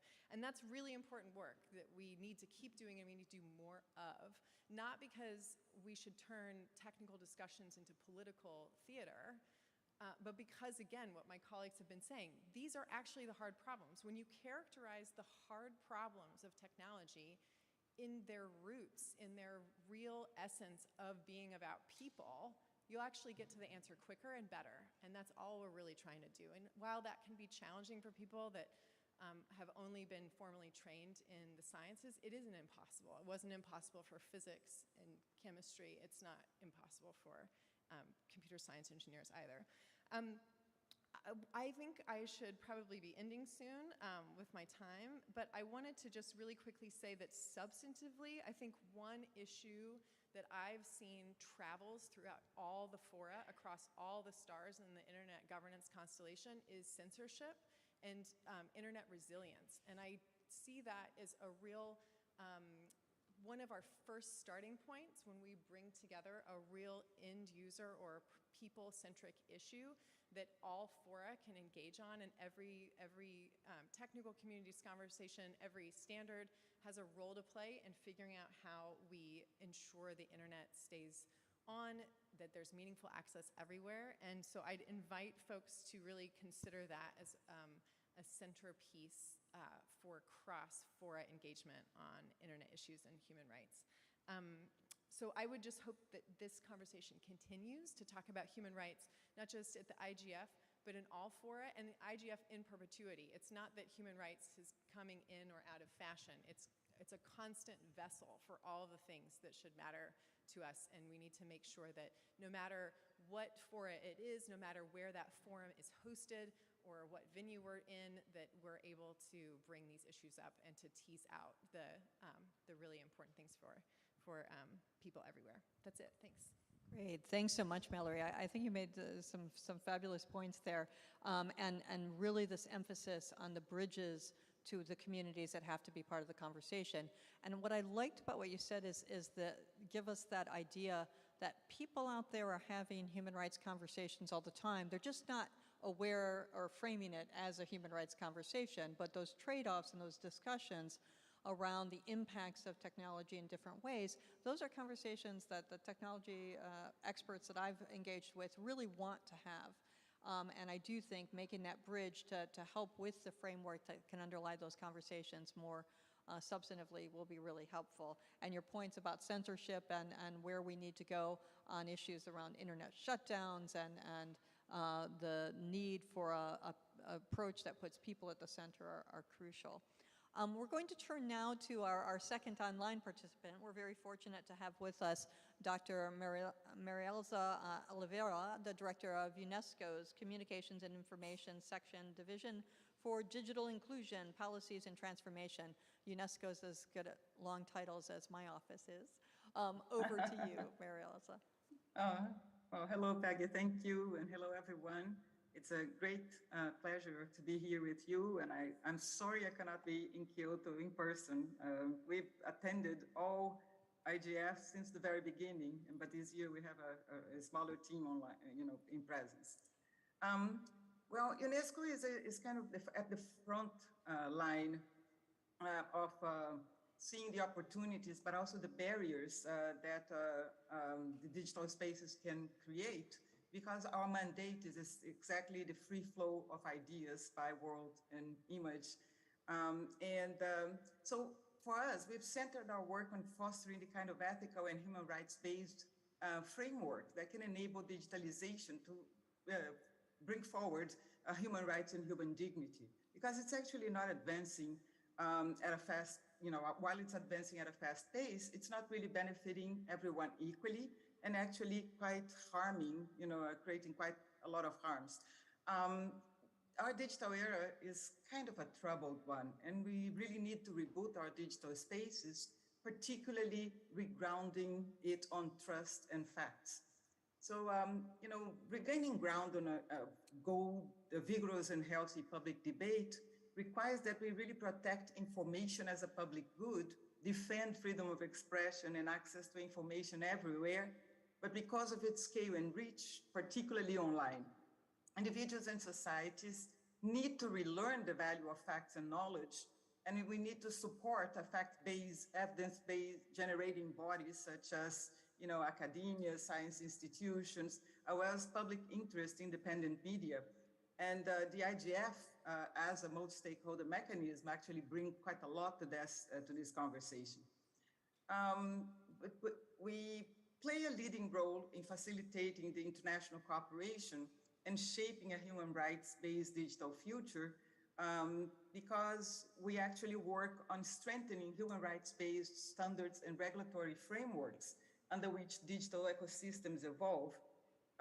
Last year, for example, we held the Internet for Trust conference exactly to look at regulation of internet platforms. And at the end of this month, we actually launching our guidelines that center this type of regulation, particularly on accountability and responsibility, which is missing in digital ecosystems. And regulation and standards are how we ensure oversight, protect the public good, and encourage also investments because they actually create level and stable playing fields for innovation to flourish. We see that all countries that are at the forefront of digital transformation are actually engaging in the development and implementation of regulation of digital spaces and technologies, particularly social media and artificial intelligence, because they really see the need for that. But these efforts really need to be complemented by global standards and guidelines that facilitate collaboration between actors in government, private sector, civil society, this multi-stakeholder approach. So we are setting standards in the area of digital transformation. Our recommendation and guidance, for example, in transparency of digital platforms, open science and open data, ethics of artificial intelligence, ICT competencies for teachers and others, they are instruments that foster innovation while protecting human rights and promoting accountability. That's how we center our work. And a second line of action that we always bring is to strengthen institutions and systems that can enable cooperation on digitalization issues. It's really important that we develop human and institutional capacities to harness the potentials and address the challenges of digital technologies and platforms. And we prioritize the capacities of these groups whose decisions and actions have kind of the widest and the deepest impact. For example, policymakers and civil servants, particularly judicial operators, since they have a special role in shaping the environment in which our digital ecosystems are developed, as well as educators who are responsible to impart knowledge in line with 21st century requirements, and young people, digital natives that lead this process globally. And we value very much the networking and collaboration, knowledge sharing among stakeholders, and foster ideas for engaging on best practices and on regulation and the conversation around human rights. But we must also, raise the skills and competencies of users of digital technologies and platform. Media and information literacy being essential to build critical thinking, technical and other skills, knowledge and attitudes that allow us, to derive value from digital information ecosystems and avoid the traps they set by misinformation, conspiracy theories, disinformation, hate speech, online incitement to violence, and others. And the stakes are really high, so we really need to bring this conversation in a bigger way around the IGF and other digital ecosystems, particularly in this year that we have so many governance changes. For example, with the WSIS plus 20 process taking shape, starting, the Global Digital Compact coming up, and other mechanisms such as the AI body that is being thought out, and so on. So this is the occasion in which we have the chance to do this big reboot. Thank you. Thanks very much. Very helpful perspective there, and really sort of linking back to where Cameron started us on the importance of information and data, two points that are crucial to the conversations.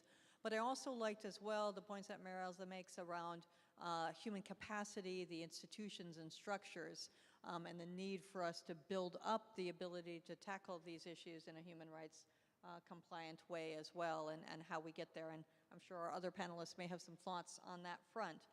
There are still two more panelists to go. I appreciate everybody's patience before we get to the questions and answers. But I'm going to turn now to Frederick Rowski, who's the head of human rights policy for Asia Pacific at Meta. And my notes say, Frederick, you're also a composer of electronic music. So I don't know if you'll bring that in, but over to you. Thank you. How did that fact get in there? I didn't offer that bit of my biography, but happy to discuss that offline. Look, it's hard to be sixth or seventh in line in a conversation. It has benefits and downsides. On the positive side, I have a better sense of where the conversation's going, but I also have so many notes now to my remarks that I'm not sure that they're valuable to me anymore. But I'd just like to say, I'd like to thank the IGF and to OHCHR and everyone else for giving us the opportunity, and apologies for my voice. I've lost my voice. And just to say that I'm personally excited about being part of this panel. I joined the Human Rights Policy team at Meta last year in July after several decades of work in the international civil society space and with the UN, including with the Office of the High Commissioner for Human Rights, and am committed in my current role as the head of human rights policy for the Asia Pacific region, and that's part of a larger team, human rights policy team globally, to engaging in all of our work in a multi-stakeholder and consultative manner. But with that background, I came to this space with the perspective of a critical outsider, and had a fair amount of skepticism coming in about how successful we could be in building a human rights framing and human rights approach to the business. But I have to say that I've come to appreciate how successful Meta has been in doing this. There's a long way to go, but I think a lot of progress has been made, particularly since we adopted our corporate human rights policy in March of 2021. We try to show this commitment rather than just talk about it, but just a few things that we have pushed forward with in the last couple of years are building a human rights team itself. It's relatively new. Adopting the human rights policy, launching the oversight board, which has adopted human rights as a principal basis for its work, creating a human rights defenders fund, committing to protecting expression and privacy against overbroad government demands, a commitment that we made when we joined the Global Network Initiative in 2013, which I think is another institution worth talking about. We've published 2 annual human rights reports. This is the most recent one, and what makes this one interesting is it includes a summary of our enterprise-wide salient risk assessment, which is something that we committed to do and are now beginning to publish some of the outcomes of that. And it looks across human rights risks throughout the company, up and down the value chain. And we continue to publish other forms of due diligence at the country level. We've done one recently on Israel-Palestine, on end-to-end encryption, and a number of other issues. And over the last 2 to 3 years, we've strengthened our engagement with UN actors and agencies. This is included with UN Global Compact, our commitments to the UNGPs, engagement with the Secretary General's Office, OHCHR, UNICEF, UNHCR, Office of the Special Representative for the Prevention of Genocide, many special rapporteurs and country teams. And we have a 20-person, I think, delegation here to IGF, which I'm very proud of, including our president of global policy, just to represent the commitment that the company has to this kind of engagement. I can already hear the groans from some of my civil society colleagues in the audience. You know, okay, yeah, they're listing off all of the great things they've done again. So I do want to acknowledge up front that this is not easy. There are many challenges to integrating human rights standards into company policies and making them more than a fig leaf, but actually influential on important decisions, even decisive. I work in the Pacific region, in the Asia-Pacific region, which has an extraordinary amount of linguistic and cultural diversity, a fractured regulatory space, vibrant and growing economies, and where governments have, let's say, an inconsistent commitment to democracy and human rights. And as I list those off, I realize that I'm talking about the world and not about the Asia-Pacific. So it does sometimes feel difficult, if not impossible, to live up to the dual commitments that the company makes, to both comply with local law in these many different jurisdictions and to abide and promote international human rights standards at the same time. That's all to say that we seek expert guidance and we give it where we can. We want consistent and principle-based frameworks that we can't and shouldn't be developing ourselves. And for these reasons, we strongly support the leadership of the UN in facilitating the global process and improving global cooperation through the GDC and the IGF and other fora. I'll end by just mentioning that we recently made a submission of inputs to the GDC and highlighted a number of actions, and some of which include actions that we would take collectively in a consultative manner, urging governments to resist policies that enable the misuse of personal data or impose overbroad restrictions on protected speech, supporting the use of end-to-end encryption against overreaching surveillance and encroachments on freedom of expression, offering support to capacity building initiatives, inclusive ones, for public and private sector actors to prevent and react to harmful, malicious, and hostile behavior online. And this is where my notes get kind of, I'm so confused that I can't follow them anymore. But I would just, on that last point around multi-stakeholder engagement, a couple of thoughts came to mind as I was listening to others speak. One is, in my role in Meta and coming from a civil society and international organization perspective, I do see that there is still a significant gap in understanding across stakeholders. There is, as has been mentioned, conversations are happening all the time about human rights, but they're not being conducted in human rights terms and human rights language. And there's still a long way to go to kind of socialize and communicate that human rights framework. The other challenge there in that gap, I think, is now that I'm living among engineers and software designers and salespeople and all of that, is to translate those principles into action. There are many examples. Robot plan of action. You know, how do you take that and turn it into language that can be implemented as policy? How do you then take that language and turn it into something that can be applied at scale? It can be coded, can be understood by engineers, can be understood by people who are promoting the business and other aspects of the business policy. And the second thing that came to mind is this risk, the concept of risk. I'm constantly talking about risk with people, and everybody understands this. There's legal risk, there's business risk, there's policy risk, and there's human rights risk. And I think we're often talking about similar things, but we give them different valence. They play a different role in the balance of decision-making among different parts of companies and different parts of governments. And I think there's some progress that can be made there in both developing a shared vision about what we mean by human rights risks and impacts, and especially how they interrelate with these other frameworks for assessing and understanding and mitigating risks that are much more common and, frankly, more widely understood amongst many people in the technical and business community.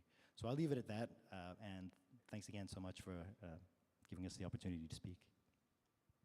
Thanks, Frederick. We really appreciate the company perspective and your willingness to come and be part of a forum like this. And and discuss, what Meta is doing and what areas there are still room for improvement in.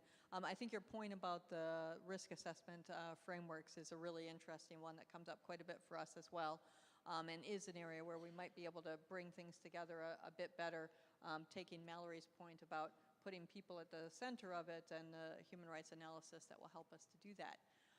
But fortunately, we have with us one final panelist who has been patient, and we're very much looking forward to his insights.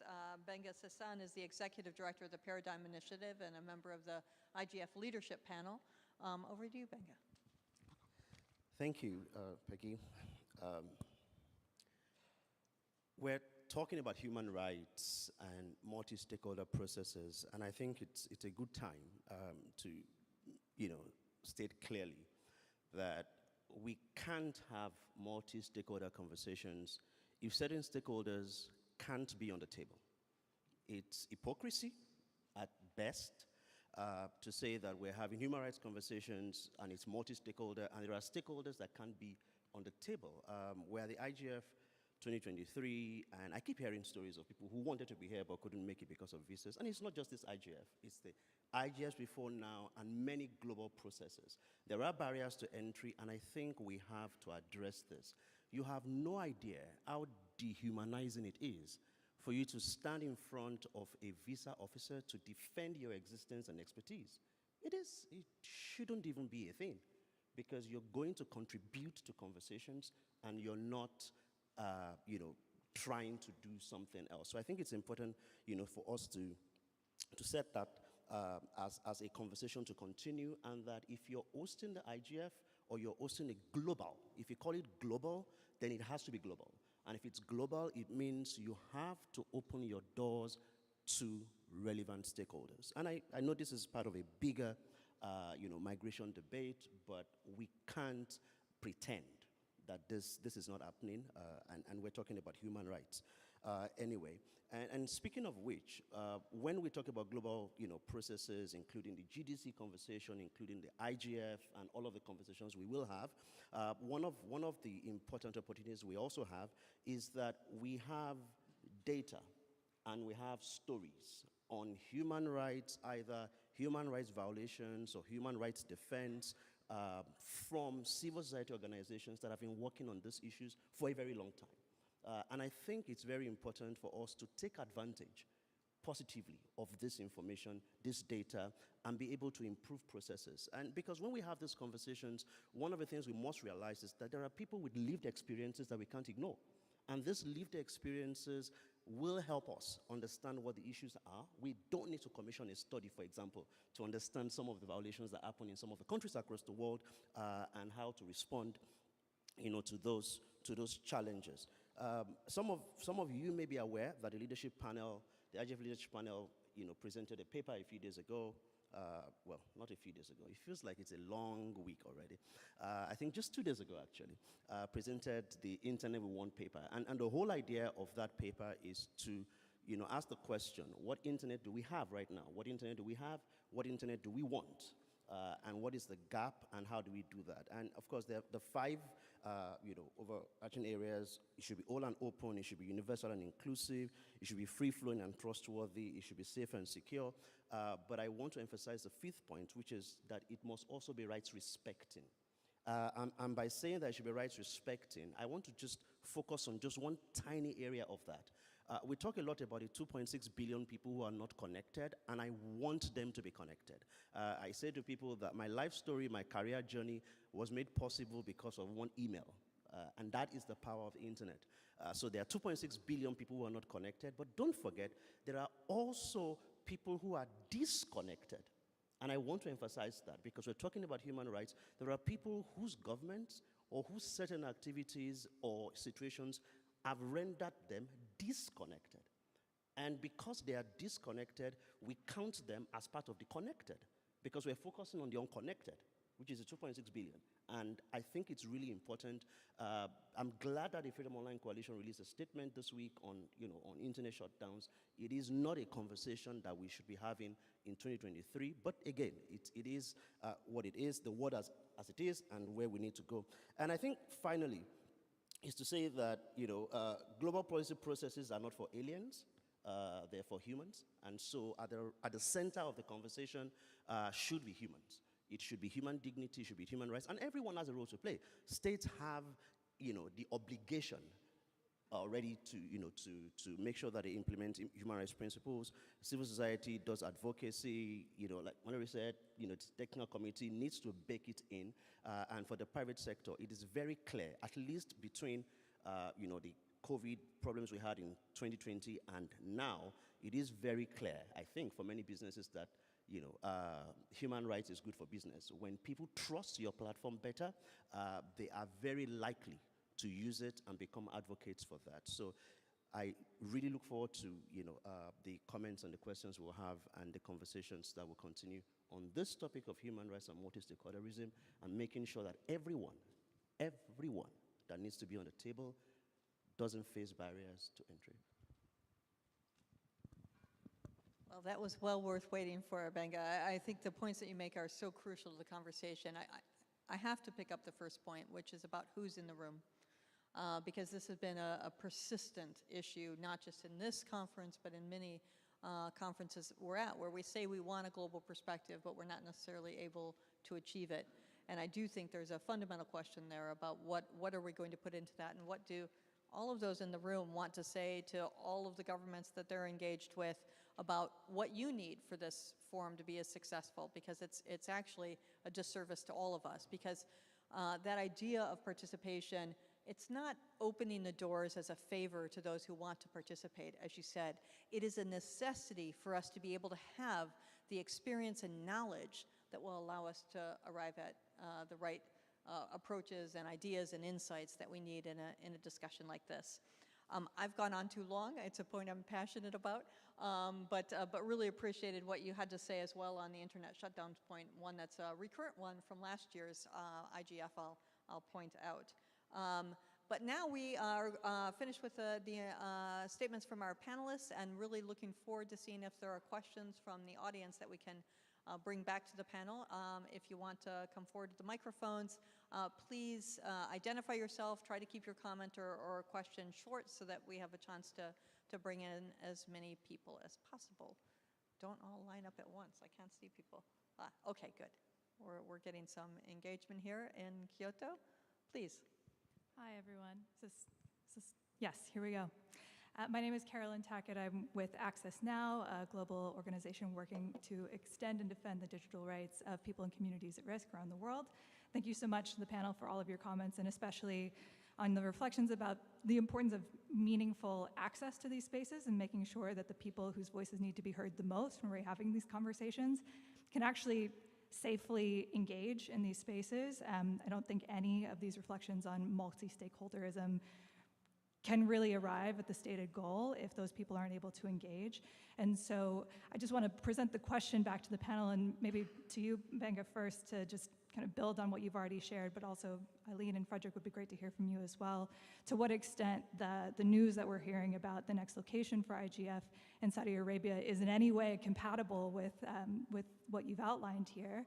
And I think especially understanding where we are in this cycle for IGF and coming up at the end of the WSIS Plus 20, kind of understanding what the future of the multi-stakeholder model looks like, what a move like this means for our ability to actually bring civil society into these spaces safely and meaningfully. So I'd just like to hear what you all have to say.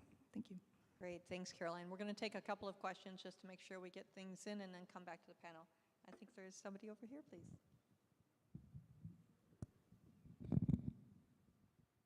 Thank you so much. First, I want to appreciate the conversation on the issue of human rights and human dignity. My name is Mishi Juma Mboko. I'm a member of parliament from Kenya, and I represent the Parliamentary Service Commission on the issue of information and public communication.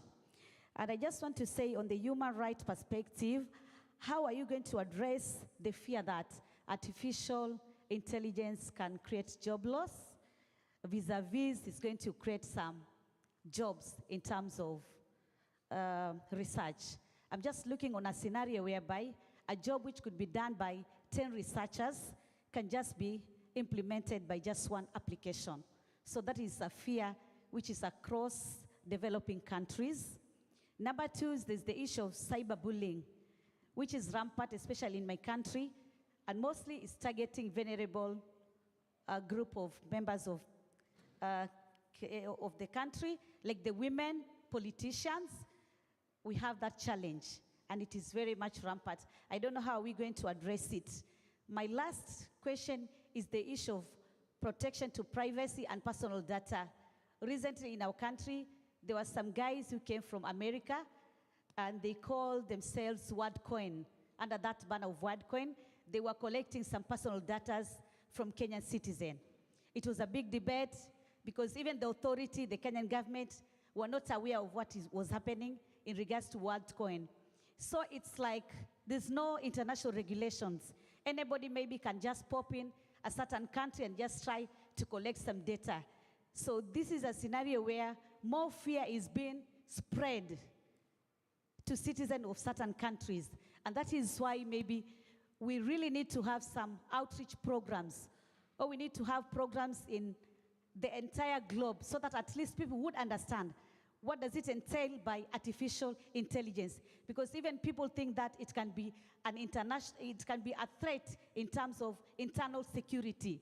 So I think there is a need, not only having these big forums internationally, but we have to disseminate the same information in our countries, far back to our rural areas, whereby up to now, there's still no connectivity. The connectivity is very, very low, and people doesn't understand what is happening. So when you're talking about artificial intelligence, some people think that, who's this monster now coming? Is it the same people like the WorldCoin, or these people are taking our data, or is it going to be a threat in terms of our internal security? So there is a lot to talk, and there is a lot to discuss and engage people globally. I thank you. Oh, thank you very much for that perspective. 3 really important points. I'm going to take one more question before we go back to the panel, please. Hello, I'm Emma Gibson from the Alliance for Universal Digital Rights, or AUDRI for short. And thanks, Eileen, for mentioning the event on day 0-1 that we co-organised, which was around the Global Digital Compact and our launch of these 10 feminist principles for a global digital compact, which you can ask me for a copy and I'll give you one afterwards. It was great to hear some talk about gender. Human rights is the first of our principles that a GDC should be based on the human rights law. But I'd love to hear a little bit more from people around the importance of gender specifically in the Global Digital Compact as a cross-cutting theme. Thank you. Thanks very much for those 3 sets of questions. We actually ended up with 5 questions. So I'll come back to the panel. Maybe Benga, since you went last before, you can go first now, please. Thanks for asking that question.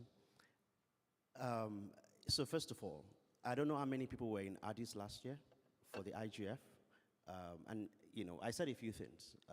One of the things I said was, it was pretty embarrassing that a country that shut down the internet was hosting the Internet Governance Forum.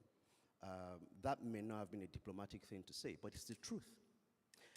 Everyone, including Saudi Arabia or anyone else who will host the IGF, needs to understand what the IGF means. It means that it is a forum for conversation around the internet, including principles of human rights. I believe that apart from, you know, speaking to state obligation and civil society advocacy, we should not be worried about surfacing concerns that we have and asking questions to get guarantees from, you know, anyone who has stepped forward to offer to host the IGF. Thank you, Benga.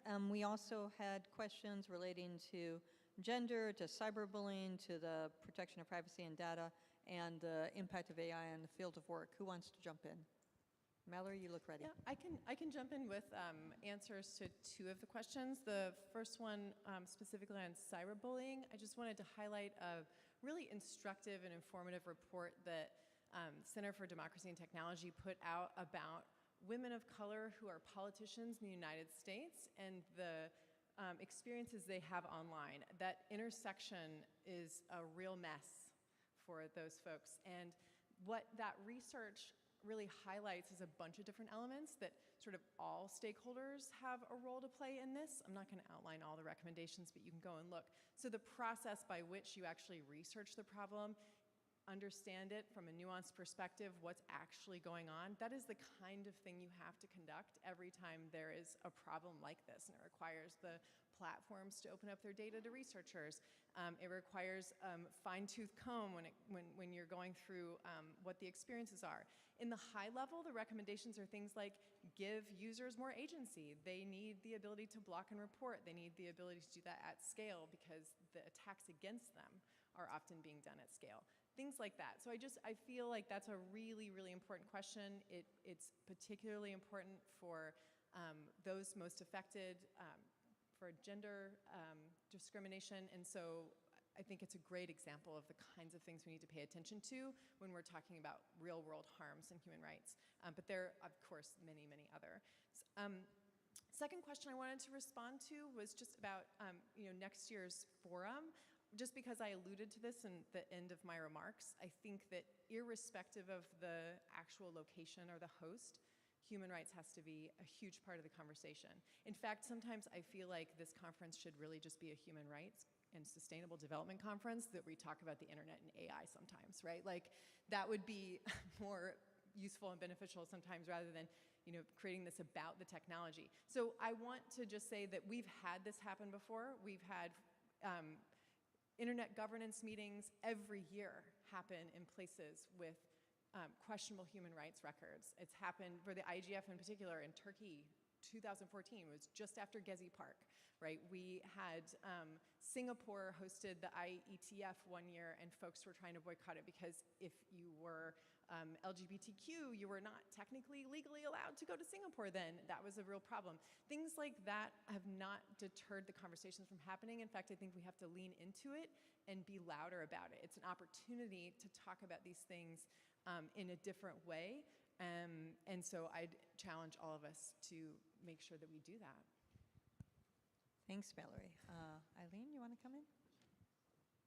It's difficult. So many good questions and so many layers to them. I will start with the 2 points by Access. The first one, I have something positive to say. You talked about the necessity of having civil society in the room for these tech policy conversations and internet governance conversations. My observation, particularly at this IGF, is that the expertise in the civil society community has skyrocketed, even as compared certainly to governments, in understanding how the technology works, and in relation to, let's say, private sector and technologists in terms of exposure to relevance of the international human rights law framework. So we talk a lot about capacity building to get people in the room. As, Benga, you said that. I think we also need to think about capacity building for the technology community and governments. So that's just a different angle on the same issue. Saudi Arabia, I would say it is the responsibility of the IGF community, the leadership panel, the MAG, to, as Mallory said, make sure human rights is squarely on the agenda and emphasized, not hidden. And certainly make sure the inclusion piece is that people are paying attention of who's not being allowed in or included. Because it might be different. It might be different. I'm going to also get to the last question about gender and join it with our colleague from Kenya. This whole conversation is kind of about the tension between the consequences for human rights of exclusion from enjoyment of the technology and the benefits of the technology, and the processes around governing the technology and being in the room.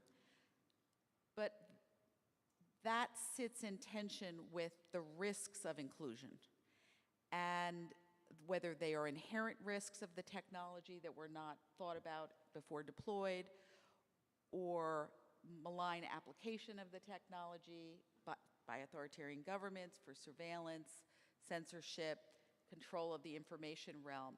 And those two things are in tension.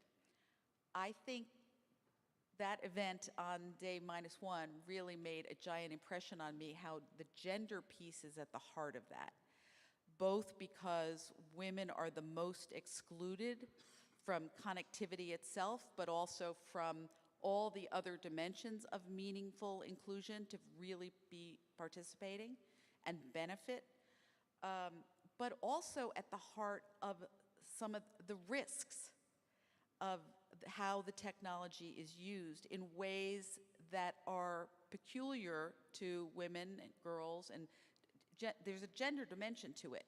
And I think that both of those sides of the equation, we have to, this is why we have to elevate the gender conversation. Because if you want to understand the dynamics and the tension between both of those sides that we have to do at the same time, we have to solve for the gender piece. On the other point by the Kenyan colleague, labor displacement, in effect, the consequences of AI for labor. That is so under-theorized and so underappreciated, and it's ultimately, I think it's going to hit us all in every society. You know, that's one way that societies that are where AI is more embedded are more at risk on the front end of that, the consequences of that. And not, well, I think there's a whole community of people thinking about that, but they tend to be economists, and they otherwise do labor issues. But I don't think many in the technology community are yet focused on that, or even in the human rights community. So I appreciate that question. Thanks, Eileen. Just a small comment linking what Mallory said about what we really need is a human rights conference that brings in the internet, and your comments about the gender dimension.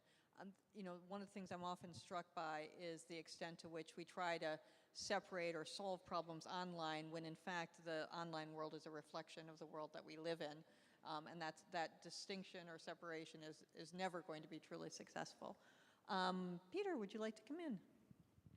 Yeah, I would like to pick up this point because I think, at least I would see, a huge opportunity that we actually can find technology-based solutions to the gender issues which were raised.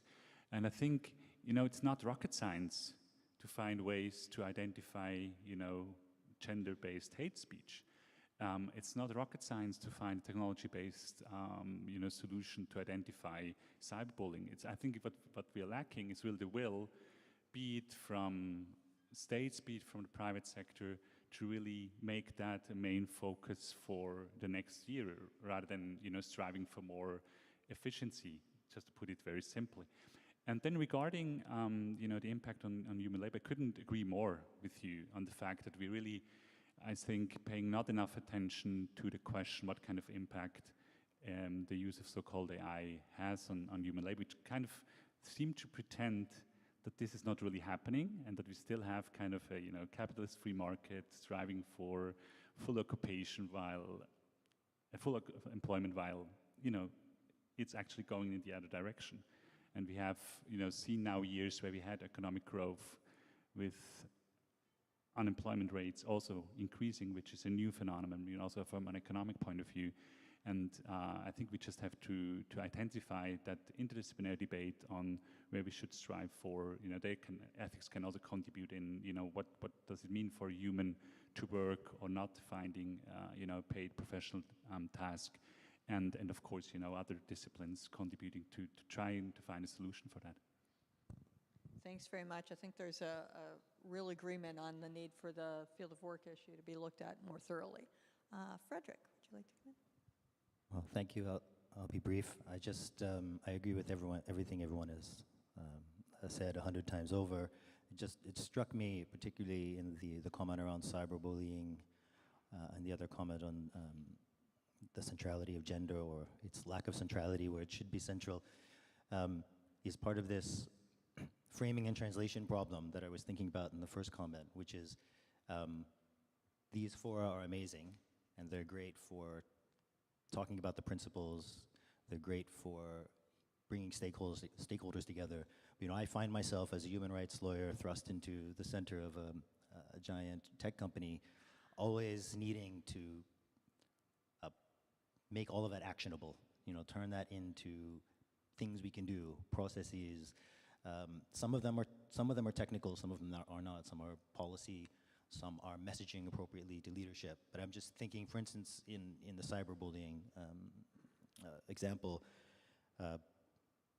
human rights is really where we need to start with that question. You know, you need to start from the principles and from the common and shared global vision that we have for them.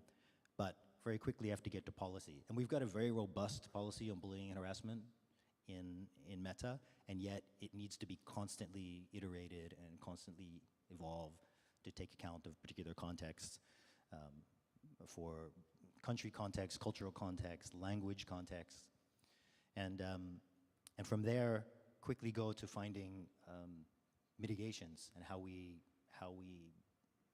land upon them, how we design them, how we implement them very quickly.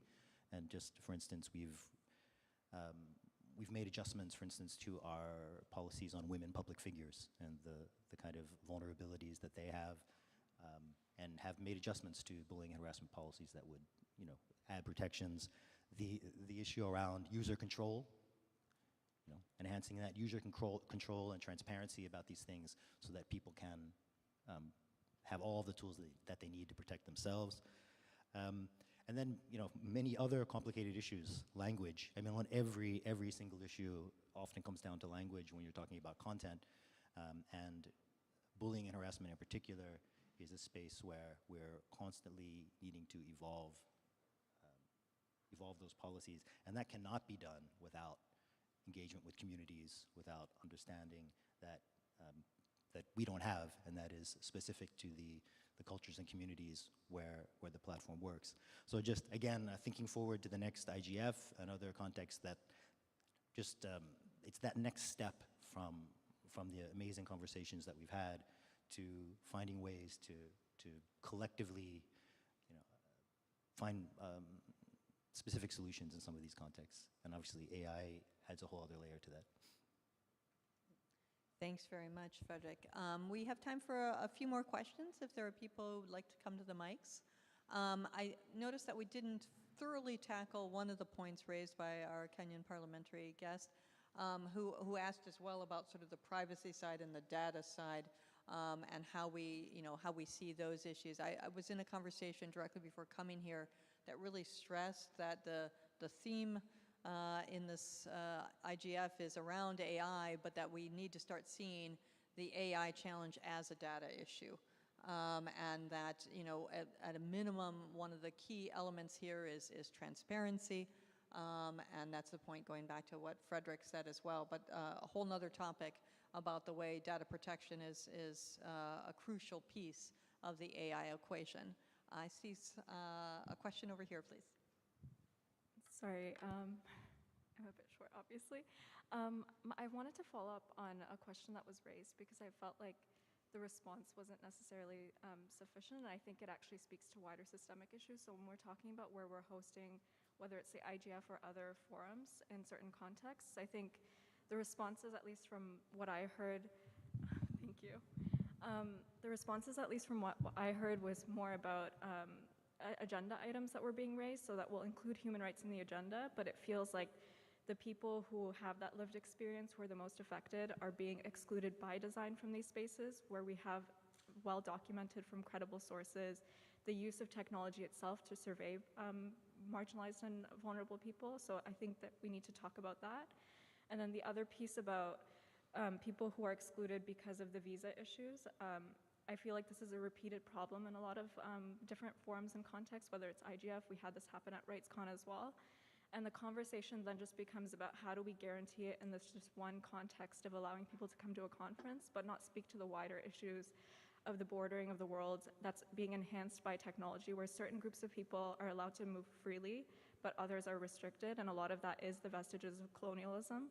And not talking about making a key part of our agenda in the IGF, decolonizing technology as well, because it's just reinforcing some of these existing systems that are quite problematic. We see even within, like, for example, the African context, that people have been prevented from moving within their own continent, whereas, like, we have already the mechanisms and systems in place. For example, the EU model of being able to freely travel within their continent. Like, we know we can do this. It's not that difficult, in the sense that, like, the models exist, but it's only afforded for some populations. And so I think we need to be speaking about the systemic issues, and they're often ignored. So I wanted to hear some of that, like, what are the actual tangible, concrete actions that are being taken to address this, instead of repeatedly having these come up as talking points in different conferences, including IGF. Thank you. Thank you very much. We have another question over here, I think. Hello, everybody.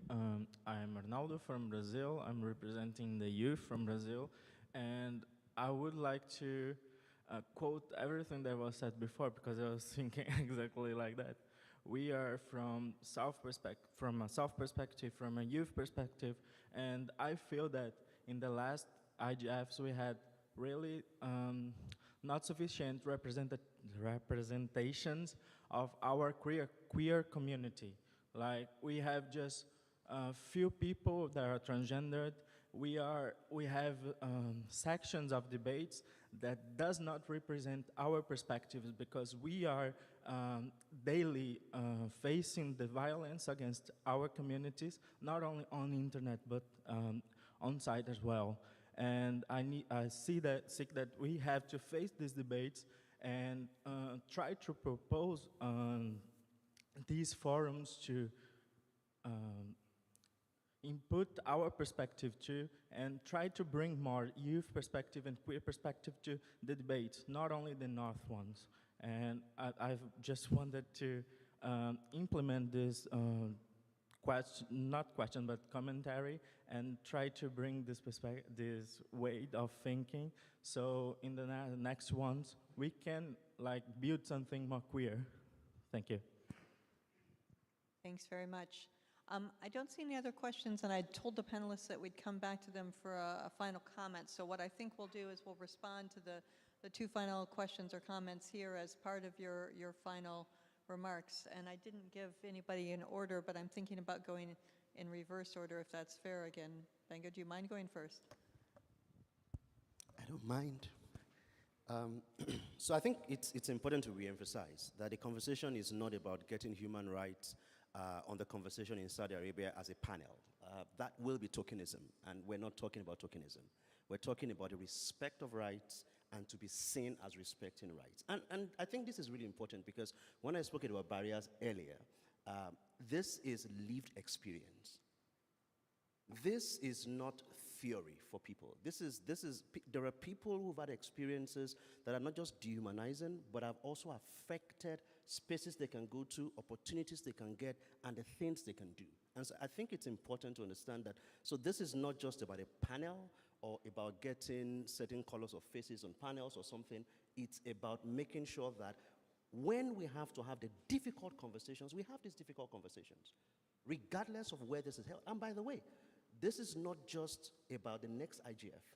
This is about continuous IGFs. This is about continuous global forums. There are times when we even need to call out countries and platforms that speak the language, but do not respect the rights as they should. And I think this is really important.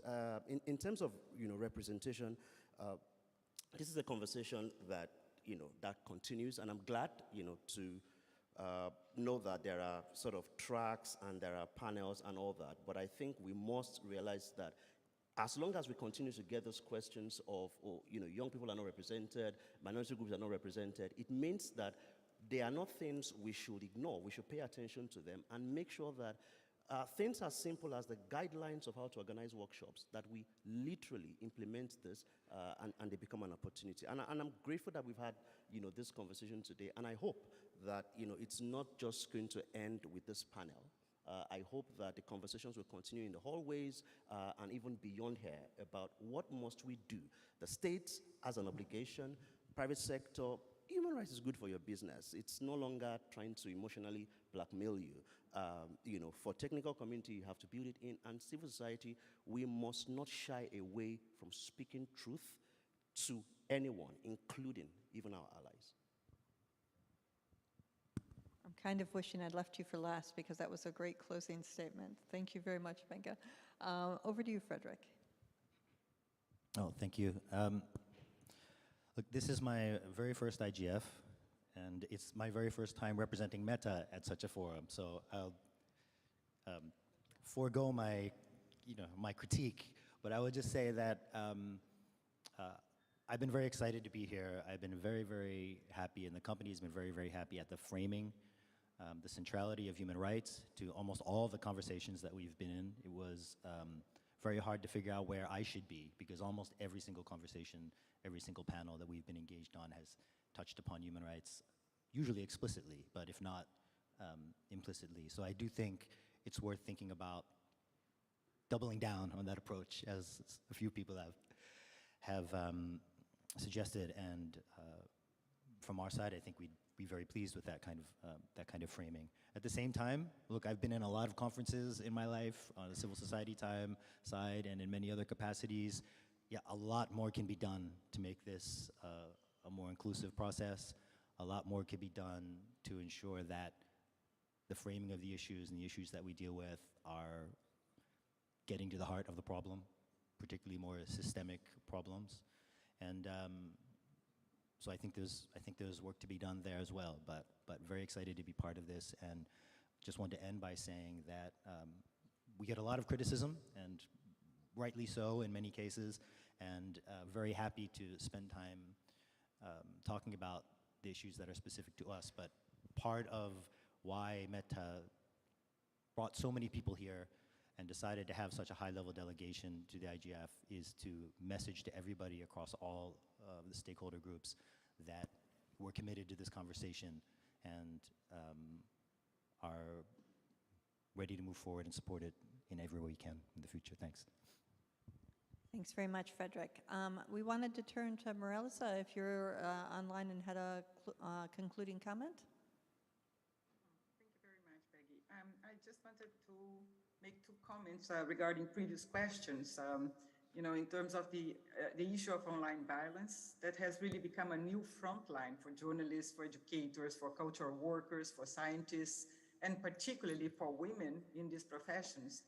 This is an escalating freedom of expression and access to information crisis, because this is really driving away the professionals that actually bring truth and facts to the digital ecosystems.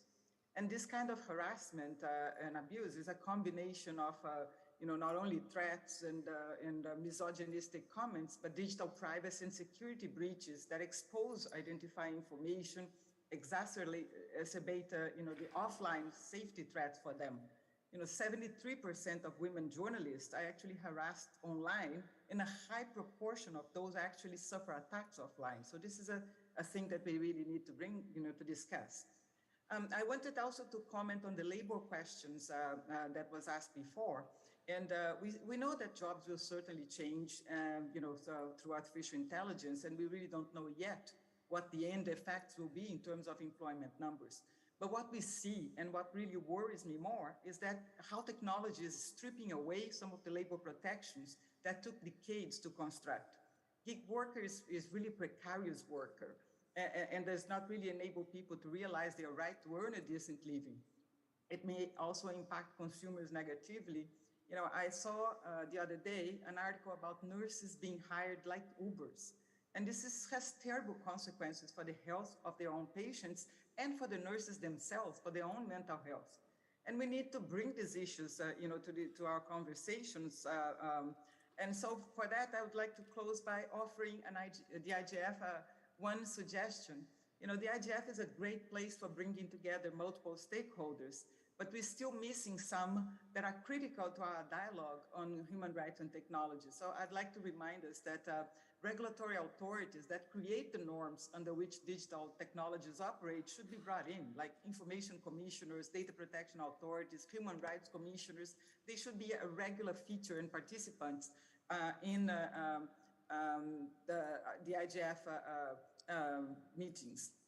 Media also, is not really present enough, and they're the ones who create awareness among the general public about the digital issues and bring their own experiences of opportunity and harm that digital technologies realize. And policymakers that lead digital transformation that can help us create this pipeline of knowledge to policy on human rights-based approach to digital development. And finally, judges and public prosecutors that who are the ones who bring human rights violations to justice that really need to be part of our conversation. So I'll close here and thank you very much for the opportunity. Thanks, Marielza. I think it's that call for that even broader sense of inclusion is really wonderful. Really appreciate that. I'm going in reverse order, so I'm going to go next to Mallory, please. My concluding remarks will also comment on a couple of the questions we didn't get to. I wanted to start by talking a little bit about privacy because it didn't come up, and I think it is an interesting omission on this panel. I think it's because, and it's hard to overstate this, I keep saying it, but we have a really complex landscape.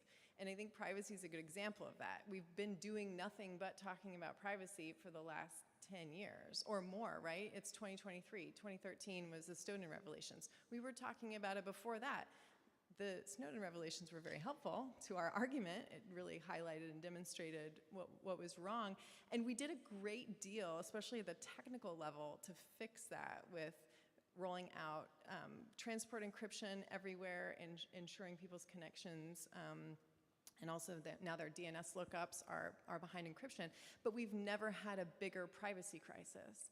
And it's worth introspecting on that, right? Is it the business model? Is it that you can still be targeted by someone who not only wants to survey you, or not someone, but a regime that wants to survey you and also do you harm? I mean, we have to do both. We have to look at the big picture, re-architect the way the internet works, and we also have to zoom into the details and pay attention to how end users are being affected. And that's just one issue. And everyone is bringing in this incredibly important element of representation and of participation. And so we need more, not less. We have more issues to talk about, more dimensions to those issues to talk about, in more places. And so I think one of the last things I wanted to just conclude on is something that was just very briefly mentioned, but we haven't really confronted in this panel yet, which is maybe the creation of new mechanisms within the UN to talk about internet and AI and other things with the Global Digital Compact and so on. I feel like we're never actually replacing anything, we're only adding to the space. That is not necessarily a negative thing in and of itself, but something that we have to reflect upon. We are increasing the complexity of what it is we're trying to govern and what it is we're talking about when we're governing it, and then the processes, and then how we actually do it. And so I would caution us to really think about the opportunity there, but also the risk. The opportunity is what the colleague over here from Brazil said. We can bring in new and better and more interesting and fun issues from the next generation, real things that are happening in places that we haven't had enough representation of yet, and deal with those and expand what we're able to address. But I would just be careful that we do not take all kinds of social issues and put them into the technical bucket, that we don't technocratize everything. I think that's one of the risks I see in expanding this community, rather than thinking about how we take our technical expertise and our technical conversations out into the world where the real end issue is sort of being discussed and being put forward. I think that's another model where, yes, it still contributes to the complexity, but it's coming at the issues from a different angle. Thanks. Very interesting and thoughtful comment there, Mallory. Let's go over to Peter, please. Well, thank you so much, and I wish first to thank the colleagues who asked these questions, and actually want to dedicate my final statement to basically reiterate what they were saying. What at least I understood, and I hope I paraphrased that correctly, basically saying, listen, we cannot deal with the visa issue if we're not talking about migration in a more systemic way. And I think that's something maybe we can even be more self-critical to us, to continuously ask us, if we don't have, if we have a concrete question, we need to look at it also from a systemic point of view. We need to look at institutions, we need to look at structures, being maybe structures of injustice, and we have to address them. And the same goes with the strong statement on representation. I think it's at least I hear a strong call to every one of us to keep continuously being self-critical in about, do we really live what we are talking about? Are there any things we are willingly or unwillingly not respecting in our practice? But also, are there maybe also some blind spot we need to address? Because I think that the field, and that's my last sentence. I think the field of, let's say, legal discussion about so-called artificial intelligence, but also the ethical discourse about it, at least has the tendency to run the risk to be very good in preaching, but not so good in action so far. So I think we can get a huge step forward if we start really taking action on what we are, have been writing on in recommendations, guidelines, etc. Thank you so much. Very good point. I see Bengal smiling. I expect many in the room are as well. The practical side of what this all means on the ground is crucial. I'd like to turn first to Cameron online, and we saw you pop in for a moment, Cameron. I hope you're still there to give us some thoughts from your perspective, and we'll close with Eileen. Wonderful, thank you. Yes, so first I wanted to just briefly address a couple of the questions that were asked earlier. One of them was about gender, and another one was also about queer representation. And I think this gets to to build on what Frederick said earlier. This gets to a point about how are we structuring at the big platforms, and the tech companies, what we consider human rights teams. Oftentimes they focus on sort of state-based violations, sort of the traditional human rights narratives. But where, for example, does gender equity sit in an organization when it's global? And I think we need to start to think about repurposing human rights teams. What are we considered human rights? How are we defining human rights outside of perhaps just privacy and surveillance and freedom of expression? As I often would tell my students, there's more to being a human being online than what I say and who's listening. So I think it's important for us to start to actually, from the platform perspective, make some actionable steps towards understanding what human rights teams do and how they move forward. With regard to the question about AI and labor displacement, I think there's a really important, component with labor that involves access to, factual and accurate information. And I'm a skeptic of a lot of AI. My academic work has criticized it from a human rights perspective. But I do think, for example, with Wikipedia, it is a very vital resource for a lot of people. They're able to get information they might not have otherwise gotten. And AI can actually be, even though I'm skeptical in general, here I think it's very good, wonderful potential application of it, because it can be used, for example, to translate articles across languages. It can be massive gaps between different language wikis, over 300 languages on the platform. And also it can help people who, for example, are whatever language they're writing and isn't their first language. There's opportunities also for individual communities and language groups around the world to build out the knowledge that's available for people that might help offset, unfortunately, some of the disruptions that will be happening. And this is not from a sort of a late stage capitalist perspective. But also to my final question, briefly, some members from the Wikimedia team are in the audience. If you'd like to speak with them, they're happy to chat with you about human rights, AI, or anything else. And I started discussing dignity, and I think I will go ahead and close with that. Governments around the world, they have a basic charge to protect their citizens. And to me, that means that even the most repressive regime has some basic conception that people have a worth, and that worth merits protection. So we have a baseline there. And I think going forward, it's really important that we that laws and regulations, and social norms around technology, around the internet, around artificial intelligence, continue to build upon that idea that we all have something worthwhile and worth sharing, worth contributing to. And I would say, especially when we disagree with each other, given everything that's happening, especially when facts are inconvenient. So I really do hope that we move forward with, working on that baseline, and remember that, we are here to protect human beings online and offline. And that includes, digital activists in prison around the world, and all of those who are, really advocating for free and open knowledge. Thank you. Thanks very much, Cameron. And we're running out of time, so quickly over to Eileen for the final word. Wow. That last question over here,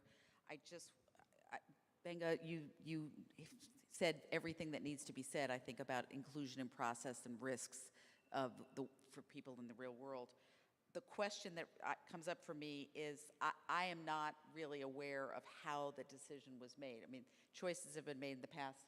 Mallory, Turkey, Ethiopia, Azerbaijan. So I don't know how those decisions are made, but perhaps as we think about the next phase of the IGF, that those decisions are made elsewhere, at different people at the table. That's one idea. I'm just going back to a couple things I heard from colleagues. Peter, actually the person online, the last gal from UNESCO, right? She talked about the need for regulatory authority in terms of all the online content-related harms. Peter, at the very beginning, you said, well, we can't forget the other side of the equation. Tech regulation itself has to be consistent with human rights. And that, too, is a very significant problem around the world. You also talked about not just the impact of technology for generating, facilitating violence against women or violations of human rights, but you hit the other side, which is technology should be applied to be the solution as well. And there's always going to be this game of cat and mouse, but that has to be done more. And then last is, Frederick and Mallory, you guys both emphasize this need for translation between the tech community and the norms community. And I think that is a really exciting area, and I think there's a lot of potential and a lot of growth in that space. We've been talking about it for a few years at a very abstract level, but I think people are starting to figure out what does it look like in practice if you're talking about human rights and AI. How do we do those assessments? Last one, DPI was another, digital public infrastructure was brought up outside this room a lot, and I see that as an area where you hit the inclusion problem, inclusion in the technology, tech for the SDGs, but you also connect it with human rights by design. And so you're basically bringing economic, social, cultural rights and civil political rights together. So that's another area to be mined. Great, thanks. No, a lot of content there. We're at the end of our time. I think it's been a really rich conversation.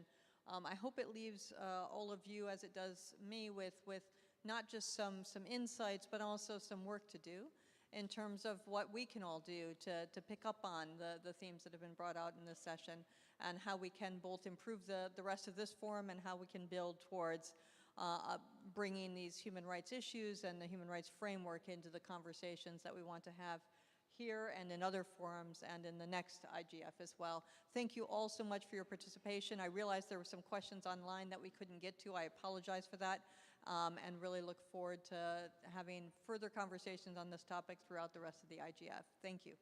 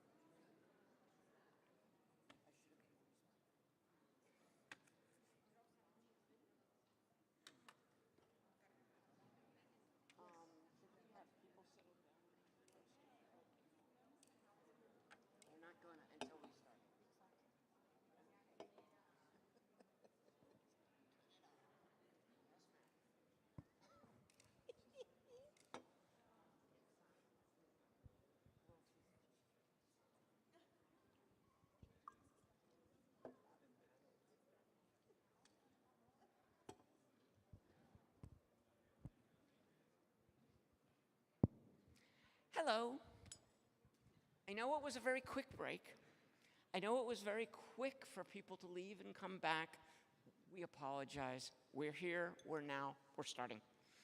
So this session is the future of digital governance. One of the wonderful things about the future is we really don't know what it's going to be like, so it's a good place to start. So we've seen this week, we've seen in write-ups, we've seen all kinds of suggestions and ideas for new mechanisms, GDCs, new kinds of digital fora, new kinds of mechanisms and such. And it prompted some of us to sort of start asking the question, well, what's wrong with the IGF? And part of that question came out, well, there are lots of gaps. And in fact, if you read each one of these testaments that people are putting out about the best idea for the future, there's a gap. And there's a saying that, well, this gap needs to be filled. It's important. There are other importance. The IGF, you've been around for 18 years and you've got these gaps. So one of the things that we started looking at, one of the things I started looking at was, well, we've been around for 18 years. We're about to go into that renewal season. And when you go into the renewal season, you look at, well, what do you need to do for the future? The future that we're here to talk about digital governance or internet governance or whatever we call a future governance. And we started to look at, well, if something that was started a while back, that was started with great intentions, with great promise, has done good things, is well formed, took a lot of work, took a lot of money, took a lot of time. And when we talk about starting a new forum, believe me, there's a lot of work to do. I've been watching the IGF since it was first conceived of in the Working Group on Internet Governance and nursed through the original, had the honor of being on the Secretariat, had the honor of being on the MAG, had the honor of being a voice in the wilderness. I've done all of those roles quite happily. So one of the questions that we started to look at was, well, what are the gaps? What are really the gaps? And how is it that the IGF could conceivably fulfill them? Could conceivably fulfill them without having to incur all the expense and bandwidth and pain and suffering of trying to start something new. So we've got a certain number of pre-existing questions, but we also yesterday, while talking to the panelists, sort of said, thinking about Tunis agenda, thinking about what remains to be done, thinking about the gaps, how could we solve those gaps? Could we? And if somebody wants to say the IGF couldn't possibly fill that gap, why not? So basically, that's sort of the shape of what we're having a conversation here, both amongst ourselves and hopefully with you all, to sort of try and explore that gap space and see what it would really take to solve the problems of that gap. So with that, I pass it on to my co-moderator, Ana Neves, and please take it away. Thank you very much, Avery. Hello, speakers. Hello to all. Avery, don't you think that everyone maybe they are a bit confused about all these movements that we have nowadays at global level on digital? Little confused? A little confused, and I think that after this, so it's the 4th day of the IGF, including the 0 day, of course.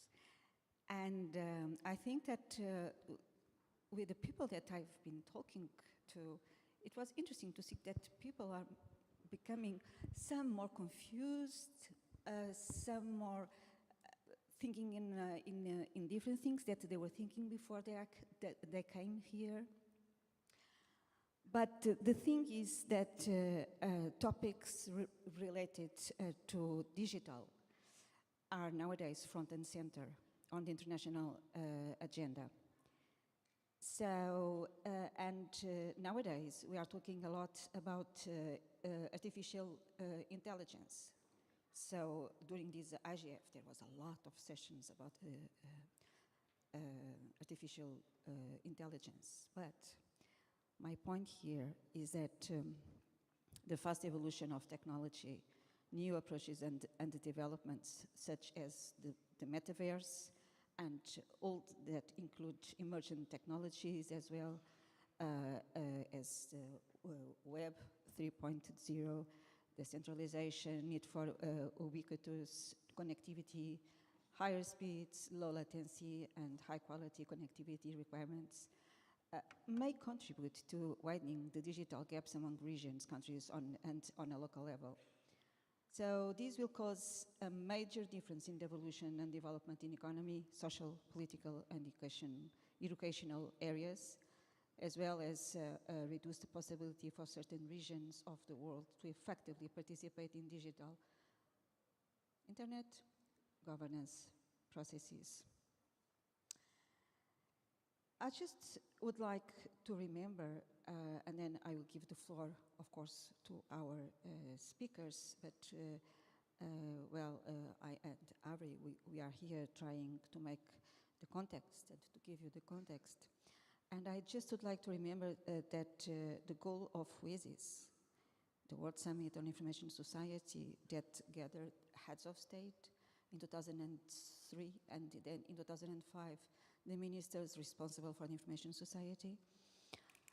So the goal of WISIS is to achieve a common vision, desire, and commitment to build a people-centric, inclusive, and development-oriented information society where everyone can create, access, utilize, and share information. The Geneva Action Plan, agreed at the first WISIS Summit in 2003, identified 18 areas of activity in which government, civil society, businesses, and international organizations should work together and are working together to achieve the potential of ICTs for development. The Tunis Agenda for the Information Society was a consensus statement of the WISIS, adopted on the 18th of November 2005 in Tunis. It called for the creation of the IGF and a novel, lightweight, multi-stakeholder governance structure for the internet, which includes, since then, the public and private sectors, the technical and academic communities, and civil society. And nowadays, we have all these processes, including the WISIS Plus 20, which includes the Summit of the Future that will include the digital through the Digital Compact. And we have other processes at worldwide level. So what will be the future, as Ari was saying? And why IGF is not good enough, or is it good enough? Or which are the gaps, as Ari very well said. So let's go to hear our speakers, and I will give the floor first place to Jordan Carter, Internet Governance and Policy Director at .au, Domain Administration, Australia. Jordan, please. Thank you very much, and good afternoon, everyone. Great to be on this panel today, joining an interesting group of speakers. I'm just making some personal remarks here, having thought about this stuff for a long time. I'm going to try and stick to making three main points. And the starting point, of course, is the centrality of the internet to our day-to-day lives. If anyone thought that wasn't the case until 2020, they got a brutal reminder of that in the course of the COVID-19 pandemic. And whether it's the internet itself or the services and applications that we rely on that run on top of it, this digital realm, this internet realm is central to our lives, which is why it is so important. So important that the Secretary General identified it as one of the two major challenges facing the planet along with the climate crisis. So I want to make three main points to you today, because if we get this right, we can support the human flourishing that we should have as our vision for this planet. We can have just, peaceful, and prosperous societies, sustainable economies all around the world. So there's a lot to play for here. And my first point is a simple one that relates to the slightly provocative title of this panel. We cannot separate internet governance and digital governance. They're intertwined, and they are intertwined because almost all digital technology relies on communication, and the communication network that we all rely on is the internet. It is true that where digital policy issues stray too far away from an internet aspect, they may need their own institutions and discussions. And me being me, I would say that if they are having their own spaces, they should definitely apply the multi-stakeholder approach to having those conversations. But most of the time, the digital and internet realms are intertwined, and they should stay that way. Because otherwise, we will see a bifurcation of these policy dialogues, increasing complexity, and more resources being spent in forums that are very close to duplicating each other. My second point is to say that effective internet governance needs to be multi-stakeholder internet governance. I've already talked about the centrality of the internet to our lives, to the information societies that we are building. And that is why the IGF is such an important forum. Its structure and its scope forces the collision of the broad concerns and interests and perspectives from around the world and around the different stakeholder communities. And it does that by making sure there's a seat at the table and space in the room for all the stakeholder groups, for civil society, for the technical community, academia, businesses in the private sector, and of course for governments. Without this blend, we could end up just having an interesting technology discussion or an interesting policy discussion, but that is not what we need. What we need is internet governance. And nothing could be worse than building a duplicate structure for digital governance issues alongside it. We have the forum already. We're all right here in it today. But actually, something could be worse than that. It would be moving it into a single stakeholder-dominated forum around which there are some proposals floating around, a government-preferenced forum. That would be worse than duplication, and it's something I urge us all to oppose. My third point is to talk a bit about the gaps that the moderators mentioned before, because I don't want to pretend that the internet governance system we have today is perfect. Put your hands up if you think it is perfect. Yeah, there are no hands up in the room, and I'm not going to ask about the Zoom room. The world has changed a lot since the settlement of the early 2000s, and it's sad to say that it is not always for the better, the ways that it has changed. And so we need to strengthen the IGF and address some gaps. And I just want to propose 3 for your consideration. Hopefully they're a little bit provocative and help you start thinking about these and getting ready to engage with the panel from the floor. I think there's an ambition gap, a coordination gap, and a resource gap. And just to speak briefly, on the ambition side, I don't have the future vision that the internet needs, but I know that if we want to get the internet that we want, we need to take the daring step of describing it and describing the goals that will get us there. What is our ambition for the information society? How will we measure our progress? How will we support the Sustainable Development Goals, support human flourishing? What is the internet we want, and how do we build it? So to close that gap, let's develop and agree goals to do that. That could focus the work of our internet governance system. And it could be a way to develop or create a need to develop new working methods here in the IGF to be able to discuss and agree such things. Not to replace the SDGs, not to create a rod for our back, but to focus our efforts. The second is the coordination gap. We have a distributed model of internet governance with different institutions and different communities all doing part of the job. For that to work, it needs incredibly strong coordination. And the IGF can be the forum to do that coordination, but once again, there are some working methods to do it. In our own technical community, we've been articulating a need for stronger coordination. I think it applies more broadly as well. And briefly, the third gap is the resources gap. If you think about the incredible work our IGF Secretariat does with 5 people, and then you think about the scale of the overall governance systems in individual countries, let alone the global level, you can see that none of us together as stakeholders are putting enough resources into this forum. And we're also not resourcing well enough the diverse participation that we need, both to make the outcomes of the IGF more useful and to make its legitimacy stronger. So the resources gap is one that needs to be closed. So to recap, in closing, we should not separate digital governance and internet governance. We must maintain a multi-stakeholder approach and model in doing it. All key stakeholder groups are required, and nothing could be worse than removing digital issues to an intergovernmental forum.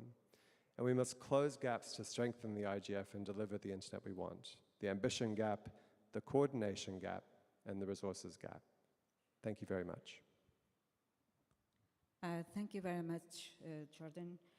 Thank you for your initial remarks, and then I will give the floor to Renata Mieli, coordinator of the Brazilian Internet Steering Committee, for her first comments and remarks, please. Thanks, Anna. Good afternoon, everyone. I would like to greet my fellow participants, my fellow session participants, and thank the IGF for inviting me to be part of this panel, which encourages us to come together in a main session to address the various concerns and discussions we have followed through this event about our future as a governance community. I will bring to this discussion some reflections that stem from the experience of the Internet Steering Committee in Brazil, a multi-stakeholder governance group that has been built with dedication over its 28 years. The first point of this reflection is to look at the journey we have taken up to this point. Today's internet is very different from what it was 20 years ago, when the first round of WISEs took place.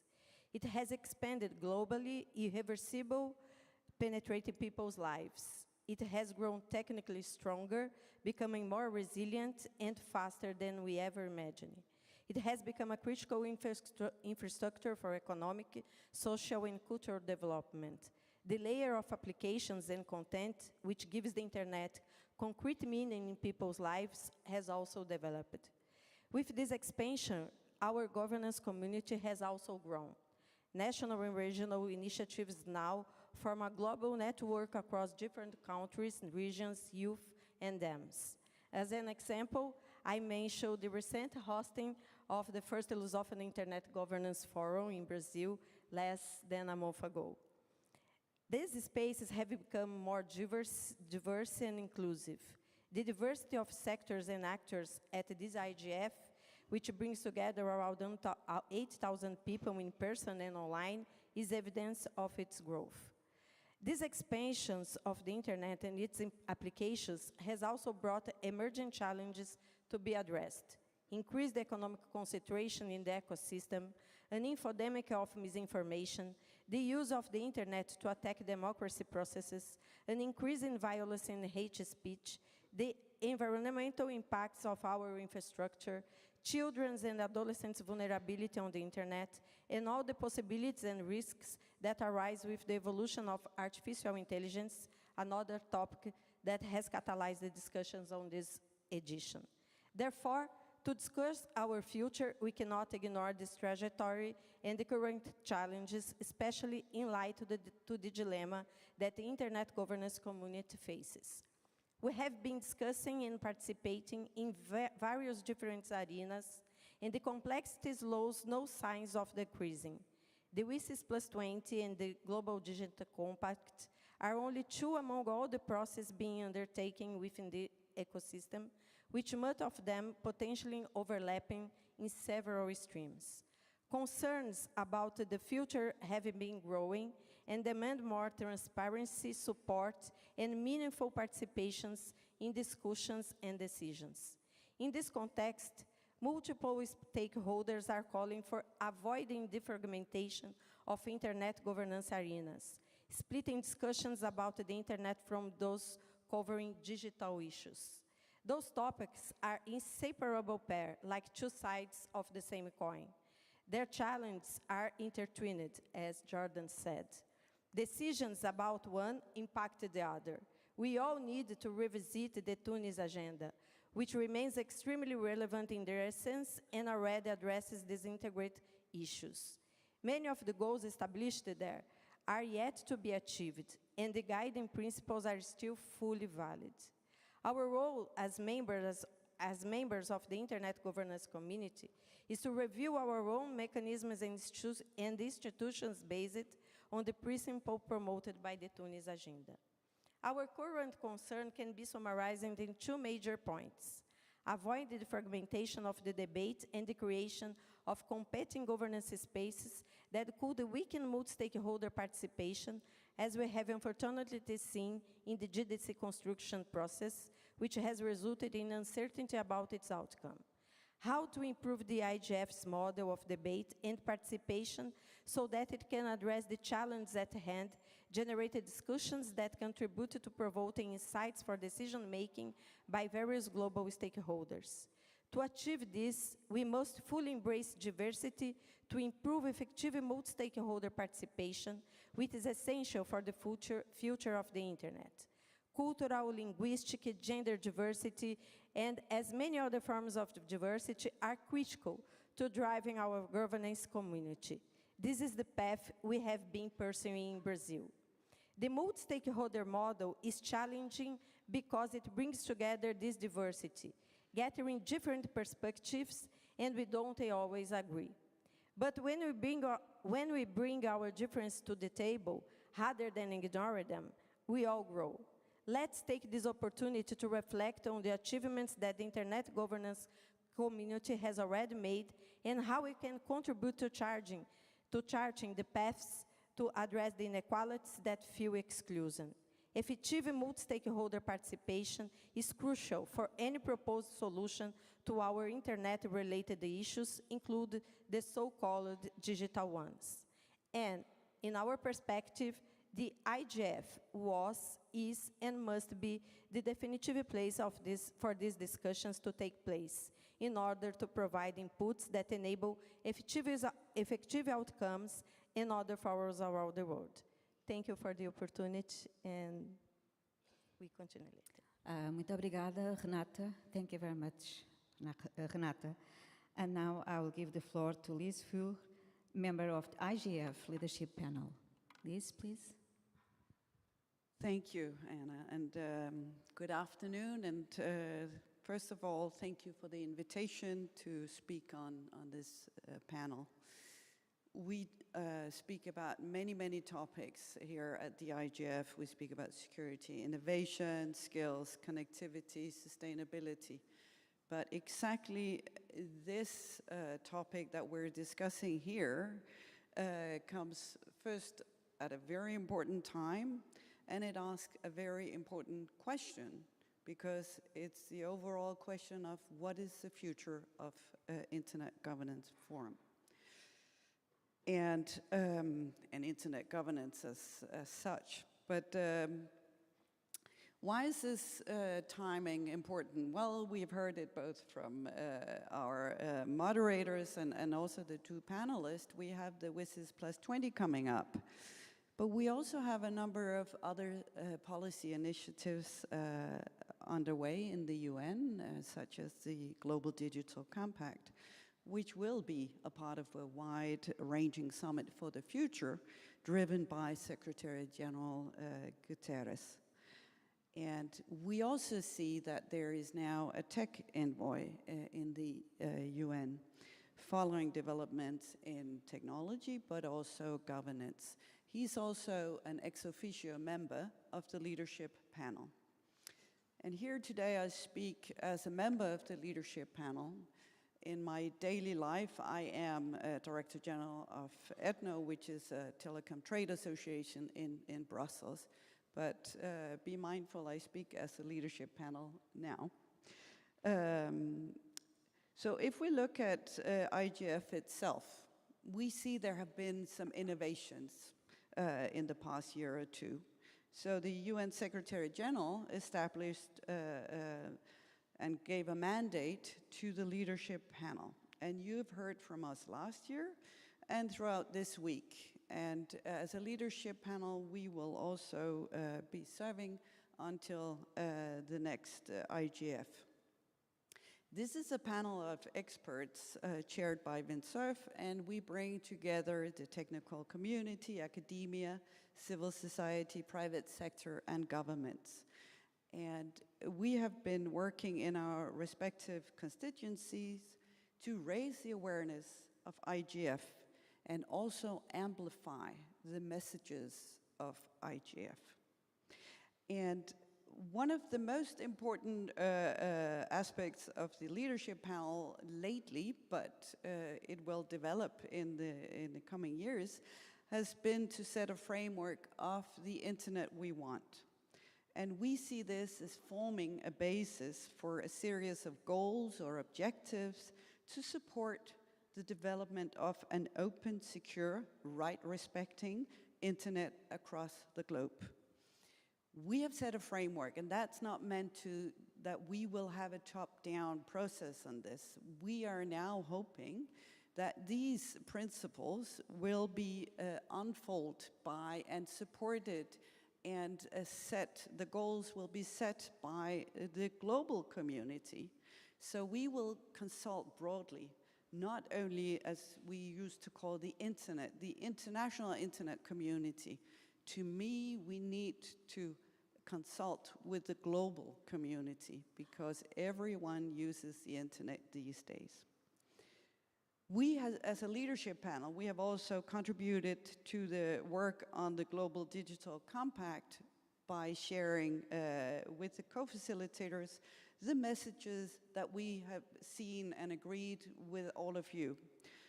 And it's vitally important internet governance community. So you gave us input both in Addis Ababa, but also in 2021 in Katowice. So we as a leadership panel didn't take our own position on this, but we tried to condense the input from the last two IGFs and conveyed it to the Global Digital Compact consultation. So if we look at the gaps, we have talked about the gaps, and we see there is a lot of activity on many fronts. But I want to look at what aspects of internet governance need to be strengthened, because we as a leadership panel see it as we need to strengthen the IGF because we see IGF as a part of internet governance future. So for us, key is the representation and participation. We have seen a huge number of participants as this very IGF in Japan, more than 8,000. I heard numbers of 9,000 across the globe have signed up and followed both online and in person. But the UN reminds us that 2.6 billion people are still offline, and we are actually far from reaching the SDGs and from harnessing the benefits of digital, which should get us there, and we think this is a virtual circle. And at the same time, we also have to acknowledge that digital and internet governance is no longer the sole remit of a small part of society and businesses. The uptake and impact of the internet is now a whole of society matter. So to me, the biggest gap is, and this is what should drive our work as a community, is we need a greater and more diverse participation at IGF. We should not be an echo chamber talking to each other of like-minded communities. And what does that mean? That means greater industry participation and not just tech and telecom companies. We need other sectors like banking, public administration, manufacturing, transportation, healthcare. All of them are using the internet and connectivity in new ways. And I don't mean only using, but these actors are actually employing high-skilled developers to create tailor-made digital solutions. So we need to see these people at IGF.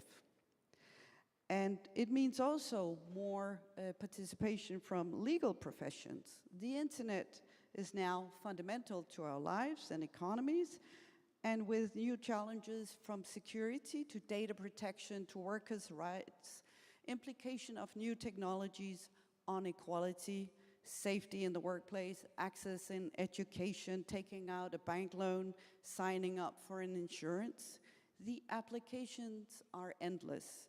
And with that comes a need for highly qualified legal professionals, from solicitors to barristers to judges and magistrates, to bring their expertise here, but also to learn from us who are sitting here right now. So we all need to interact, and we need to see these people here at the IGF. And it means consistently and constantly increasing participation from the Global South. This is the group which needs access to high-quality connectivity, devices, and skills. And they must be here to shape the internet we want. And again, we need to see these people here at IGF. So how do we get there? This is my last part. Speaking as a member of the leadership panel, I know we have a role at this and an immense challenge. But we need to make a clear value proposition to these groups that I talked about. And this means strong and impactful outreach and showcasing IGF as a place where you can be a part of the process of how we want the internet to be tomorrow. We need to share with the peers and other sectors on the challenges and the opportunities of the internet and digital technology, and reinforcing the multi-stakeholder model. So, a final word on the future of the internet governance. The internet we want can and should be an important component of the Global Digital Compact. And I believe that the GDC should be anchored in the IGF. And the IGF is a well-established, well-respected mechanism to monitor and implement the decisions taken by the multi-stakeholder community for the future of the internet. Thank you. Thank you very much, Liz, and thank you very much for putting in the context all this internet governance and the digital technologies and importance to reach all these different stakeholders from the healthcare, insurance companies, banking, etc. Extremely important. So now I'm going to give the floor to our last speaker. No, sorry, not the last. Before the last one. Anita Gurumurthy, Executive Director, IT for Change, India. Please, Anita. Thank you so much. I think that some of the points I will make may perhaps take a note or two that are slightly different from my predecessors. We, in our networks and in our organization, believe that the crisis of digitality is entirely a crisis of its governance. So how do we reframe global digital governance, and how do we ensure that the future of global digital governance takes into account a world besieged by extreme inequality? The GDC process initiated by the Secretary General precedes the 20th year review, as has already been mentioned, of the World Summit on the Information Society in 2025. The arrangements forged through the GDC must correspond to the momentous changes, providing the normative directions and key themes to inform the WSIS Plus 20 review process. But where do we begin, and what must we acknowledge? A productive and fruitful engagement with the GDC process requires recognition of a historical fault line, a democratic deficit that continues to mark the technical governance of the internet. Today's geopolitical tensions are also rooted in the stranglehold over the digital economy of a few large transnational corporations from mainly 2 countries. The distressing degeneration of the public sphere and the imponderables around the future of AI governance. With data and AI technologies decisively shaping value chains and market power in a pandemic-stricken world, public policy discussions on digital issues are also now part of the entire multilateral system, from digital trade to biodiversity, health, food, and oceans. So this is a story of contestation, complexity, and uncertainty. Where do we go from here? First, we do not want to be running in the same place as we invent the new institutions of tomorrow. The Secretary General's July 2023 policy brief conceptualizes two main institutional arrangements: a tripartite digital policy space, which is termed the Digital Cooperation Forum for the short term, and a Global Commission on Just and Sustainable Digitalization for the long term. The Digital Cooperation Forum and its tripartite dialogic mode seems to bring back echoes of the IGF. Caution is needed so that it does not simply reproduce all the flaws of the IGF with due respect to the strengths of the IGF. We know that dialogue is important, but public policy is more than dialogue. It is based on tenets of public interest and democratic deliberation. It cannot be held hostage to tokenistic representation and diversity optics. The Global Commission for a Reinvented Multilateralism is a worthwhile idea, but both these bodies must derive their mandate from the WSIS Plus 20 process, built consultatively and democratically with engagement from civil society. Sadly, the most powerful countries from the global north do not want new arrangements. Please read their submissions online to the GDC consultation process. Second, we need to move from a technical idea of data governance to humanize it, to evolve rights adequate to the epoch of Homo technicus. That data must flow freely, albeit with trust, is a refrain that strips the real politic of data governance, reducing any contention with the cross-border flow of data to the singular issue of data privacy guarantees.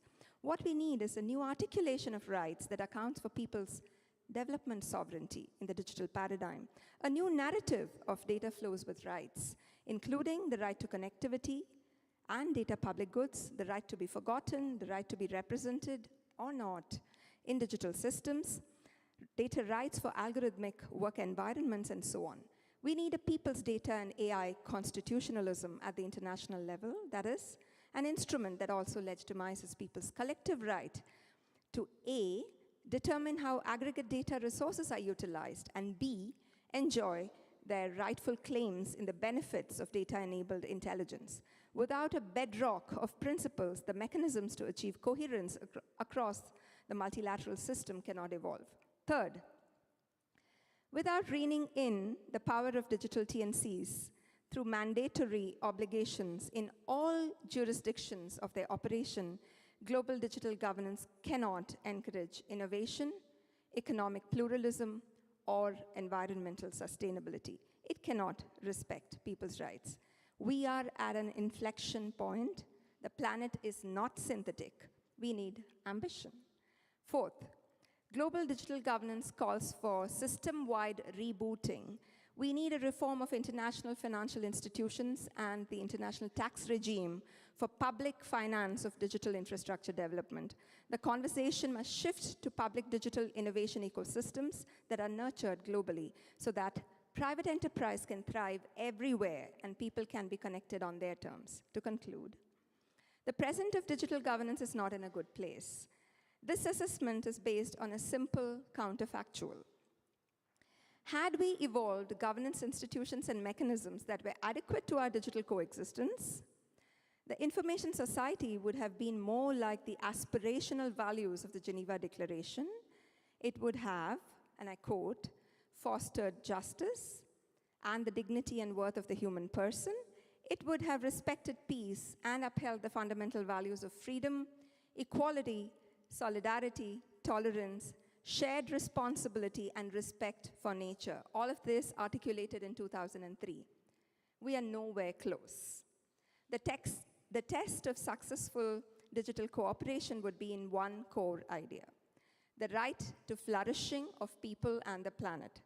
This would mean public agora built on pluralism and inclusion, economies that thrive on peering and reciprocity, and societies of unlimited creativity and self-actualization. Thank you. Thank you, Anita. Thank you very much. And now I'll give the floor to our last speaker at this round, Timia Suto. She's Global Digital Policy Lead at the ICC. Thank you, Anna, and thank you, panelists, and thanks for the audience for waiting until the last speaker. Promise we'll turn it over soon. My name is Timia Suto. I'm the Global Digital Policy Lead at the International Chamber of Commerce. For those of you who don't know us, ICC is a global business organization encompassing members of over 45 million companies of all sectors and sizes all over the world. We are present in over 170 countries. And also, for those of you who don't know us, ICC was the business focal point back at WIS's time almost 20 years ago. I haven't myself been there 20 years ago, but I was at WIS's plus 10, and I can't believe it's already been 10 years from then, so I can understand some of you who have been there as Avri since the beginning of how much has changed since then. And I want to start there today, taking a bit of stock of what has happened 20 years ago and where we are now. And what WIS, as my fellow panelists said, created was this vision for a people-centered information society, and has created also a forum where that vision can be furthered, which is the IGF, as a non-decisional body to discuss public policy issues related to internet governance. But most importantly, what WIS has created was this concept of multi-stakeholderism, coined this concept of multi-stakeholderism. And as I said, I wasn't there, but I've heard from many of you how difficult it was to make that happen, how the representatives of non-governmental organizations, civil society, tech companies, the technical community, really banging on the doors of the negotiating room to be let in and have their voice. And what has happened since is I'm going to quote what is written in our common agenda in paragraph 93, where United Nations Secretary General says, United Nations governments, the private sector, and civil society could come together as a multi-stakeholder digital technology track in preparation for the Summit of the Future to agree on a global digital compact. Right? So it's no banging on the doors, no asking to be let in, it's an invitation to commonly come together and create something. So that is, I think, an achievement on its own. Now, to Jordan's point, is the IGF perfect? Is our internet governance world perfect? Is multi-stakeholderism perfect? No, it's not. Nothing is. There is room for improvement. There is room to build on what we've achieved. There is room to make it stronger. We should be doing that.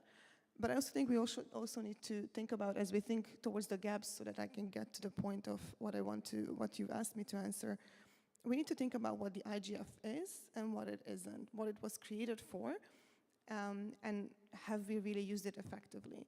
So is IGF going to solve universal connectivity? No, it will not, but it will bring together, it does bring together telecommunications companies, tech companies, development banks, governments, to discuss what's going on and to make it happen. There are projects that were born here at the IGF that are now running over the world to do just that. Will it set technical standards? No, it will not, but it will bring together the technologists, the engineers, civil society organizations, human rights activists, to make sure that the standards that we set are the right ones for our digital future. Will it set norms for cybersecurity? No, it will not set norms for cybersecurity, but it brings together all the actors that can assess if those norms are properly implemented, and it can hold us accountable, all of us, if we're doing our part or not. Will it set policies on responsible, trustworthy AI? No, it will not, but it will bring together the policymakers that do that, as those policies are set, to hear from all of us whether or not we are going in the right direction. We've seen it happen 2 days ago. That is what the IGF is. It is a convener for all of us to come together and see, have we come far enough from that vision that was set 20 years ago? what else is necessary to do, and are the right people in the room, as Lisa said, is everyone here? Now, yes, there are gaps. Not everybody is here. We don't have the necessary resources to always make these things happen as the way we should. And I think that creates an awareness gap that is very dangerous, because that awareness gap makes others think that new things should be created, that it's not good enough. We need to also think about what we do achieve. Have we marketed it properly? Have we shared that properly to the people that are not here? And have we made them aware in their own terms so that it resonates with their work, with their interest, that they should be here, that we need them here? But that means that we need to open up our own IGF community that we've created and go directly and speak to others that are not here to make them part of it. And that only is possible if we properly share what the outputs of this forum are, what they can be, and what the values are, what the success stories are. And I think we have a bit longer way to go to do that. So if I can leave you with that in terms of the gaps. Thank you very much. Thank you all for coming in with your perspectives. I'd like to invite the rest of you, the other participants who are sitting in those seats, to come up. We have, I guess, 38 minutes left on the timer of this, so I'd like to give as much time. Please come to the microphone, introduce yourself, and then comment either on what you heard or your own idea of what the gaps are and what needs to be done. Please. Thank you. Thank you very much. My name is Carlos Vera. I am from Ecuador, and I must agree with two main ideas from the panel: a human-centered discussion, and also, as Jordan said, let's maintain the multi-stakeholder model. This is essential. I've been around for 25 years in these panels, and maybe I see 7 men in that panel. Now, there are 6 women, 1 man. It's working. Thank you. Thank you. Please, there are 1, 2, 3, I count 4 microphones up there. There must be opinions, there must be comments. Otherwise, if you guys don't have the comments, do we have anybody with a comment who's in the online, and where is our online moderator to tell us? Yes, do we have any? No? Yes, we do. So can you please read? Oh, well, please come to the microphone if that's okay.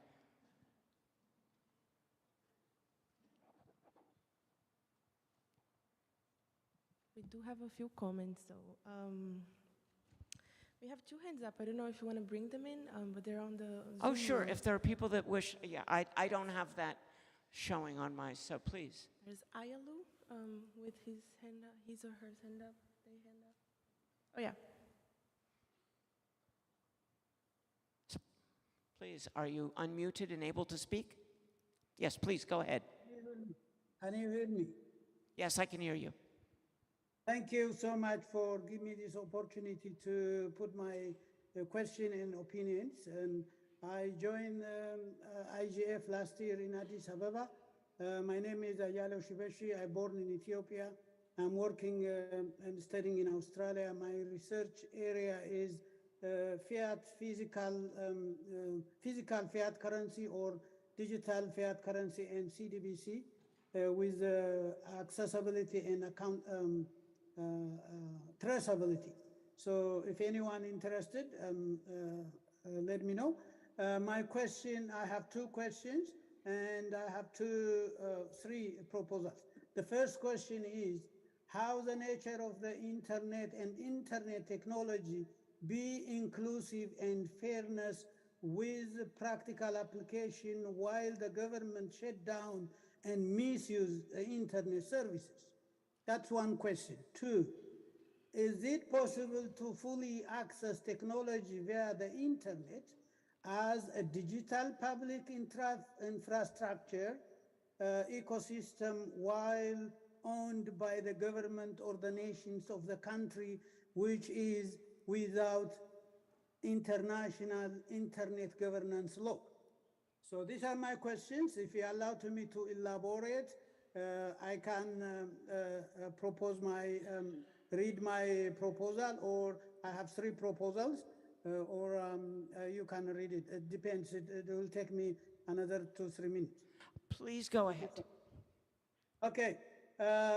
Advanced technologies such as AI, blockchain, quantum computing, and IoT, EOT, NFC, and NFT, all these technologies generate huge amount of data or information. These days, data or information is a wealth. The wealth accumulated in developed nations.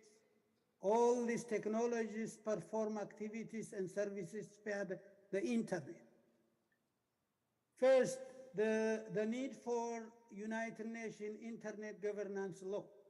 Dear participants, let us think about the root cause of the current internet connectivity, major problems such as, by the name of freedom of speech and democracy, universal human rights, and unrestricted democracy and freedom of inclusive connectivity, etc., affected local government and countries unable to control the internet, and it distract the country, and the country shut down the internet. There is no accountability, and also there is no international law to stop them. Second, we need to educate the cyber security, because that's the internet. We must start education cyber hackers to behave as a human nature, a natural human being, behave professionally and ethically, applying natural law, or rather than natural law with more soft skill, rather than using the hard skill. And if we all perform any task with integrity, honesty, humanity, kindness, apply responsibility and accountability for equitable benefit of all human beings, all humankind, as a global society, including all nations and benefit of this earth. The last question, the last suggestion, the third, current existing working system of the internet must be evaluated. We must break the current cycle of the world society governing system, which is dominated everything by developed nations, even before the internet. We must build a new system that matches suitable, applicable, and rapid technology, advanced technology interest to all nations nationwide, fully agreed and signed by the United Nations Internet Governance Forum and the ITU, which is a member of all international countries of telecommunication. Unless otherwise, we don't have standard regulations to accountable all each countries, we will not be rich and inclusiveness of the internet. I really appreciate it for giving me this time. Thank you so much. Thank you very much. Really appreciate it. Now we have one person at a microphone and we have another remote. So I think I'll go with the microphone and then I'll go to the next remote and then I'll come back to the microphone if that's okay. So please, sir, introduce yourself. Thank you. And thank you for the rich discussion and the really hopeful proposals, I think, outlined today. My name is Peter Misek. I'm General Counsel at Access Now. I wanted to actually present the results of a discussion earlier this week. Civil society met on day 0 in a session about scoping of the Global Digital Compact. We had a diverse group inside and outside the room, and we're able to reach a rough consensus on ways to really strengthen the process of the Global Digital Compact and ensure that it is representative and meets the kind of high and lofty goals that we've heard laid out. The 3 areas that we focused on, if I could present, were around transparency and responsiveness, synergies and coherency, scope, and then a bit of background. So first on transparency and responsiveness, we all have spent a lot of time already. There's been a lot of opportunities to input into the Global Digital Compact, the deep dives led by the Tech Envoy Office, regional collaborations and convenings, but we don't know how these inputs are being used. We don't know what the outputs will look like. We have only seen in the last couple months a very short paper from the co-facilitators of the process that we think doesn't really reflect the rich discussions. And so getting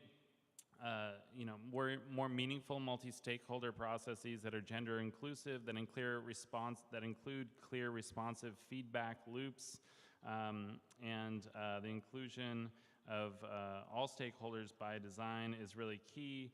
If there are to be multilateral discussions on the GDC, we need to know the timelines ahead of time. If they're going to be in person, applying for visas, to attend those is going to take time, and member states should take care to include civil society in their delegations. On synergies and coherency, we really echo what you've said about rooting the outcomes of the GDC in the IGF, and we are this week using the IGF itself to strengthen the Global Digital Compact, and we reach rough consensus that the IGF is an open and inclusive forum, and ever more so every year, we hope, and should not be replaced or duplicated by another forum, especially one based in a global north city that carries environmental costs and very real costs to attend and participate in. Finally, on scope, we want to redouble efforts to involve the technical community, acknowledging that internet governance is broader than technical discussions. We think those are key stakeholders that really succeeded during the stress test of COVID when systems suddenly went online and we all depended on the internet for our basic daily work.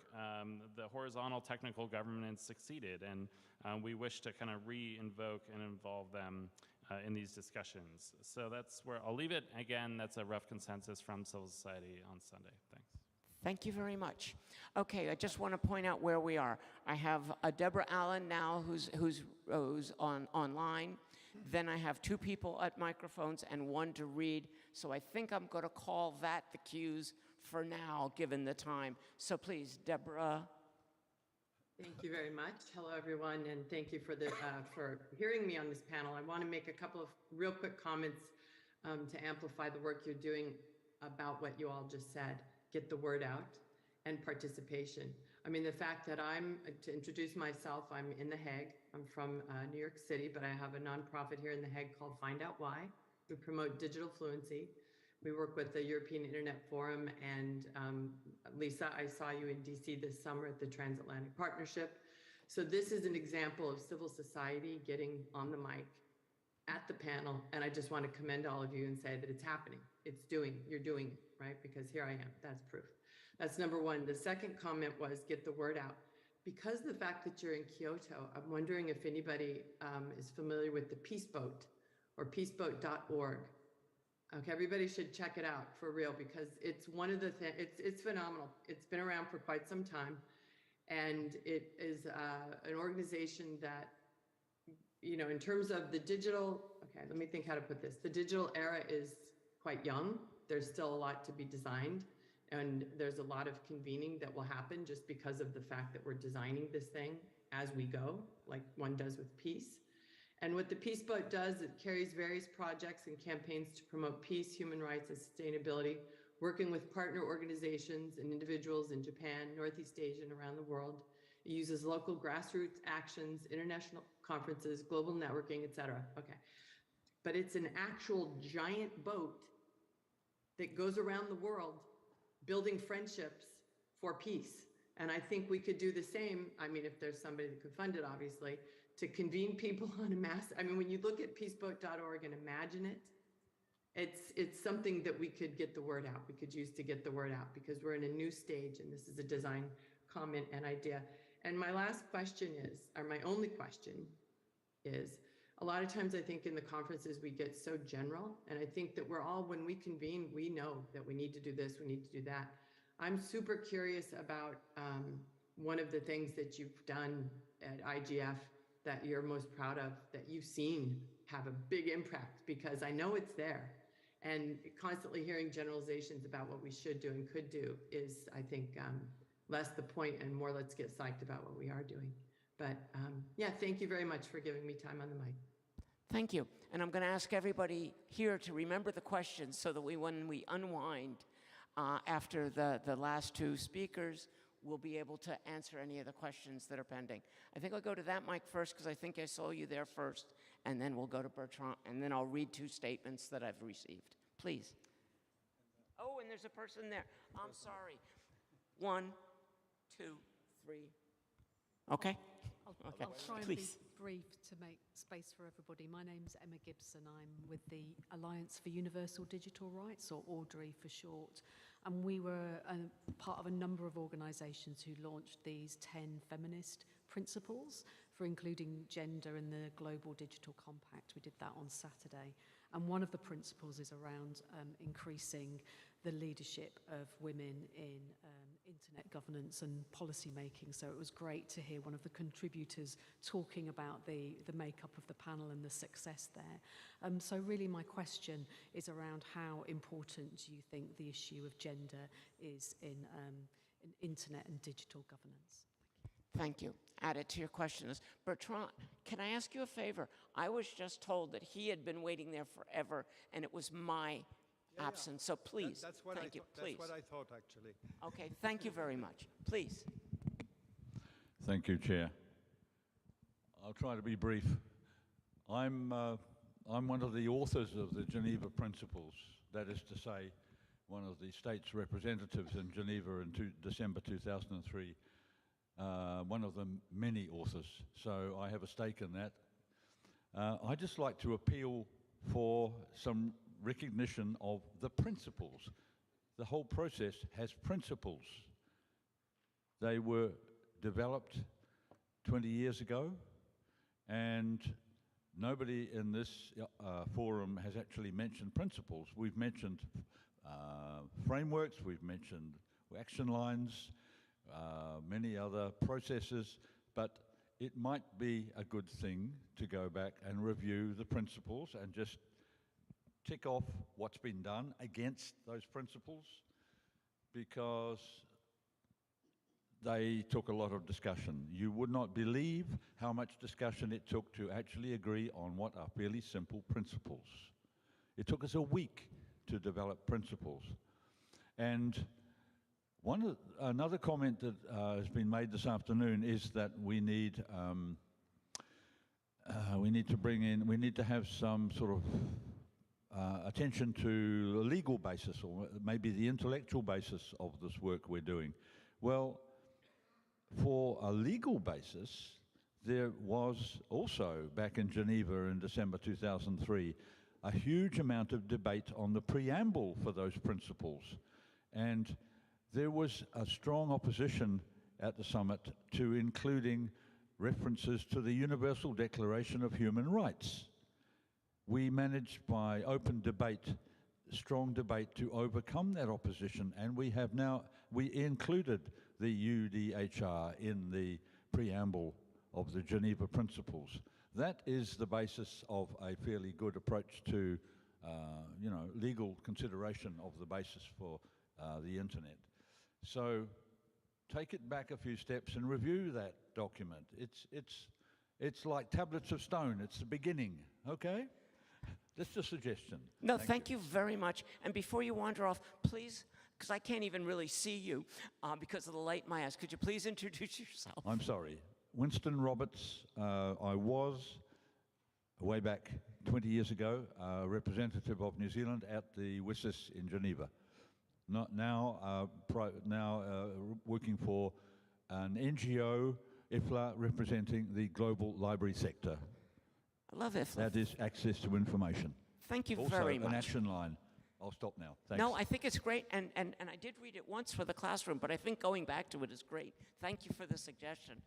Bertrand, please. Good afternoon. My name is Bertrand de la Chapelle. I'm the Executive Director of the Internet and Jurisdiction Policy Network and the Chief Vision Officer of the DataSphere Initiative. Few points. The first thing is I love the title of this panel because it's the future of Internet governance, and we need to make sure that it contains both the future of the IGF, but it's only a portion of the discussion of the future of Internet governance. And when we talk about Internet governance, sorry to repeat myself, there's this distinction between governance of and governance on the Internet. And the governance of the Internet as a whole range, an ecosystem of organizations. They're not perfect, but as has been said before, it is what kept us together as an infrastructure during the period of the pandemic. The governance on the Internet, however, is a scattered piece of institutions that are working in silos, mostly intergovernmental, but also individual initiatives. And at the moment, it is what Laura Denardis has described as an inchoate system. It's just an embryonic thing. So when we talk about the future of Internet governance, I think there is a third layer, which is we're talking actually about the governance, Internet and the governance in the digital age. And governance in the digital age, and going back to what Jordan was saying, the key question that is in front of us is what is the digital society we want to build? And I like, although I don't always agree with Anita, I agree that there are fundamental questions that are political questions regarding what is the Internet and the digital society or the information society we want to build. And that's what is in front of us. A more concrete thing to pick on what Jordan was saying, but in the reverse order. The resources for the IGF is a competition in hypocrisy. It is unacceptable that anybody complains, particularly among governments, about what the IGF doesn't produce when the contributions are barely supporting a staff that is half the size of my own organization. This is unacceptable. That being said, this is one of the reasons why you cannot do more with what we have, and the IGF is just one of the building blocks that we need to build upon. Which brings to the second point that he mentioned, which is the notion of coordination. And Timea was mentioning very rightly that the goal is not to make the IGF deal with everything at all levels. We have the dynamic coalitions. They're a first step towards what could be called issue-based networks that can be catalyzed in the environment of the IGF, where on an issue-by-issue basis, the relevant stakeholders in a multi-stakeholder fashion get together to address an issue and report every year on what they're doing within the IGF, on top of the dynamic coalition so that it's operational. Finally, on the question of ambition, I said already that this is about the digital society we want to build. I like the reference, and there is a bunch of us in here who were there at the WSIS. And the question of what is the digital society we want to build is actually a recognition that every single evolution of the communication in humanity, be it language, be it writing, or be it the printing press, has changed dramatically the way societies organize. And history is basically the effort of mankind to organize in larger and more interconnected communities. We have the challenge of organizing the coexistence of 7 billion people, 5 billion or 7 billion people connected online. And I want to finish by quoting this expression that has been attributed to Kofi Annan. I don't know whether it is really him who said it, but at least he is referenced as having said that. In designing the governance for the internet or the internet age, we need to be as innovative as the people who invented it. We invented this new thing with the IGF, and I carry here the bag from the first IGF in 2006, which shows that it is sustainable, by the way. But I think the challenge is, what is the governance architecture that we need in the digital age? And this is why the title of this panel is a good one. Thank you. Sir, I had already closed the queue, I think, before you came up. So the queue was already closed, so I'm sorry. I'm going to read two that were submitted online, and then I'm going to go back to the panel. So please forgive me, but the queue had been closed. Yep. So Can I make very short one? a very short one. Yeah. But I had already closed the queue and I already chased 2 people away from the other There is line. always exception. No. We also have this one. My question, what is the position of leadership panel on the nature of existing internet? Internet is a peaceful, development-oriented, and civilian environment, or internet as new battlefield for cyber warfare and as a weaponized tool against other nations. Do we need a global declaration to recognize internet as a peaceful and civilian-only environment? What would be the contribution of the IGF in this regard? That was a question from Amir Mokaberi. Hopefully I pronounced the name somewhat close. And this comment from Segun Ulubile. Again, forgive me. It is time to move from the IGF Chambers discussion into action. Considering global efforts of the UN Digital Compact, IGF should start evolving into Internet and Digital Governance Forum. Many stakeholders speak to digital governance far more in contrast to internet governance. There can be no internet without the digital, but there can be digital without the internet. Time to converge these 2 most important critical elements of our modern life. People now interact through a digital sharing system without necessarily being on the internet. The ecosystem needs to be proactive and creative, as well as to transform the global internet and digital ecosystems into a unified space for peace, innovation, and development. So I've read those 2. Now what I'd like to do is sort of unwind the panel, but basically from one edge to the other. Try and keep it to like 2 minutes, given that we haven't much time and we did speak extensively at the beginning. And see if you can catch some of the questions, please. Thank you. Thanks, Aubrey. I'll try, and we have quite a few questions. But I think I want to speak to maybe 3 of them. One is, what can we do to address the gaps that we've been talking about? I think in this evolving nature of internet governance, digital governance, is the IGF equipped to do digital governance, etc.? It already sort of does, if in my personal opinion. It has evolved from discussing purely internet governance in the beginning to basically anything and everything that concerns digital. And that's fine, that's okay. It evolved organically. It is a bit crowded though, sometimes. It is, a good friend of mine sometimes says it's like drinking from a fire hose. So we need to focus, right? We can discuss everything, but we cannot discuss everything at the same time. Look at how the SDGs are discussed at the global community, for example. We have 17 of them. We pick 1 or 2 each year, get together, high-level political forum. We discuss progress, how it went, go away, take 2 others next year. We cannot do everything at the same time, and that needs to be, I think, recognized. 1. 2, how important is gender? Extremely.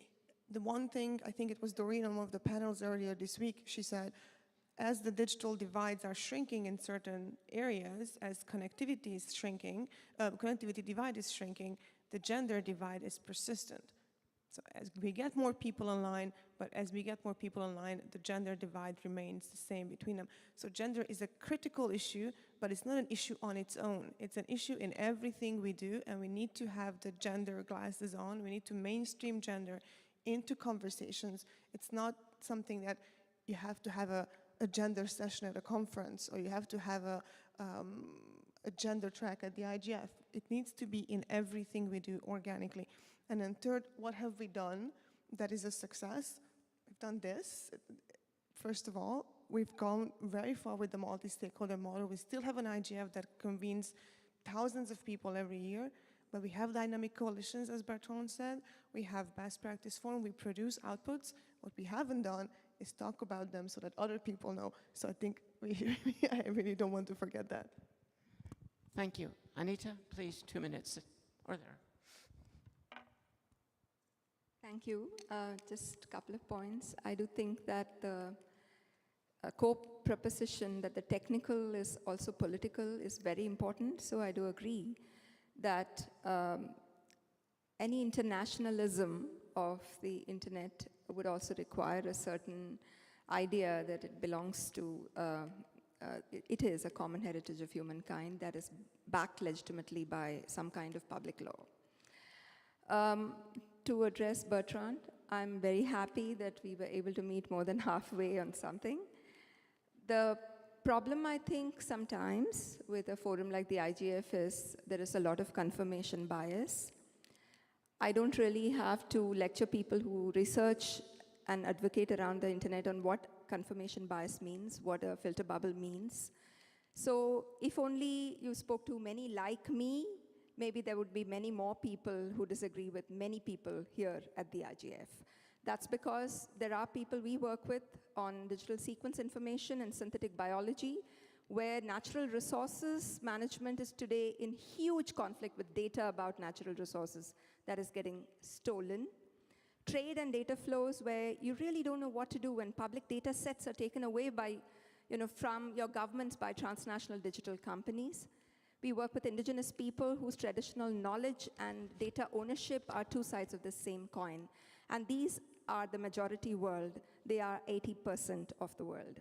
So in some ways, they're not present here at the IGF. And I really think that at the WHO, we're fighting about data rights in terms of contributions. The COVID pandemic has been mentioned.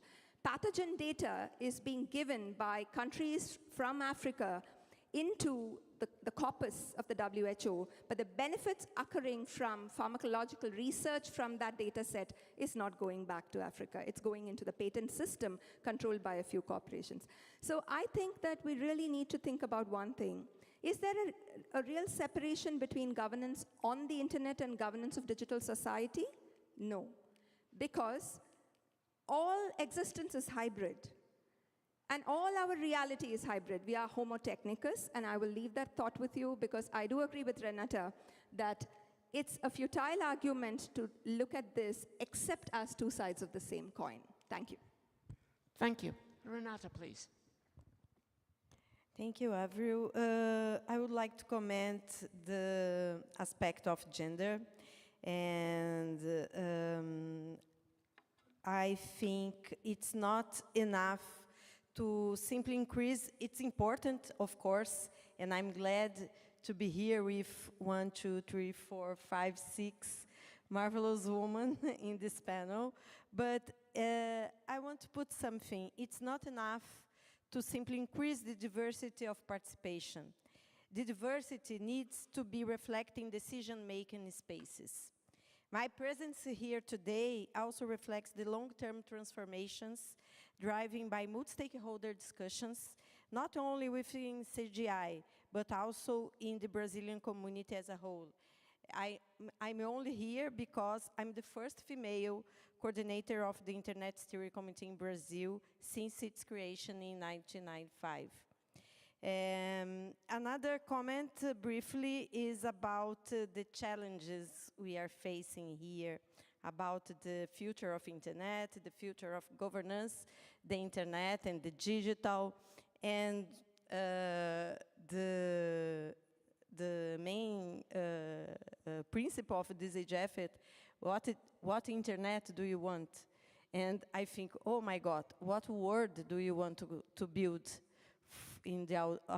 for the future, for our kids, for our children? And I think maybe we agreed with the problems, with the diagnosis, and maybe we need to profound the solutions to face these problems we have today, involving the governance in our community. And that's why, and I'm going to put this as a commentary, that's why I think we have to deepen the debate about the gaps we have to fulfill to the IGF, and to address this discussion, as much of you have heard, CGI has recently decided to advance the dialogues and informal consultations with various stakeholders to grow the ecosystem to the opportunity, feasibility, and adherence to a possible event in Brazil in 2024 to discuss and produce a multi-stakeholder consensus on these themes we are discussing there, just to put this to to everybody think about it. Thank you. Thank you very much. Lisa, please. Thank you. We've discussed many crucial aspects of the future of internet governance here today, and I've heard the principles that actually we build on are extremely important. I hear transparency of the choices taken by IGF is important, and I agree. And also the substance of what we discuss is, of course, important. But we need to be open and inclusive. The challenges, again, have all the relevant parties involved. This means all genders to me, and I think gender is still an important one. But we also hear about different nationalities, and people needs to be involved, and I completely agree. Funding of the Secretariat, yes, it is a very small Secretariat. We need to have stronger funding for the Secretariat because their task has grown bigger, and there it's extremely important. Jordan talked about ambition, and I think ambition is a key for us. We need to have an ambition to develop and evolve IGF, but again, there is a strong support and also in the leadership panel for human-centric internet. The multi-stakeholder model needs to remain. So one last thing is we need to raise the profile of IGF. We need to set the agenda, getting new participation on shaping the internet for the future. Thank you. Thank you. Jordan, please. 3 quick thoughts. I'm not going to try and tackle specific questions. The first is, if this stuff is so important, we need to resource it properly.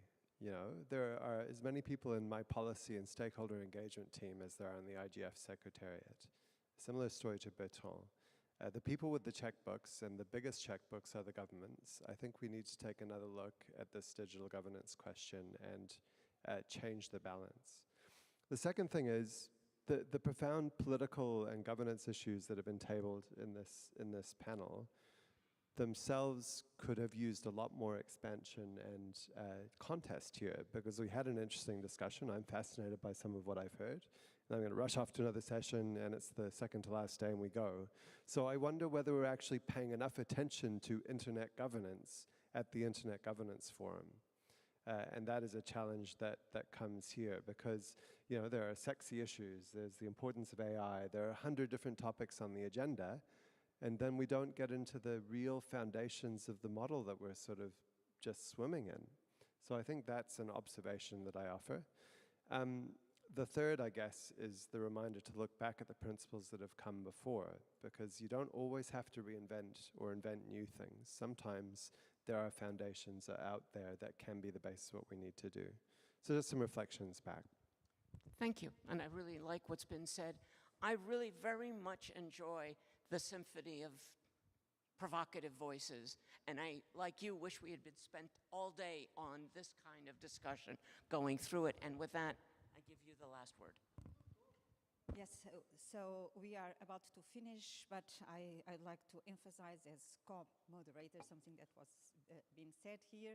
So I think that all the interventions from our speakers and from the audience, both here and online, they were very rich, very productive, and they will enlighten us for the future. And this future, so the session is called the future of the digital governance. It is something that we reflect together on what we were talking about. And Bertrand said again something that is being telling for several years. We are talking about 2 different things. It's governance of the internet and governance on the internet. And I think that with that, I think that we understand much better what we are talking about.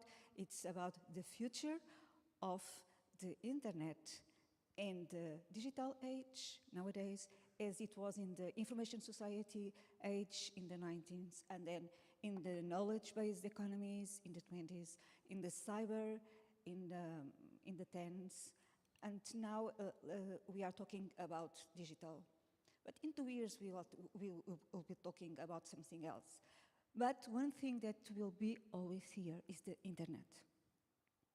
So we are here for the internet and to make it a weapon for peace, something for us as a good thing for the humankind. Thank you very much. A big applause to our speakers.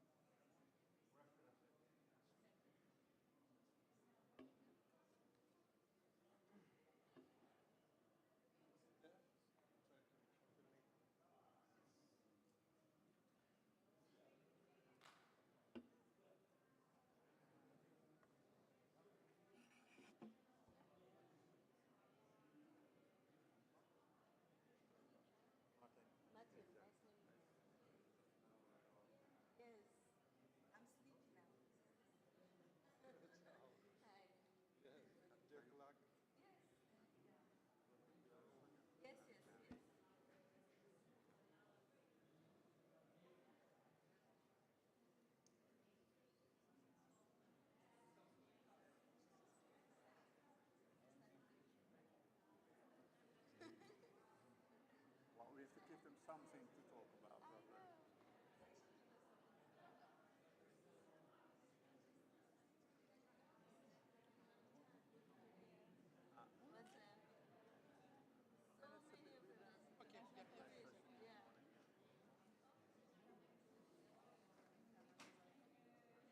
Always like that.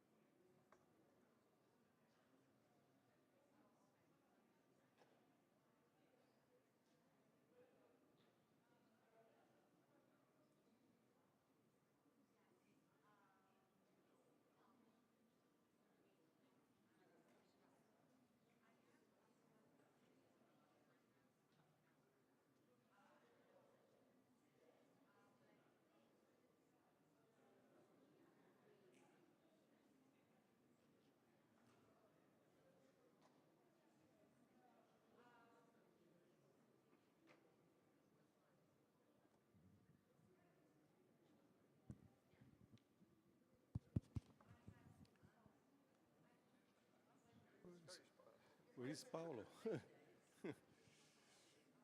So,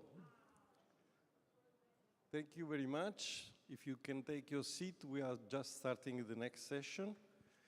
I'm Giacomo Mazzone. I'm the co-chair of the PNMA, that means Policy Network for Meaningful Access, with Nima Lugangira, that unfortunately she cannot be with us because a concomitant engagement in Morocco, so she cannot be at two places at the same time yet.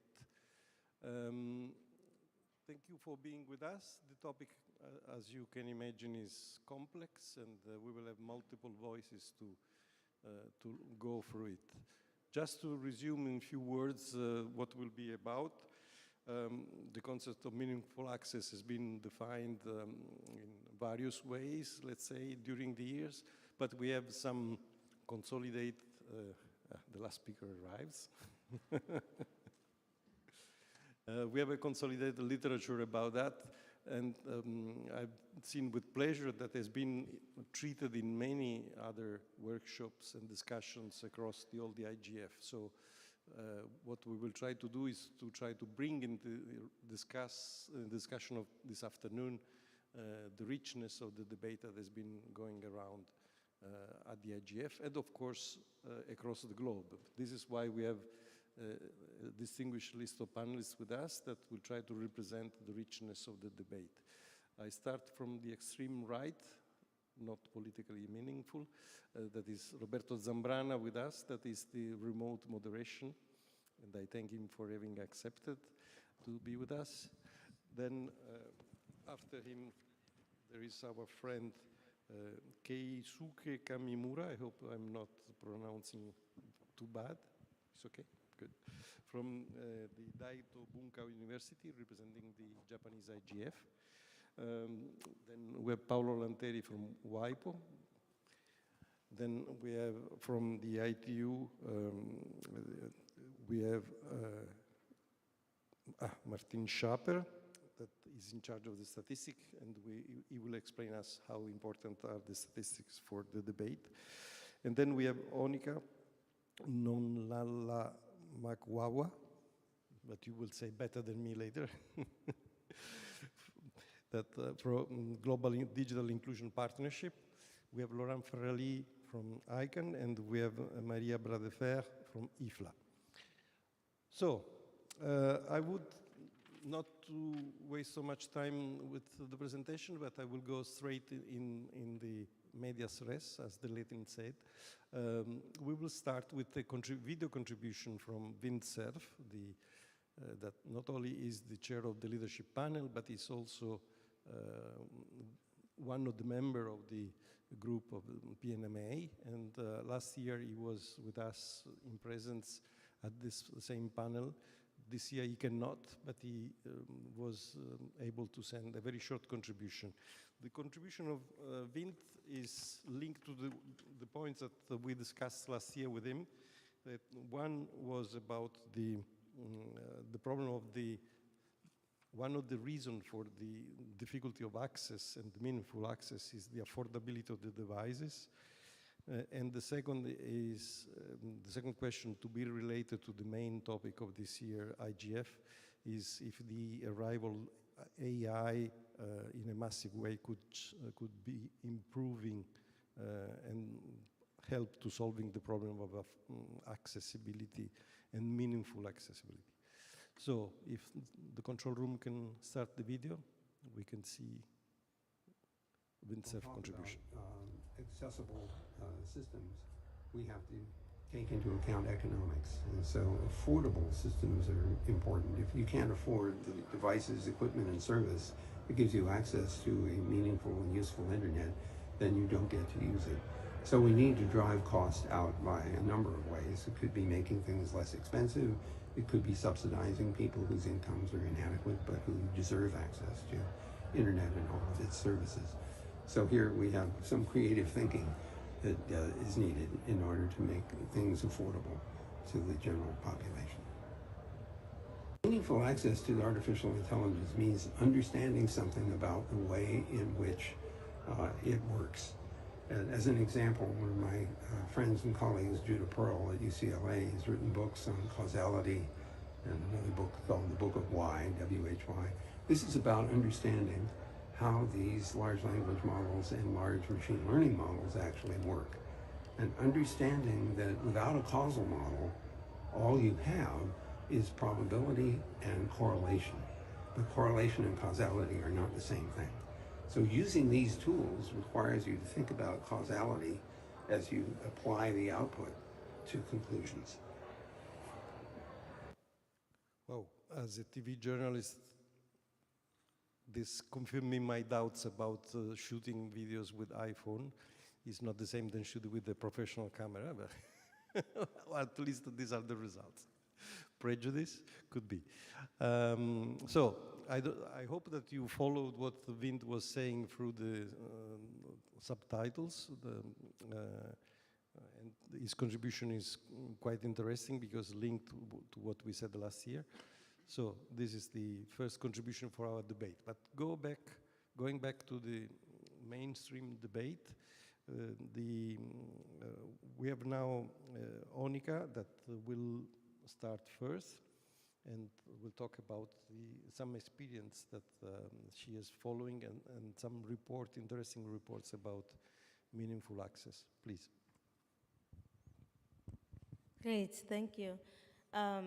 I will just get to it. So one of the ways in which we actually define someone who has meaningful access is a person who has adequate speed to connect, a person who has a smart device like a smartphone as a minimum entry point, and has the ability to access the internet on a daily basis if that's what they choose to, as well as has access to unlimited data.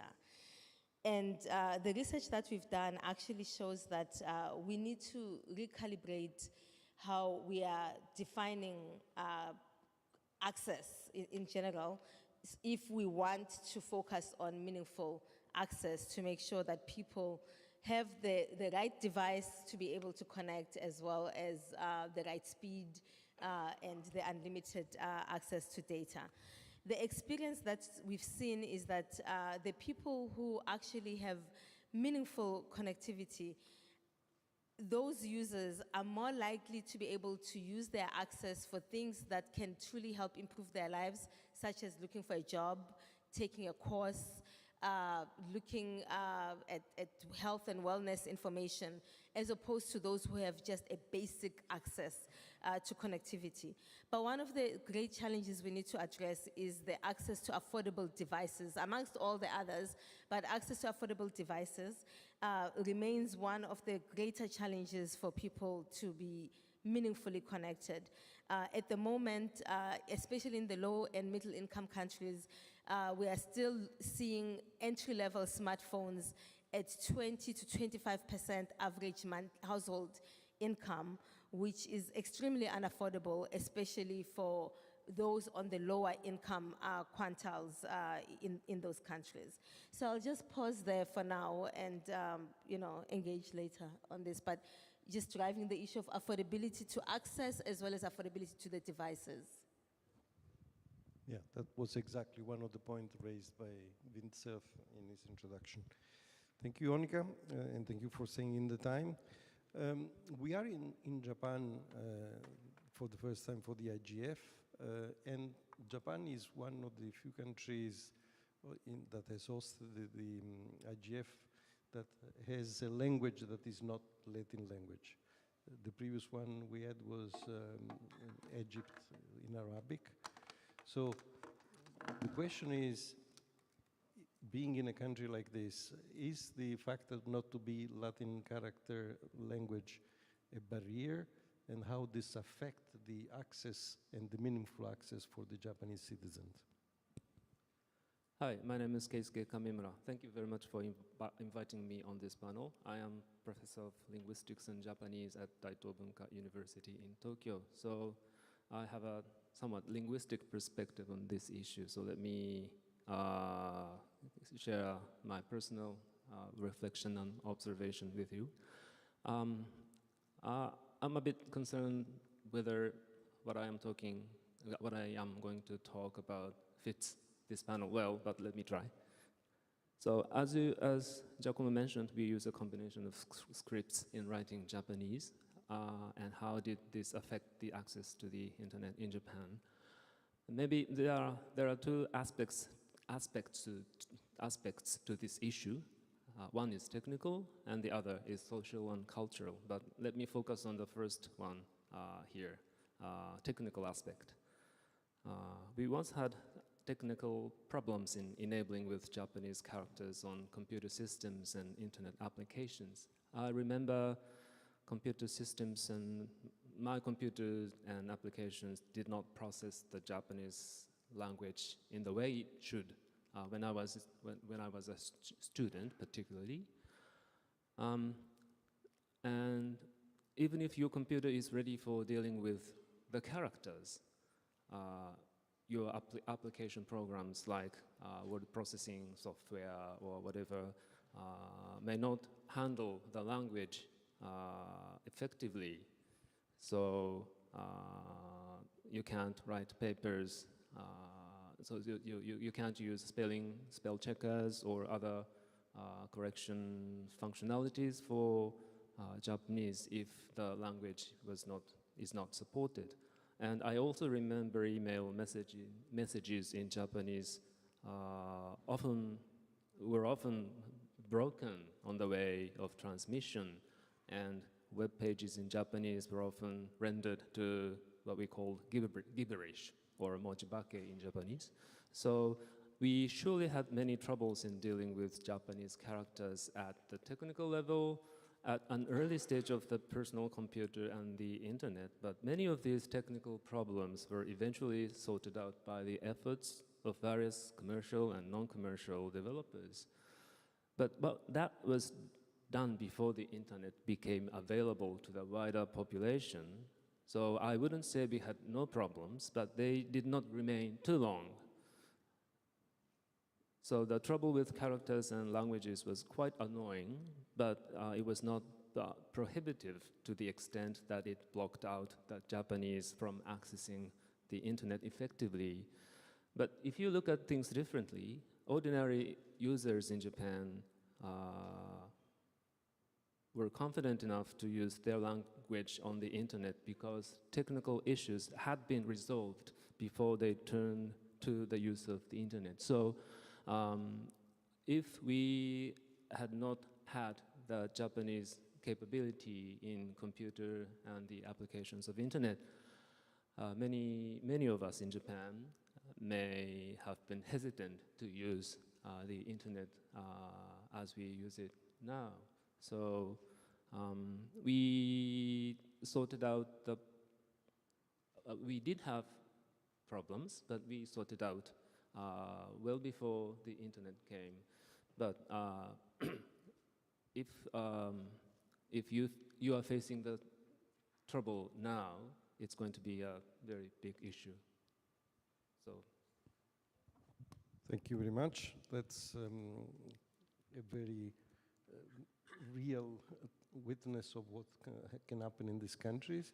But I'm glad to understand that is the context that is also important, because the fact that you are in a country where you are affluent, you have the tools, you can afford the right devices and the right software, this diminish the impact of the risk of being excluded, of course. This is not the case in other countries where the same conditions are not gathered. Okay, so if we are lucky now, we have a remote participant with us, and is a representative of the government, is Stephen Maitainahau, that is Secretary for the new Papua New Guinea Department of Information Communication Technology. He is connected on remote, and he will explain us some experience that they are doing with the assistance of some experts. Judith is with us in the room, that are trying to help Papua New Guinea to go ahead and try to minimize the exclusion of the citizen from the internet revolution. Please, Mr. Maitanao, you have the floor. Thank you, Chair. Can you hear me? Yes, perfectly. Thank you. Good evening all the way from Papua New Guinea, Port Moresby. It's great to be here online and to be participating in the IGF. I just have a few comments, and of course my experience and professional experience and insights will generally be from the journey that Papua New Guinea is facing. For those not aware, Papua New Guinea is an island nation consisting of multiple islands and one mainland in the South Pacific, north of Australia and east of and sharing landmass with Indonesia. We're roughly around 11.87 million people. Interestingly enough, Papua New Guinea holds about 12% of the world's language, and that's roughly around 846 languages actively spoken. And you would think that this would be a challenge in terms of inclusivity, but I'd like to just briefly speak on meaningful connectivity and what that means to Papua New Guinea.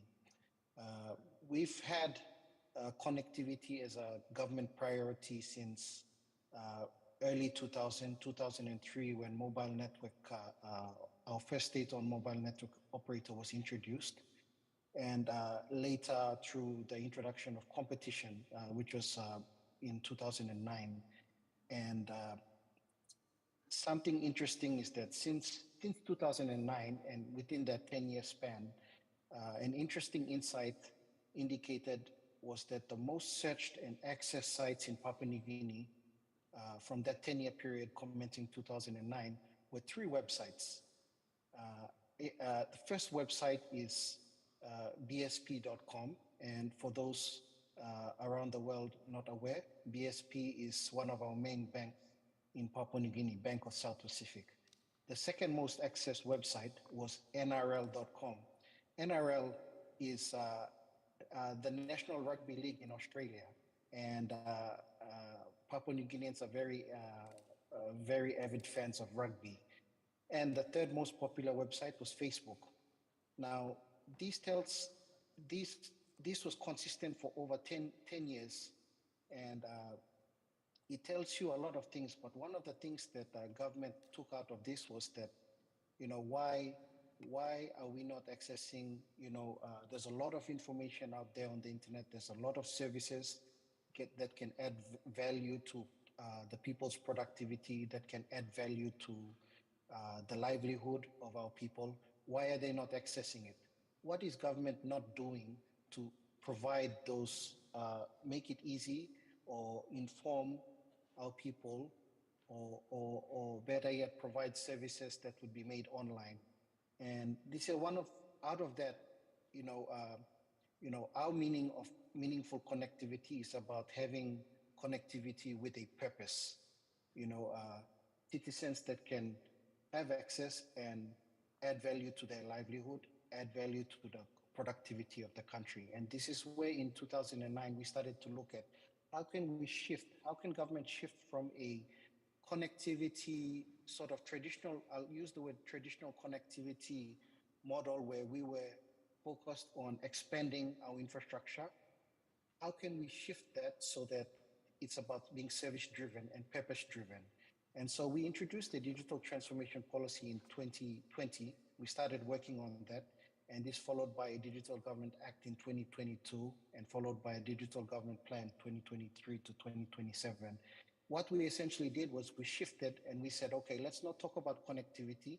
Let's talk about let government be the leader in bringing meaningful services, digital government services to the people, putting citizens first, making services fast, simple, and clear, and driving that demand to connect. So we've shifted that, and this is where we are. We're working in 2023 onwards to roll out a wide range of digital services. And I think that's from my perspective and Papua New Guinea's perspective that we've shifted from connectivity to sort of what we are saying demand-driven and service-driven. And for us, that's our approach towards meaningful connectivity. Now, there's so much to touch on in terms of our culture and diversity and how we are addressing all those issues, but I will stop there. Thank you very much. Thank you very much for your contribution. I see that you put the rugby as one of the fundamental rights of the citizen, and for Italy that is not a rugby nation, but I can understand. For us would be football eventually. Thank you very much. I hope that you can stay with us because we have other questions for you in the second round. But now I would give the floor to a specific section of this debate, that is the section dedicated to international organizations, because we believe that the international organizations are playing a special role in creating or supporting best practices, nurturing them and making available to in other countries. We will start from IFLA, that is the Association of the Librarians. Maria Bradefer is with us, and I leave the floor to her for explaining some of these best practice cases. Thank you. Thank you, Giacomo, and also thank you for the invitation to this panel. Well, I think first of all, before discussing the case of libraries, it is also important to talk about what meaningful access means in the context of libraries. And so in this sense, I would really like to say that I think it is very important to take into account that libraries have been and are still in constant development. So I think in 2023, they really shouldn't be seen as spaces for books or archives, but more as spaces that have really adapted to the technological developments of today, and also as spaces that have an ultimate purpose of serving their local communities. So also for this, I think it is also important to notice that libraries can be a door of access for those who need it most, for those who need most to access meaningful information, but also for those who are most affected by the digital divide. So I guess in a way you could also say that libraries could be seen as a multi-purpose infrastructure that serves to access and provide needs to local communities, but also that has a lot to offer in terms of meaningful access. And so for now, I would like to discuss two cases with you briefly. So one of those cases is the case of the GLN, so the Gigabit Libraries Network, and this is a case that is going to be introduced by my colleague Don Means, who is at the audience and who is also the founder of this initiative. And the second case is the case of Digital Skills at Your Local Library project. That was a case that was an initiative implemented in Uganda. So it was an initiative that was originally funded by the Uganda Communications Commission, but also it was expanded in 2021 via the Enable Development Agency. So in the sense, this strategy started, it had an objective of giving extra infrastructure to public and community libraries, and to also equip them across the country with computers, with internet connection, but also with other facilities for community use. So that was the first phase of the project. And then the second phase of that initiative was training of trainers. So a strategy for a training of trainers for local librarians was implemented. And this was a very important phase of the project, actually, because it really allowed to localize the training to the, and also to adapt it to the local needs of the community, because even though the needs were similar across the country, of course, every community has particular needs. And then shortly after that, there was an outreach campaign that was done, and it also started in 2014. And this was actually an outreach campaign that was launched by the librarians who had been trained by the training of trainers. And that outreach campaign was done to reach the community in general, but also a lot of people who wanted to access skills to improve their businesses and also to access education. And so right after that outreach campaign started, a lot of people were trained. So far, in terms of results, about 14,000 people have been trained across Uganda, and a lot of them have reported that they have started initiatives with small and medium enterprises. At least 200 people of those 14,000 have reported good results after they received the digital skills training, and a lot of people have also used the training they received to access higher education in other places. So I think in this sense, that gives a lot of context about why libraries are important in terms of meaningful connectivity. And there, I would also like to talk a little bit about the GLN initiative. So for this, I would like to give the floor to my colleague, Don Means, who is at the audience.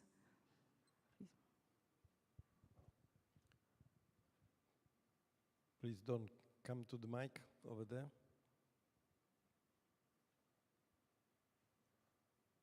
Thank you, Maria.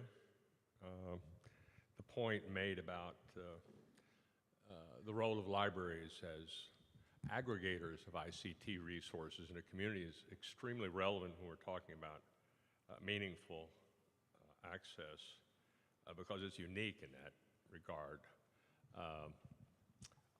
Our group, the Gigabit Libraries Network, is an open consortium of innovating libraries using emerging telecom technology to expand internet inclusion, as well as to increase community resilience against disasters and outages. We've begun deploying low Earth orbit satellite connectivity kits in libraries in Africa, starting in Nigeria. Our position is that every community should have at least a single point of no-fee, low-fee internet access, like a library, and it should be resilient against outages. The point is made by esteemed climate activist Bill McKibben. He says, I think connecting libraries as a community access hubs for resilience is a good idea and highly relevant. These communities may not be contributing huge amounts of carbon, but they're the places where it's growing fastest, and more to the point, they're where people are suffering most the effects. We seek advice and guidance on this implementation and this exploration. A single LEO unit needing only about a light bulb worth of energy can be operated for around $50 to $100 a month in developing markets. This whole area, these whole systems are just arriving and developing themselves. A single unit can provide impervious 100 megabit connection to places suffering from disastrous weather, which would otherwise be entirely cut off from outside information in communities. We work through national libraries in each country to implement these plans. We are not agents of any company or enterprise. We wish only to help people in the highest risk with the least resources to cope with the terrible challenges of climate-driven disasters. Perhaps a useful policy environment to support this can be found within the UN's COP28 declaration on adaptation. This is the point that, yes, mitigation is critical, but it's really late. It's too late to reverse the changes that we're experiencing today and will continue to experience. So the strategy of adapting to these changes is commonsensical, and having this kind of a resource in every community is doable. It's entirely affordable, and the benefit, besides increasing just the normal services that people can have through the internet, to this resilience factor, we think is really worth exploring. Thank you. Thank you, Don. A question for you, because this project is one of the oldest, trying to improve the characteristic of the librarians and in the field of meaningful access. Which kind of policies would be needed in order to strengthen, to make more effective? What are you doing? Because we, as policy network, we are looking for policies that could be the most effective in making happen this everywhere. Well, certainly the policy of the rights of access are key to this. The policy framework that I mentioned within the context of the UN's allocation or pledge of tens of billions of dollars to address climate adaptation would cover a lot of connectivity. And so advocating on behalf of that approach, I think, would be a very direct way to go about this. Thank you very much. Thank you. So, we have seen the IFLA contribution, and now we go to another more structured, more official agency of the United Nations, that is the ITU. But the ITU, I asked them, bring us some best practice cases, and they say, no, we can do better for you. And they send me Martin Schaper. Why? Because the explanation was that for them, and I agree with them, the statistics are an important tool. If you want to make appropriate policies, you need proper statistics and data. And Martin is exactly what he's doing. And ITU is working already since a couple of years on indicators about meaningful access. Can you explain a little bit about that? Yes, indeed, I can. Thank you very much.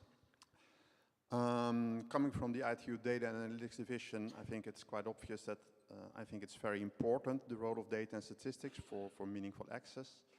You may have seen the latest internet use data that we released about a month and a half ago, that says that 5.4 billion people are online, but 2.6 billion are still offline. That means that 67% of the world population is connected to the internet.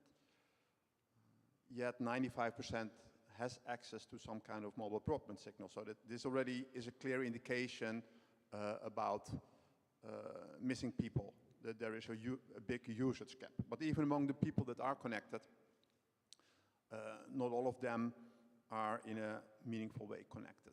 There may be issues with the quality of the infrastructure, with the cost. They maybe don't have enough data to go online as often as they want, and so on and so on. It was already raised in the first intervention as well. So 2 years ago, we launched a set of targets together with the UN Office of the Tech Envoy, a set of targets on what we call universal and meaningful connectivity. This was in the framework of the Digital Cooperation Roadmap of the UN Secretary General. It has now become a project with the EU, with funding from the EU. So we have a set of targets that we're now going to put into practice and try to disseminate among policymakers in the world. So basically what we're doing is we're coupling the data and the statistics to the policy perspective. Now in our set of targets, it's a set of targets on people using the internet, but also the quality of the internet connection. We have a set of targets on the cost of an internet package, of the skills needed, and so on. And this is important because if our goal is to achieve universal and meaningful connectivity by the year 2030, which is very ambitious, and we know that, you need to know where you are. And from there on, you can go on a path into reaching targets so you know where you need to go. But how to get there? You need to know where you are, and you need to also see that the actions you're taking are actually leading you to where you want to go. So you need to constantly monitor as well your policy actions. So these targets, they go into two directions. We have a set of targets on universal access, which means that we want everyone to use the internet, and everyone means all people, but also businesses, schools, communities. And we want to do it in a meaningful way. And for that, we have 5 enablers: infrastructure, affordability, skills, device, and safety and security. And on almost all of these aspects, we have indicators and targets. We already have created a dashboard, the UMC dashboard, which you can find online on the ITU website. And in the dashboard, you can take any target that we have, and you can see for that target where are all the countries. Where's my country, but where's my country in respect to all the other countries as well. Or you can take a country of your interest, and you can see, okay, this is my country, these are the targets, and on some targets we've achieved universal connectivity, but on others we're actually far away from it, or even at the start, or for some indicators we don't even have the data. And that's all information that needs to channel into the policy perspective. And another very important point of the data is that you can break down the data by socioeconomic groups. So you can have a look at the digital divides. So we all know that there's a gender digital divide. So more men are using the internet than women. But how big is the divide in my country, and how does this change into if you move along the globe into other countries? We know that younger people are more avid users of the internet than older people, but how bad is it in my country? Do we need to have special policy objectives to connect our senior citizens to the internet? There's also a difference between urban and rural areas. Now, is that because the infrastructure is not good enough in rural areas, or is it for other reasons? And the data can tell you to a large extent how that is, where it is, and especially where the gaps are, where we need to do the policies, where we have to set policies, and then over time monitor and see if our actions actually are leading to an improvement or not. So that is the project we're having. That's the good news. There's also bad news, but I'll keep that for maybe my next intervention. Thank you very much. That's very interesting. There are other points that we need to dig with you, but I think that this could be a very interesting source of information for everybody that want to deal with this kind of information. Laurent, is now your turn as ICANN, and especially your project Digital Africa, I guess. What are you doing in the field of making better conditions for meaningful access? And by the way, you use the data of ITU, or? Not yet. Not yet. So what we want to do here is to increase the exchange in order not to repeat the same problems. Yes. And you maybe know that ITU is part of this coalition for Digital Africa, so it would make things easier, I think. So thank you very much, Giacomo, for the invitation. Yeah, I will report about what we did for the last 10 months with this coalition for Digital Africa. I mean, we launched this coalition during the last IGF in Addis Ababa with ITU, the Association of African Universities, the African Association of the Association of African CCTLDs, and yeah, among others. Now we have something like 11 partners. We have currently 7 flagship projects. And of course, all of these projects, I mean, the aim of all of these projects is to develop meaningful connectivity, meaningful access in Africa.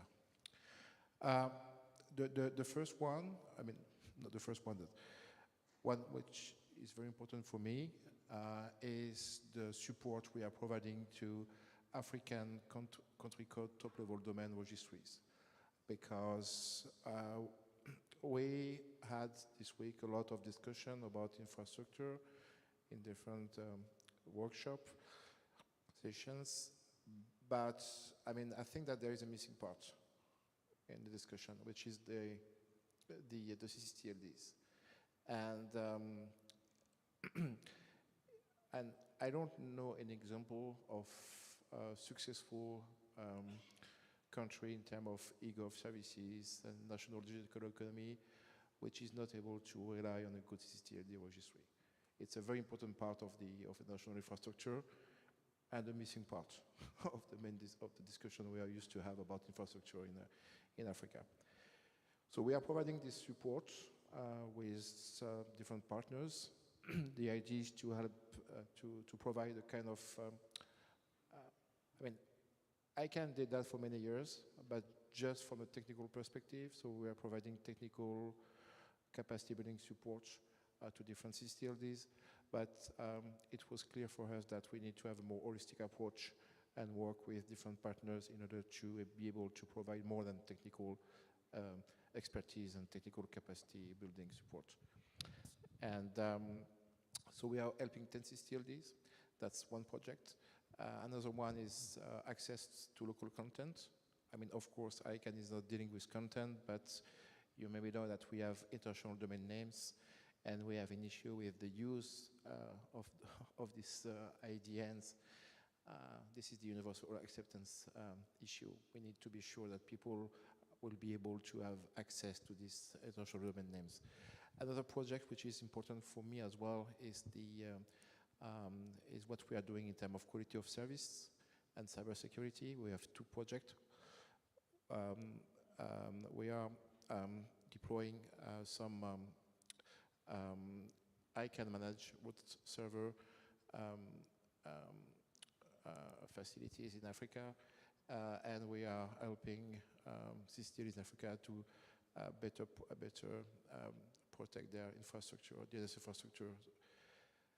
And another thing as well. Keep something for the next round. Sorry? Keep something for the next. If you tell us everything now, then what you say later. Thank you. So I can stop now and go later. Thank you. Now, you mentioned contents. That is not your specialization, but access to contents is important. And this gives me the right angle to bring the discussion to WIPO, because WIPO is dealing exactly with contents. Can you tell us what are you doing in this field, Paolo? Absolutely. Thank Thanks a lot. It's definitely a pleasure to jump in the discussion from a very different perspective here. Very happy to bring onto the floor the perspective of the World Intellectual Property Organization that has seen this discussion on meaningful access as intrinsically linked to actually the creation and the distribution of meaningful content of different nature, educational, news reporting, or pure entertainment like music, video games, and audiovisual. Content is meaningful if it's relevant, for instance, in terms of cultural identity, accessible, for instance, because you can read the language, and inclusive. WIPO participated and contributed to this debate for many years, providing an assessment as to why any policy that has as objective providing meaningful access should also keep an eye on what is behind that, making sure the compelling content we all want to enjoy is continued to be created and distributed in a sustainable way, at the same time also providing certain flexibilities. This is a key aspect because without the content we want, I think it's very hard to conceive any meaningful access. Following the instruction from our facilitators, I'll skip all that part about the incentives provided by IP to creation of content and the flexibilities it provides to facilitate, for instance, certain fair uses, open access, and many, many things that are enriching our lives. And I'll focus only on projects, successful examples that we have in place, and particularly on those that have already been reported in this framework as facilitating meaningful access.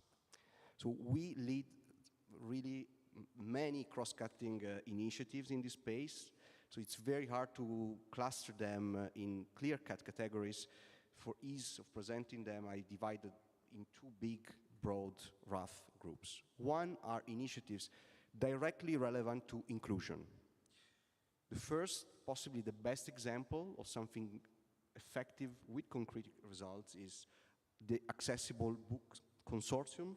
The Accessible Books Consortium, called ABC, is a public-private partnership led by WIPO and counting with the participation of many partners, including IFLA, of course, and organizations representing the blind community, the World Blind Union. The ABC goal is only one: to increase the number of books in accessible format, such as digital braille, EPUB, audiobooks, and to distribute them to the people that they need around the globe. We do that through a variety of lines of work, including capacity building, of course, advocacy for inclusive publishing, but the most impactful activity we do is the ABC Global Book Service, which offers an online catalog of books in accessible formats available at no cost to authorized entities serving the blind around the world. The service has nowadays more than 800,000 titles in 80 languages available for cross-border exchange without the need for clearance of any formalities related to copyright. Of the 127 authorized entities that have joined the consortium, 70 are located in developing and least developed countries, and just in 2022, this meant that 140,000 accessible books were distributed to individuals around the globe. Then we have a beautiful story to tell about open access. We, WIPO, lead a working group formed by over 100 individuals from over 25 international organizations, many of them represented in this room. The membership is constantly growing. What do? We facilitate the debate and exchange of good practices among IGOs on how to make our content accessible and moving open access. WIPO and few other IGOs now went ahead and launched new collaboration with Wikimedia, for instance. We have in-house Wikimedia, and basically releasing all we produce through their global platform, boosting accessibility, of course, but also the possibility for any third parties to translate the content to local languages and to adapt it to any need they may have at the local level. That's one part of the story. The other part of the story, very important, is what do we do to assure that we promote production and distribution of local, meaningful content, okay? Traditional knowledge and traditional cultural expressions are a big part of our work. WIPO's work in this field is growing stronger than ever. On top of the policy and norm-setting activity, we lead and support practical initiatives such as digitization projects of traditional knowledge and folklore, mentoring, fellowships, awards, hackathons, all sorts of stuff. And then we have more hardcore creative industries initiatives in the context of the development agenda. For instance, we are about to relaunch, doubling the funding of the AV market, audiovisual market of Latin American production.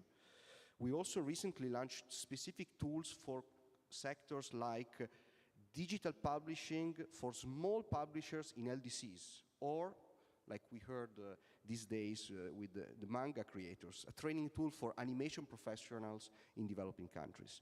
So while the details of all this project will be submitted in writing, basically we can say that the progress on all these initiatives is steady and positive, And more importantly, the appetite of our constituency, both governments and stakeholders, is either strong or very strong. Thank you very much, Paolo. Very useful, interesting. And you mentioned that there are funding for audiovisual in Latin America, but unfortunately, the next experience we are talking is in Africa. Do you have funding for African experience? Not yet, but we can work on it. So this could be one of the recommendations we will take out from the conversation of today. Do we have online Meme and Nana Kaga McPherson? No? Connection issues, access problem.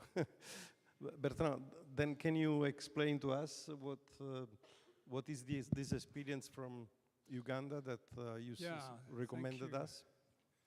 I'm Bertrand Moulier. I feel a bit desolate that Memi and Nana are not there to explain what they do. They would do so with far more charisma and passion than I'd be able to muster, but I'll do my best. So Memi and Nana Kaga are two recovering civil engineers who have decided to change career a few years ago and became audiovisual producers in Kampala, in Uganda. And they've been trying to run a company which is entirely female-led, so they're the two directors and the entire staff is female.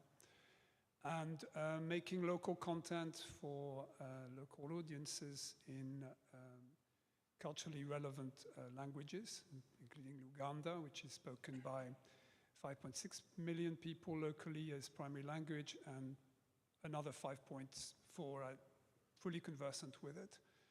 And their contention and ours as well is that the ability for companies like theirs, which is by the way called Savannah Moon, to actually survive and thrive in the audiovisual marketplace is an essential component of meaningful access. Once you've accessed the broadband infrastructure, you need meaningful content that reflects your lives, your preoccupations, your cultural themes, and by making fiction drama, either through unitary feature films or through television series, they're doing just that. They have found that although their market has increased a little bit in the last few years, they are hobbled sometimes by a few factors. One of them is that the broadband infrastructure where they live is still tentative. At times they find there's unexplained bandwidth throttling for technical reasons, so you're losing signals, which makes it uncomfortable to take in relevant audiovisual content. And there's also, from their perspective, they wanted me to reflect this, a pricing issue.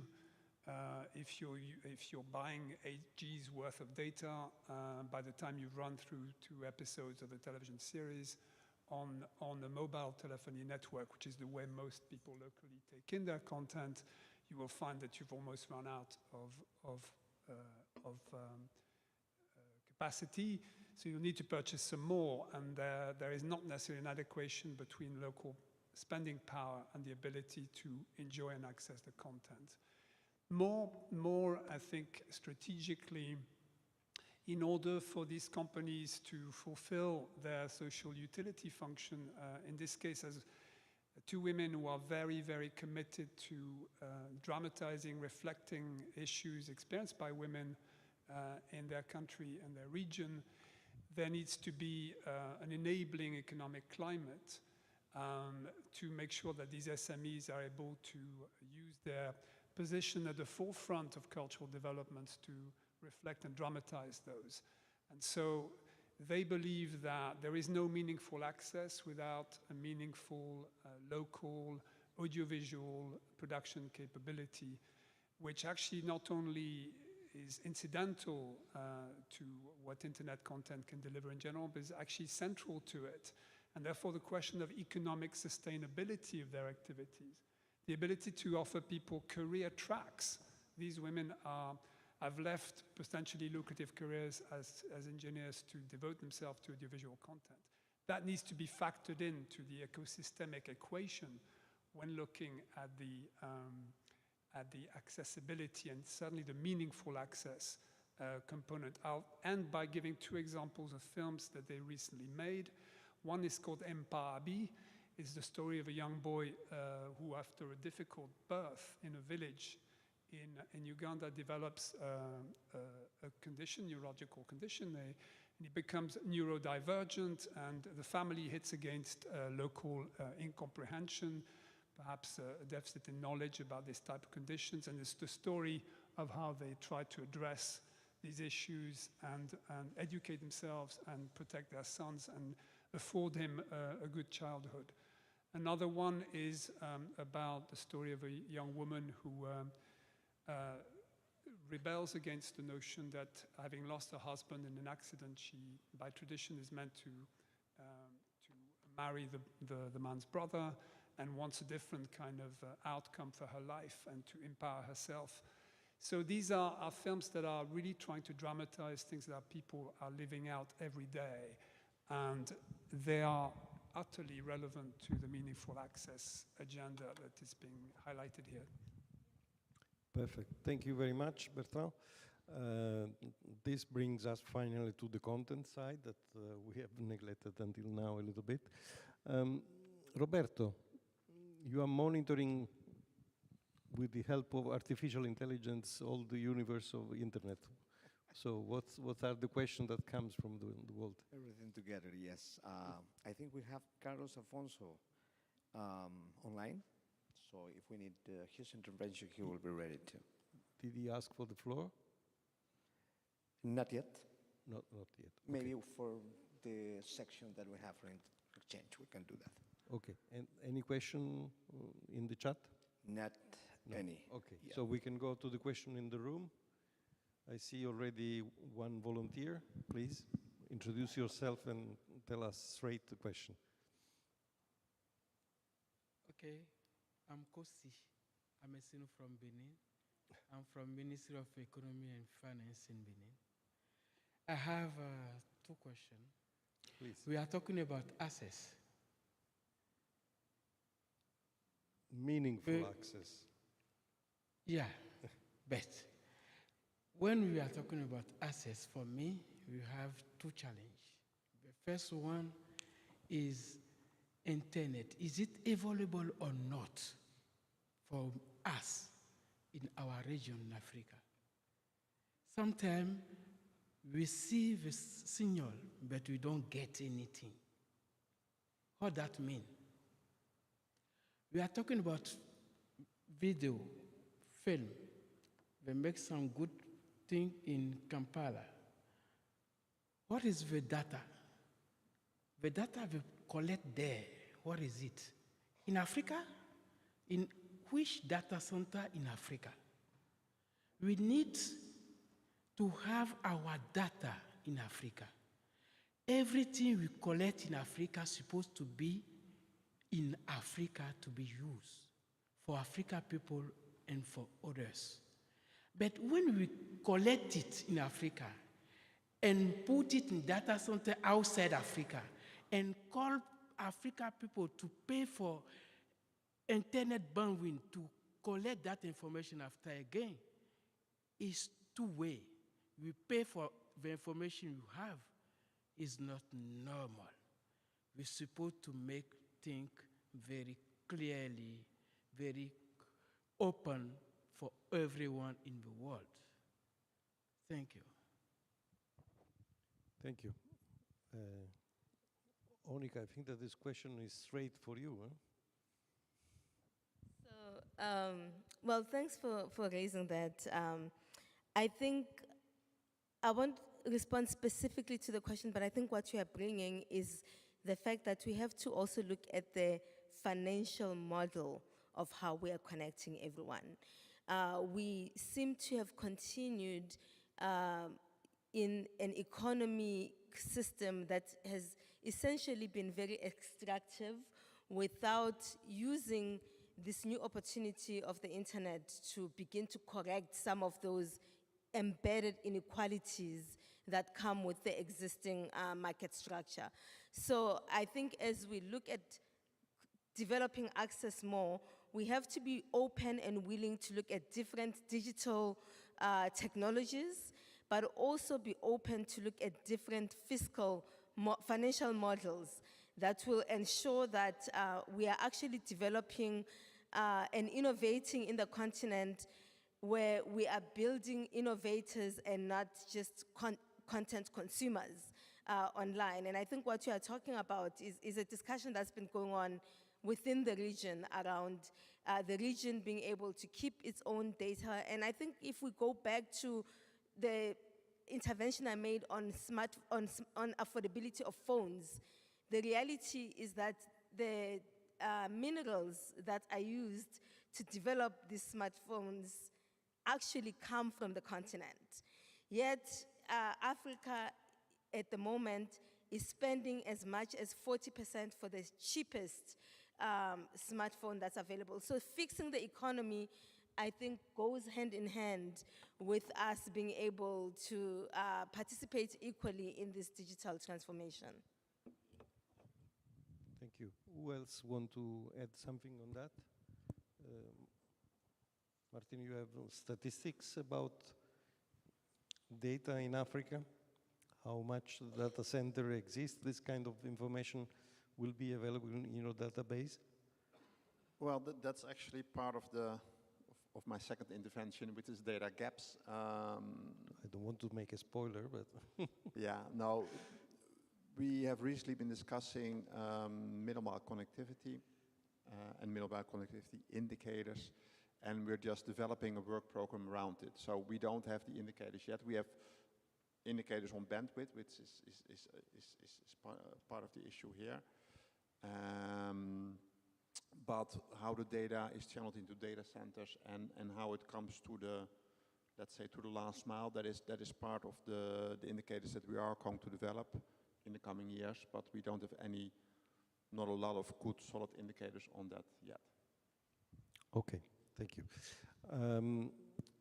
I would like to get back to the minister, if possible, so that we can free him. He's still online with us.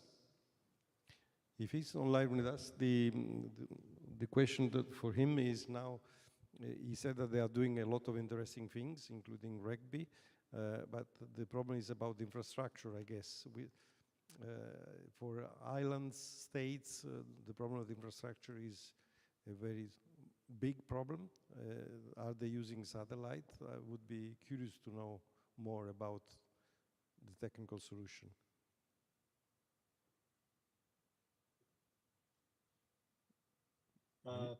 Thank you. Please confirm again if you can hear me. Yes, we can hear you loud and clear. Okay. Thank you. Thank you very much. In Papua New Guinea, our connectivity, I'd like to first say that since the advent of mobile network coverage, we've sort of skipped the fixed line era. And so we have much of the access coming from mobile network coverage. Our current population coverage is around 76% of population coverage, but it's a mixed range between 2G, 3G, and 4G. Most of our growth rate is contributed to competition. And so there are two major interventions that we've made to make this happen. One is through, and of course, we are in our telecommunication, retail, and wholesale space, we're guided by an open market policy. And so we've first had to introduce as much competition as possible into the retail space to increase those numbers. The other aspect of connectivity, which I wanted to highlight, if I may, that because there were some comments on affordability of devices. Sorry, I'm diverting to something slightly different. But I also want to flag that in Papua New Guinea, what we've noticed is the threshold for affordable is around, and these are mainly data coming from operators. The cheapest affordable smartphone that we've been able to get out there is ranging around $60 US. And this is like stripped down smartphones that have the basic smart capabilities. And we found that at $60 and downwards, there's a huge increase in purchasing power. And I think that a combination of infrastructure access plus affordable device are factors that should be attributed in developing countries. You mentioned affordability of the devices. There is any policy in place in your country to support the accessibility, the affordability? We are currently looking at next phase after introduction of our digital services. The next phase would be starting to look at how we can provide tax reduction incentives for devices, importing of devices. And I think that would be the next phase, 2023, 2024, 2025. That would be the next phase as we, going back to meaningful connectivity, as we provide content and services, the next step would be to bring the cost of the devices further down. Thank you very much. And I give you a good news. Windsurf, I asked him if he will be available to give suggestion and advice. So if you want to ask Wind something about affordability, we will bring the question to him and we will give you back the answer. Thank you for being with us. We know that you are busy. If you have to leave, we will apologize you. Don't worry. Okay, we have another question from the room. Please introduce yourself. Hi, my name is Dinesh. We have community networks near Bangalore in India. And I have kind of three questions. One is to the minister from Papua New Guinea. You said you have so many languages, and I'm fascinated by hearing that. And you said you have ideas on how to deal with bringing internet to these many languages. I want to hear about it in great detail, because that's the first time I hear that there is somebody working on languages. It's probably not literal. There is no, text for it. I'm just guessing. How are you dealing with it? Number two is to the Japanese minister. You have Japanese and English. You're dealing nicely. What are you doing with the others who are older, who need voice, who need content in audio visuals, mostly audio? And the third one is based on the African comment. We have community networks. We have in India about 1 billion low literate people, and it includes that, but what are we doing about technology, yes, internet, reaching to these people?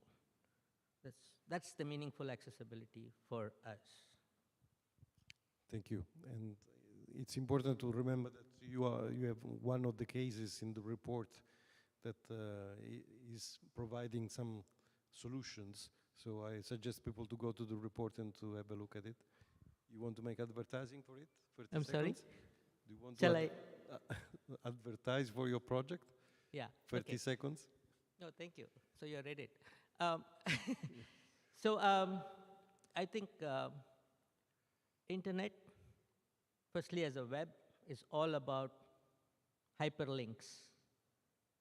Hypertext it starts, and it's, and internet has not gone further as standards and technology to reach non-text people. Okay, how do you give, I can talk about it a lot, but how we have to, as technology people, push this forward. And we are trying, but it can be like in a small thing, like it has to come together. And how do you do hyperlinks when you have media as a thing? And what is the internet in the small? Like if you're in a community networks, how do you bring this within the community as a first-class protocol-based internet? Like a decentralized web is what I'm thinking, just to say it in one word. Thank you. I think that you can get some answers from the second round from the panel. Roberto, any sign of life from the universe? Yes. We have a comment from Carlos Afonso. He says a major challenge in universalizing connectivity, which many digital inclusion programs forget. Once a person is connected, she should stay connected. Many universal connectivity programs do not make sure persistence of connectivity together with quality is fundamental. A connected school or remote community ought to be connected and stay connected. Thank you, Carlos, for these remarks. Perfect. We have the perfect example of Uganda. They were connected at the beginning of the session, and when it was their turn, they were not connected anymore. Okay.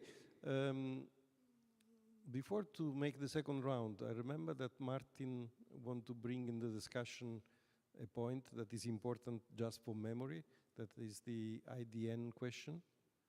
Can you take the floor, Martin? I remember to the audience that last year, also with Roberto, we mentioned this as one of the points on which we need to improve. So, which are the last news from the front? Okay, my name is Maarten Bottemon. Yes, on IDNs, indeed, an important aspect is, of course, that they will be able to be used by people who don't use the Latin script, as we call it, the letters we see above.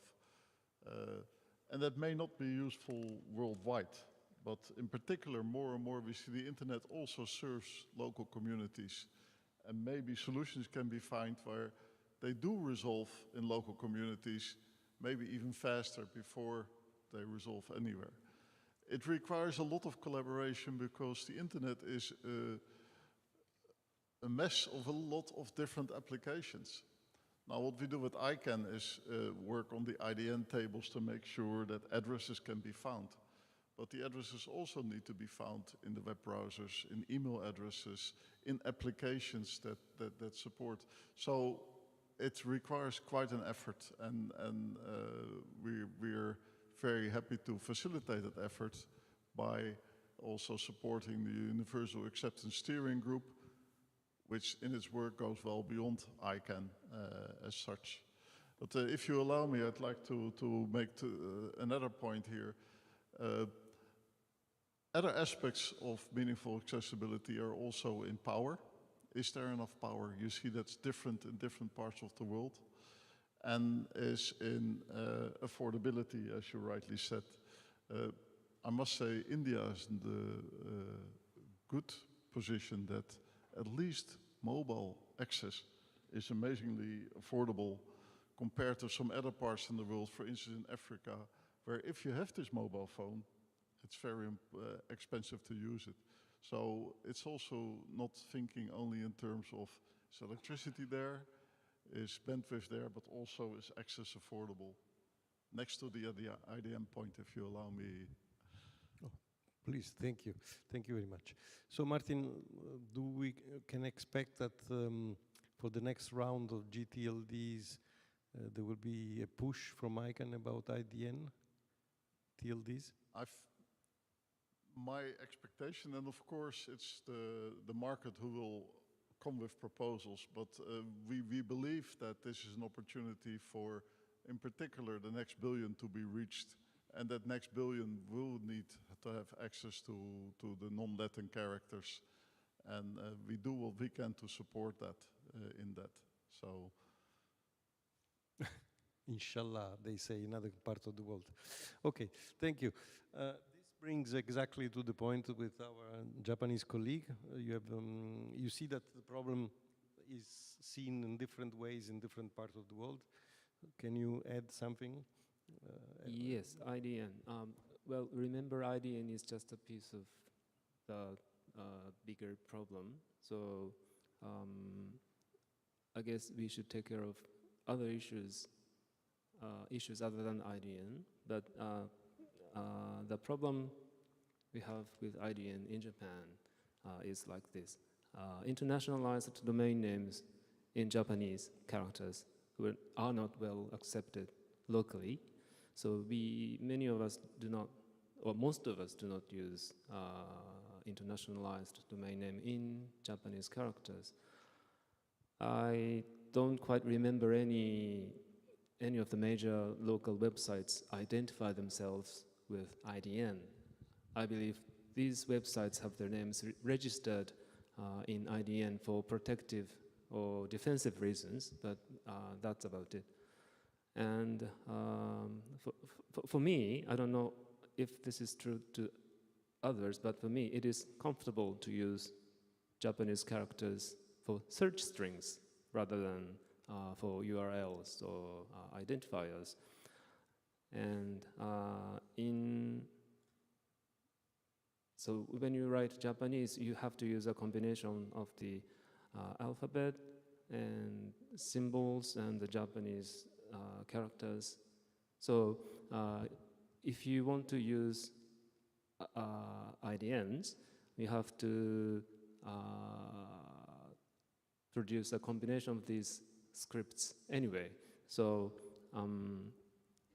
I mean, you have to use the Latin alphabet in any way. So you have to switch back and forth between Japanese characters, the Latin alphabet, and other symbols. So it's very cumbersome to use IDN in Japanese. In Japanese. So that's one issue. In addition, you can easily identify a URL in the Latin alphabet in an article written in Japanese because it just stands out the rest of the text. So it's easier for you to, locate URL from written Japanese. So, and if the URL is written in IDN, you find it difficult to find out where the URL is. So that's another issue from a practical point of view. And well, actually, when you write Japanese, you often switch from one script to another to emphasize a word or phrase in the middle of a sentence when you write Japanese texts. So we are used to switch from the Latin alphabet to Japanese characters and to kanji. So we are quite used to using the alphabet for any purposes. So that may related to the low take-up of the IDN in Japanese. This is my personal observation. Thank you, Professor. But the time is tyrant. We need to give the floor to the others. May I add a little bit to that? Yes. So I really appreciate your experience, and Japan is a case where well-educated people have good access to computers and manage to do what you say right now.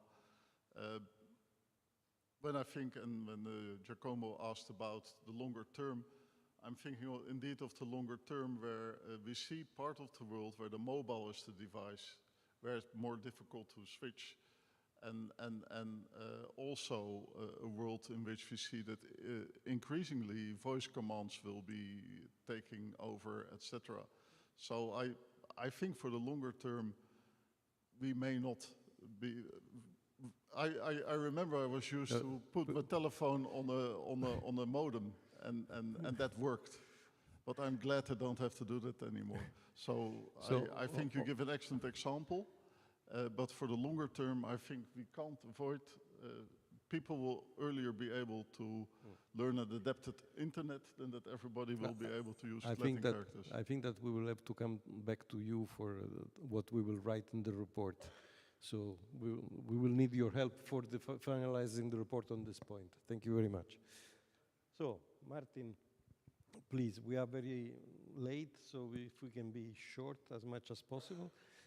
Just to mention something that you have no time to mention, I will do for you. There is a pilot experience that ITU is doing with UNESCO in the Pacific area, where we are combining data from your database and the UNESCO Rome indicators. That is a very interesting combination of contents and access to and access from the technical viewpoint. But please complete your presentation about the statistics. Yes, in thank the you. shortest possible time. I'll try to be short. I mentioned the good news. We have a lot of data on universal and meaningful access and universal and meaningful connectivity, as we call it. This includes a lot of data on prices of internet packages, mobile packages, etc. There was a comment before. Just want to say that we have a very rich data set on that. But the bad news is there's also a lot of data gaps. And that's partly because the data aren't there, partly because the data are there, but we are not coordinated. We don't have access to the data. We don't get the data from the source, or we don't have a partnership with the source. And that's something that we're working very hard on. For example, anything to do with speed measurement, actual speed measurements, MLab, UCLA, those kind of places. We need to continue working with them. Handset devices is an area we are not yet working on, but we've had a lot of contact with the World Bank, with what used to be A4AI before, and that's certainly work that needs to continue. We're working on big data, the power of big data to also be able to get a more granular view of what's happening in a country, within a community even. We're working very hard on that. But very importantly, I mentioned digital divides, and digital divides is about people. You need to know who the people are who are using the internet and what they're using it for and who is not using. And still the best source for that is surveys of people often run by a statistical office. And for that we have very good data from all the high-income countries and not a lot of good data from low-income countries, simply because surveys are expensive. So policymakers who see the importance of data for achieving universally meaningful connectivity should also add funding statistical offices in their program. That's fundamental. Onika, how you can complement this experience? You can compete with the ITU in providing the collecting data? Yeah, I will just add one thing. Gender segregated data. Very important if we stand a chance at closing the digital gender gap. Okay. But your report can be seen as a complement of what ITU provides? Certainly. So we are actually currently in the process of collecting data on the cost of what we are calling the cost of exclusion, looking to calculate the economic impact of excluding women from the digital economy, but also humanizing that experience by looking at qualitative research and ethnographic studies to really be able to paint a picture and tell a story about what we are losing in our economies by not being inclusive in our digital development. Okay. Remember that ITU Secretary General is a woman, so if you send to her, then she will ask Martin to look more in deep for the Laurent, so are you scared about what our Japanese professor said, that domain name will be overpassed by search engines? Yeah, I mean, this is something, I mean, we know, I mean, it's like, you know, using mobile phone now with apps make, I mean, domain names invisible. But this is not up to ICANN to say that and to make a comment on that. I mean, we have, in the context of a coalition, we are working with the Association of African Universities, and for them, I mean, it makes a lot of sense. So, I mean, if universities in Africa, I mean, have some interest for IDN, for us, I mean, we will try to help them to develop universal acceptance in the continent, etc.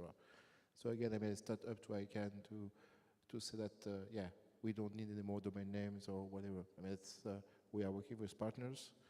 We are trying to have we are very humble in our approach. It's, we are asking people what they need, and then we are trying to help them to bring them what they need, the support they need. This is what we are doing with all the tracks, all the initiative of this coalition. I mean, again, I mean, we are coming with, I mean, technical knowledge, expertise, and we are used to go through need assessment phase to better understand what they need. And at the end, I mean, the different organizations, the different countries, it's up to them to decide where they want to go. We can just bring some expertise, technical expertise to them. So I think that for these people, I mean, to come back to this, to your question, I think for some universities in Africa, it makes a lot of sense to have access to domain names in local scripts. So let's say that it's still important. Thank you. Thank you. Maria. Yes, thank you. Well, I think in terms of data, I would only have to add to what Onika said. I think it is important to have disaggregated data, not just in terms of sex, but also in terms of gender, because there's also other minorities, for example, that are invisible to this, and there's not enough data on that. But also, and talking about the context of libraries, we also need better and more data in regard to what is the amount of libraries, for example, that are currently connected to the internet. And from that amount of libraries, also maybe better indicators to assess inside which of those facilities there's a meaningful access to information. So I think that is something that I could also add in that sense. And maybe also adding a bit to what my colleague Don mentioned before in terms of policies, something that we also observe and think that could be useful would be to consider mentioning libraries explicitly in policies, digital cooperation policies, but also digital inclusion policies. Because very often the term libraries really gets buried under the term of public access facilities. And this is something that really makes libraries invisible at a higher policy level. So this is also something to take into account. And also finally, just to add, it is also important to notice that the public access infrastructure development initiatives should also really include skilling of staff to run and also to facilitate digital inclusion and capacity building initiatives at a local level. Thank you. Thank you very much. Now I have to ask for some patience, because we asked to 3 people in the room, 3 distinguished friends of us, to listen carefully to what has been said and to tell us the feedback about what they retain as the most interesting points that we can include in the report. So can we start with Jane, that I see is ready to tell us? Just a few minutes of patience. Yeah. Yes, I'll be very brief. One, solving the connectivity gap will take a multi-stakeholder approach, much like the PNMA itself and our panelists here today and the great speakers we've heard. Problems are being solved through coalitions, to regulatory and policy making from Papua New Guinea to Benin to help balance out markets. Changes need to be made from extractive-only policies. Data must be gathered to identify gaps. ITU, ICANN, and others are doing this to help us look at better solutions to identify what those gaps are. Partnerships are key, and innovative financing approaches need to be made to support and build networks, including CCTLDs and data centers. Thank you very much, Jane. This was about connectivity, and about digital inclusion, Carlos Rey Moreno. Hi, everyone. So I feel a lot of the discussion today has been about digital inclusion, and many topics have been touched upon, the universal acceptance and everything that has to do about people being able to communicate with the scripts that are other than Latin, should be able to do it online, and it's not only about IDNs, but many other hardware and software elements.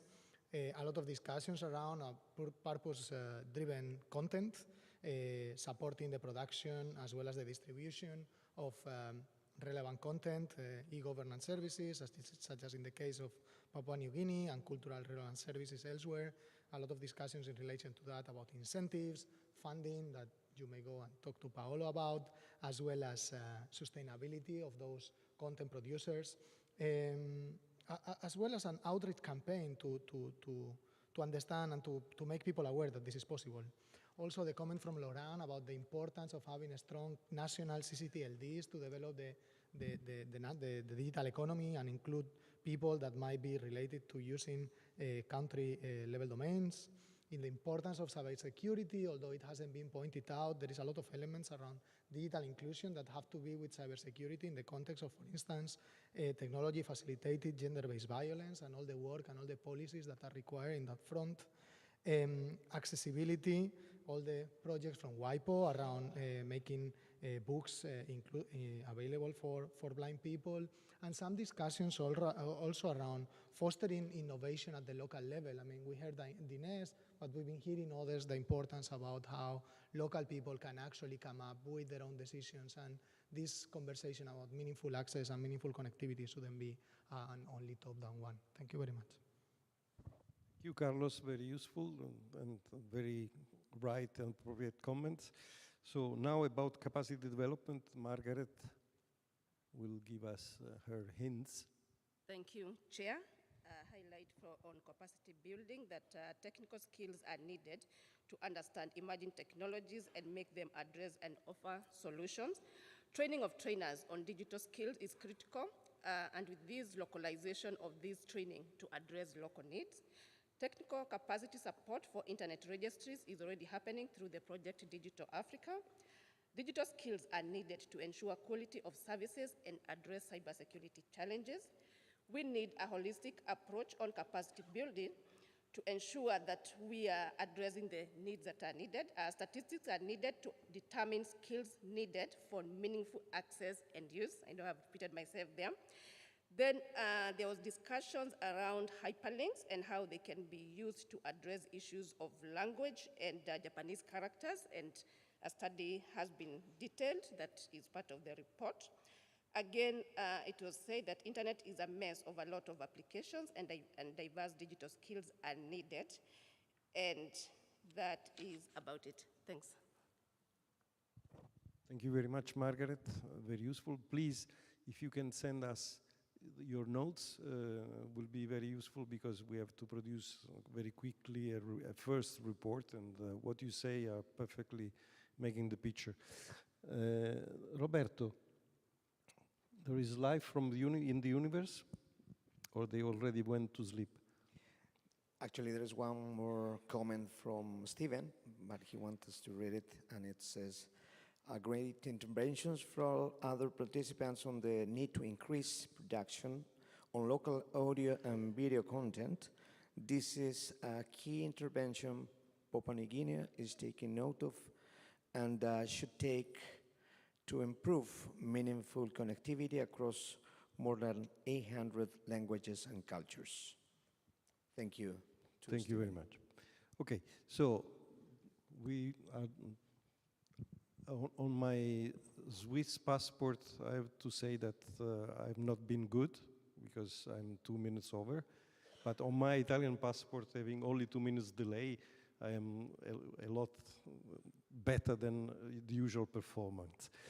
I want to thank all the participants here, all the speakers, and especially Daphne. Can you stand up, please, Daphne?